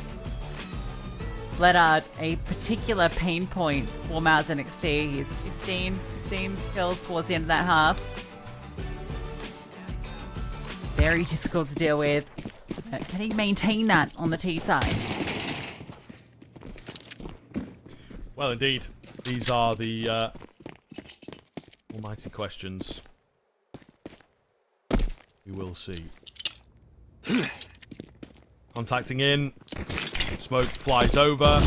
Will pick up the pace. Oh, a big one onto Mixer. Opdust. Got to do a lot here. He's got the kit.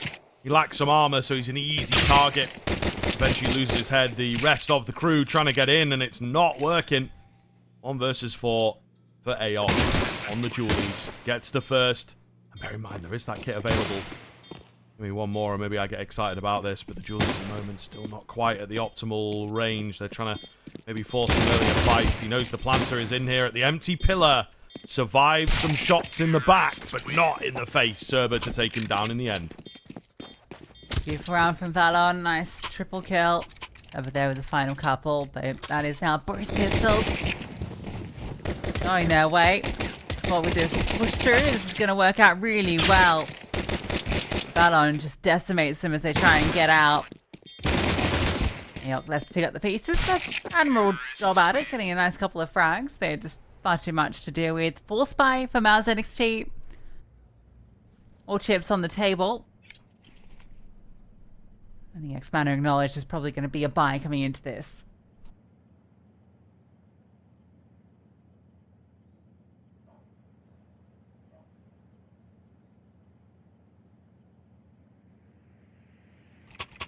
Yeah, timeout in. Get it locked in. Get it absolutely locked in, X-Manner. I think they know the position that they are in and that they have got to be very, very careful on the T side of their own. How scary this can look. Yeah, it really could be a difficult one if they let a few things slip through. So get the force and then get the next. You know, you're looking at double digits then, and then a couple rifle rounds after that, and you can close things out. So you just have to make sure that you are in the right mind frame and you don't get too ahead of yourself. You don't lose sight and miss out rounds like this, you know, and all of a sudden 5-7 finds 3 kills out of nowhere, as has happened a number of times.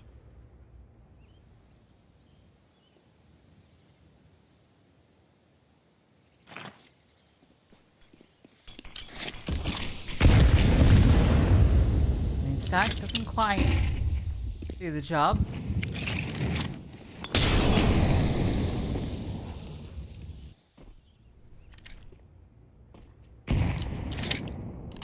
Nade's alright, back the other way. And that's gonna try and steer ahead of this molly, but they are waiting for this sort of contact and this collapse onto mid. Falls out from beneath them. Aok again left in an untenable position. Dodges the flash, but can't dodge the bullets. 3 stay alive. Force spy is bested, and X-Manner looking very much in command of Mirage.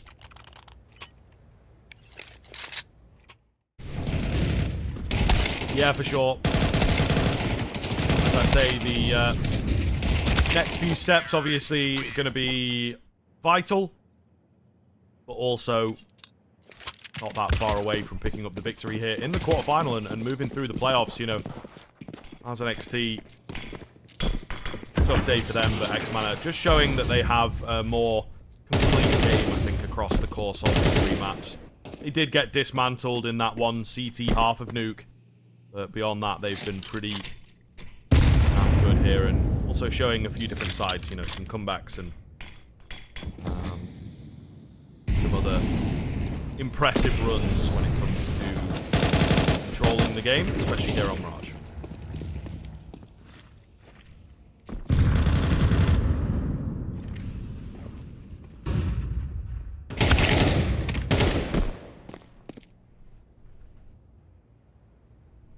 Oh, maybe something for Opdust. Has he been heard?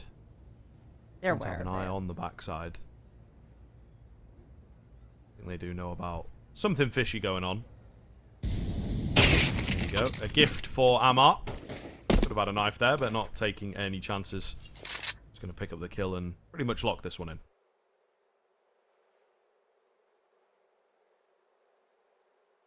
Oh, he's about to get knifed. Terrorists win. That's not too very nice. But it is nice for the bank balance of Cerber. You just see that happening on the minimap, so, well, unlucky for you. So it's just the Deagles dealt with about as well as you'd expect. Tango's 5.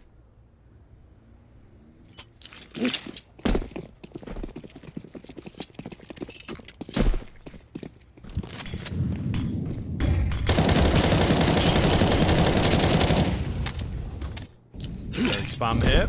Nothing coming off the back of it. It looks like X-Man are not really messing around, looking to keep it simple. AXQ coming in early, but the bomb itself, maybe they are messing around. That bomb itself is headed towards B. It's a tough sell. You're being held off quite well on A. They're going to start rotating one away, but maybe now just becomes a reposition. They are slightly caught off over on the site, but I don't think enough that you get excited about this fake out. Big find from Valen. Can't really risk the bomb plant right now. They might actually rush out to take it down. So he's just looking to stay alive while his teammates come to join. And then things do indeed get interesting because AOC is all the way over on A at the moment, expecting some presence back over there. As is the AWP, in fact. So they bring it down to the 2 versus 2. Low HP bars for these remaining CT players. Bomb not planted yet, and the AWP gets in the way of the plans. Just going to be down to Blenard here. Lovely little shoulder peek. Does get the first. It's a wacky angle here. Can't get the kill quite yet, but second time of asking. The wall is best friend, and he will clutch up for the 11th. He is the wall. 20 and 9, just completely unstoppable. This round looks like they've done enough. This is a 3-on-5. And you think, it should all be done. So many times the advantage was here, but Blenard finds his way forward, the 1v2, and just brilliantly played. Leg shot, not going to get it done. He is undeniable. And it feels like MOUZ NXT just running out of chances.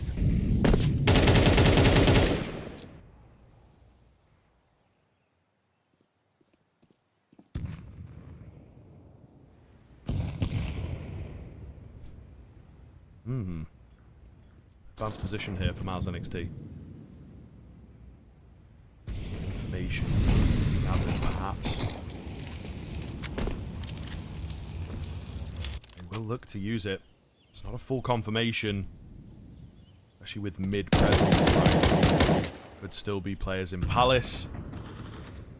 Valen is watching for this. He misses. He was about right that they'd done something at ramp. Maybe a flash or two was heard over in that direction earlier on in the round. But he misses the timing. 5 versus 3 as the B lurker also goes down.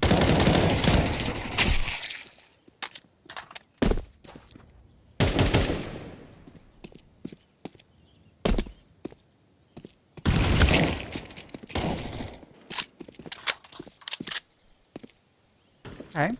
Server, Mac 10. Trying to do some damage, but this will be cleaned up. So that one's a bit more limper. Part in pieces. And finally, a CT round comes through. Let's push. Well, fall back. Gets caught by the push. So there's just left with nothing he can do. All the access to completely different parts of the map there.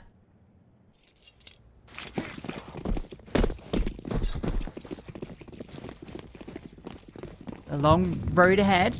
But they will break the money if they can win this round.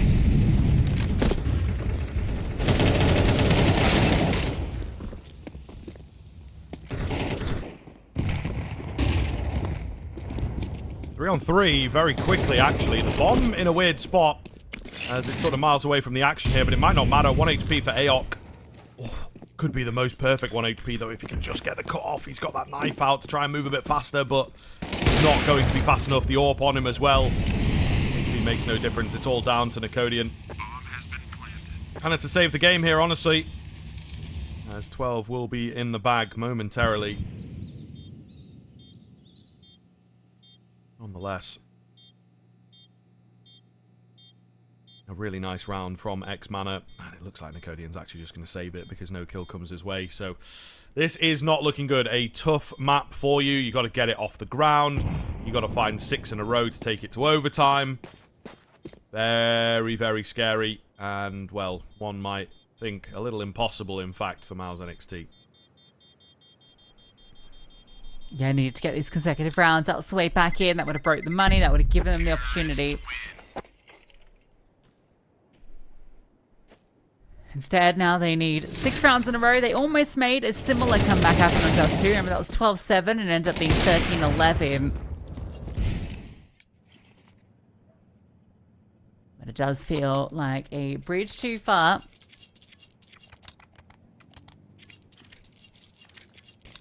One safe gun doesn't mean everyone's got what they need.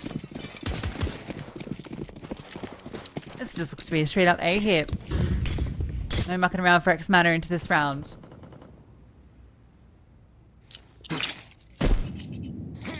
No, certainly not. Get the job done. And it's a light condition, isn't it? Is it another fake out? No, it's just a straight up A execute. So we'll see what the CT side are prepared for. All locked out at the moment. Site itself nice and clear. Should be a bomb plant on the card. Great find there on the spam from Valen. He knows the angles. However, the return spam also pretty good. Gonna drop the bomb. Flashes in. I like the idea. Sonic ends up blind. There's a CT flash that comes around for him. It has ended up being quite the mess. X-Mana perhaps looking to clean it up here. Valen in particular looking very, very sharp with these 2 kills. And they are just after a bit more. MOUZ and NXT respect that. I think, again, we're going to see them hold off before a bomb plan is attempted.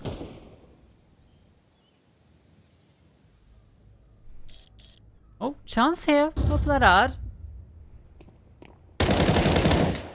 Nope. We'll get caught out, so now it's just on to Valon. Yuck. A flash, but not immediately peek and jump across, spotted. Not giving him this opportunity, not giving him any chances. They will take one. That's all it's going to be. 7th for MOUZ NXT.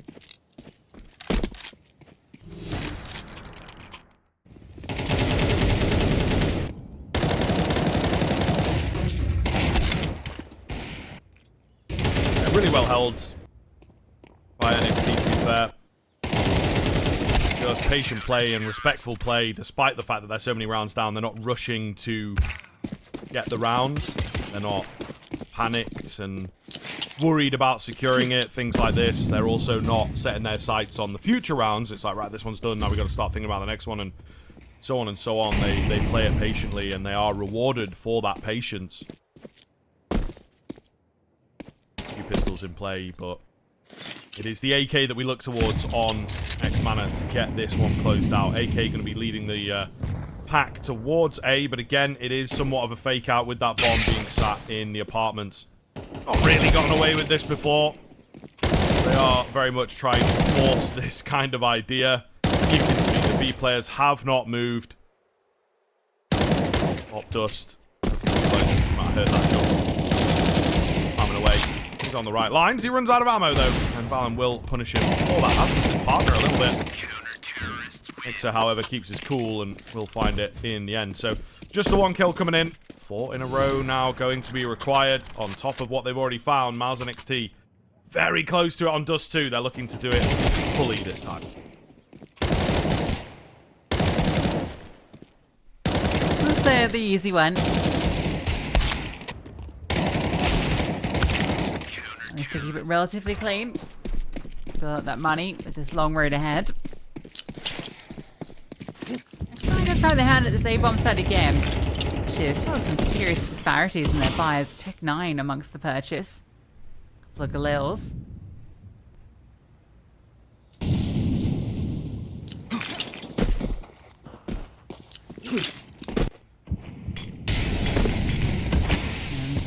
the hit comes through. Great counter utility, a lot of damage done. Valon low. Podium tries to spam out, and the break on the smoke reveals 1 for this sniper strike. More on the edge. ESX takes his second, and might not be done there. Beautiful sequence. Keeps on going. It's a quad kill. Can't quite make it the A. Service caught in the smoke from the spam, but that is an easy dispatch on A.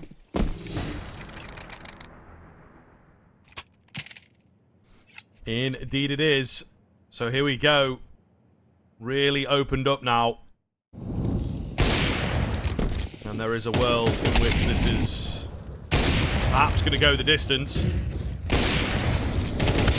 Yeah, man. The AWP especially looking so good. It will be a pretty hard eco out from X-Mana. And then ultimately all their chips into the next round. They're a little lucky in the sense that they will have another opportunity to close things out, but that buy won't be as nice depending on how consistent the bomb plants are. Run boost, sort of. More of a fall boost. All the same. Not expecting too much out of this round. I don't think there was necessarily going to be anyone on the receiving end of that. Quick up in the window here. 5-7 out. Oh, man. They could have had him. Get the AWP and chuck it away. Something annoying like that. Nice pick up from Amar there, but it's the only one that comes through.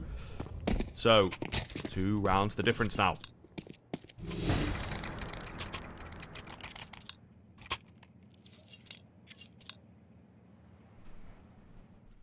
We're really gonna do this.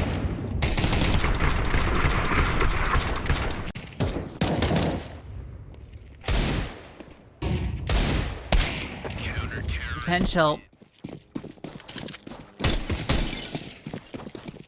No ult for Bledard. It's AKs across the board. He's just gonna be lurking around on his lonesome. Rest of the pack takes space in towards middle. No one there to contest them, so this is all theirs for free. They're just gonna contact up. At the moment, Aok. Secondary sniper. Oh, that timing is outrageous. Codian, quick switching. Aok misses with his AWP. Sub mixer. Can he be the undoing? He gets cleared. He gets cleared. So thorough. And just like on Dust 2, it feels like MOUZ NXT gets so close to bringing it back. Only for it all to get ripped away from them. 13-10. It's X-Mana with the victory. Yes, I mean, well deserved. They have played the better game here today, I think it is safe to say. 2 attempts at the close from MOUZ NXT, and they do come close, so maybe something to look into for the side of X-Mana, just how close these games do come after being so one-sided for the vast majority. But at the end of the day, I think there is just a slightly more complete game, a bit more of a fluid game. MOUZ NXT, I think if it was just the one game of the day, if there wasn't, you know, these silly rounds, Nuke was quite stressful for them at times, and Dust 2 in particular, you know, they lost out some rounds that it felt like they shouldn't have done, and they lost a pretty decent lead right at the start. So perhaps if their mental fortitude was just that extra little bit stronger, it could have been their series, but it's just not the case here, and you have to play with the hand that you are dealt at the end of the day, Lucy, and I think that they've not quite had the ability to close it out given said hand. So yeah, a great game from X-Mana, I think it's safe to say. Some really nice rounds from MOUZ, but as you pointed out many times, their T sides as well looking really quite weak, and there's not much of an excuse for that. 3 maps on the trot. Yeah, it's a real shame for them. Obviously, a very long series earlier probably made that a bit harder for them. We have now populated the majority of our semi-final bracket. Basement Boys won out over Los Cagutos, and was pretty dominant. Cheetah Wildcats with a 39-39 victory over Noir Verse, and we wait to see who will win out of WBT and Leo. WBT dominated the first map, but it was come back on Anubis, and it's actually potentially brewing an OT there for the final map, 11-11 at the moment. So we'll see who will end up being that final semi-finalist. Now we almost have our top 4 completed. Yes, indeed. It is starting to get there, so do be sure to check in with that 4th game if you are wanting more Counter-Strike action as the evening goes on. But yeah, plenty of games going down, and indeed, I do believe it will be ourselves on a couple of the games, myself and Neo, I believe, on a couple of the games tomorrow, so do be sure to check in for those. But yeah, really looking forward to what the rest of the Cup may hold. A very long day for everyone involved here, actually. Some really, really close games, so hopefully that's going to keep up into the rest of this season of ECL, but particularly this second Cup here in Europe. But from myself and Lucy, that is going to be it for this evening. Thank you very much for watching, everybody. We will catch you same place, same time tomorrow. See you then. Up top here, on the hook, another third bite now. Oh, the 5-7 comes away with 3. You cannot be serious. Aok does manage to trade a couple back. He's done well there, but Chloe P surely not able to get it done. And they have no idea. He's just got to line them up, maybe take a couple of heads here if he can, but it's on the Deagle. It always feels so awkward from this kind of an angle. He's got them all lined up. He does come away with 2, which I think he needed at the very least to make this a doable round. And, well, there's a flank on the flank. I think a wide angle too, so he can't be pre-fired. Step in, gets his kill, and comes back almost. Gets the collateral. This feels like an absolute disaster. Zex tries to be the hero. Maybe he can reclaim this round for them. Amma spotted on sight. This way Bob does to come to help. Knock him down, and okay, doesn't need the help. It's going fast on towards B. Rallon under a lot of pressure, but May does a huge amount of damage. He doesn't get his kill, but Server does, and then some. Absolute shutdown from Server. Line of defense for now on the A-bomb side before the rotation comes in. But look at this, Amma. He's come through the middle, and he finds 2. They are the only one left. I don't think there was necessarily going to be anyone on the receiving end of that. Quick up in the window here, 5-7 out. Oh, man. They could have had him get the AWP and chuck it away.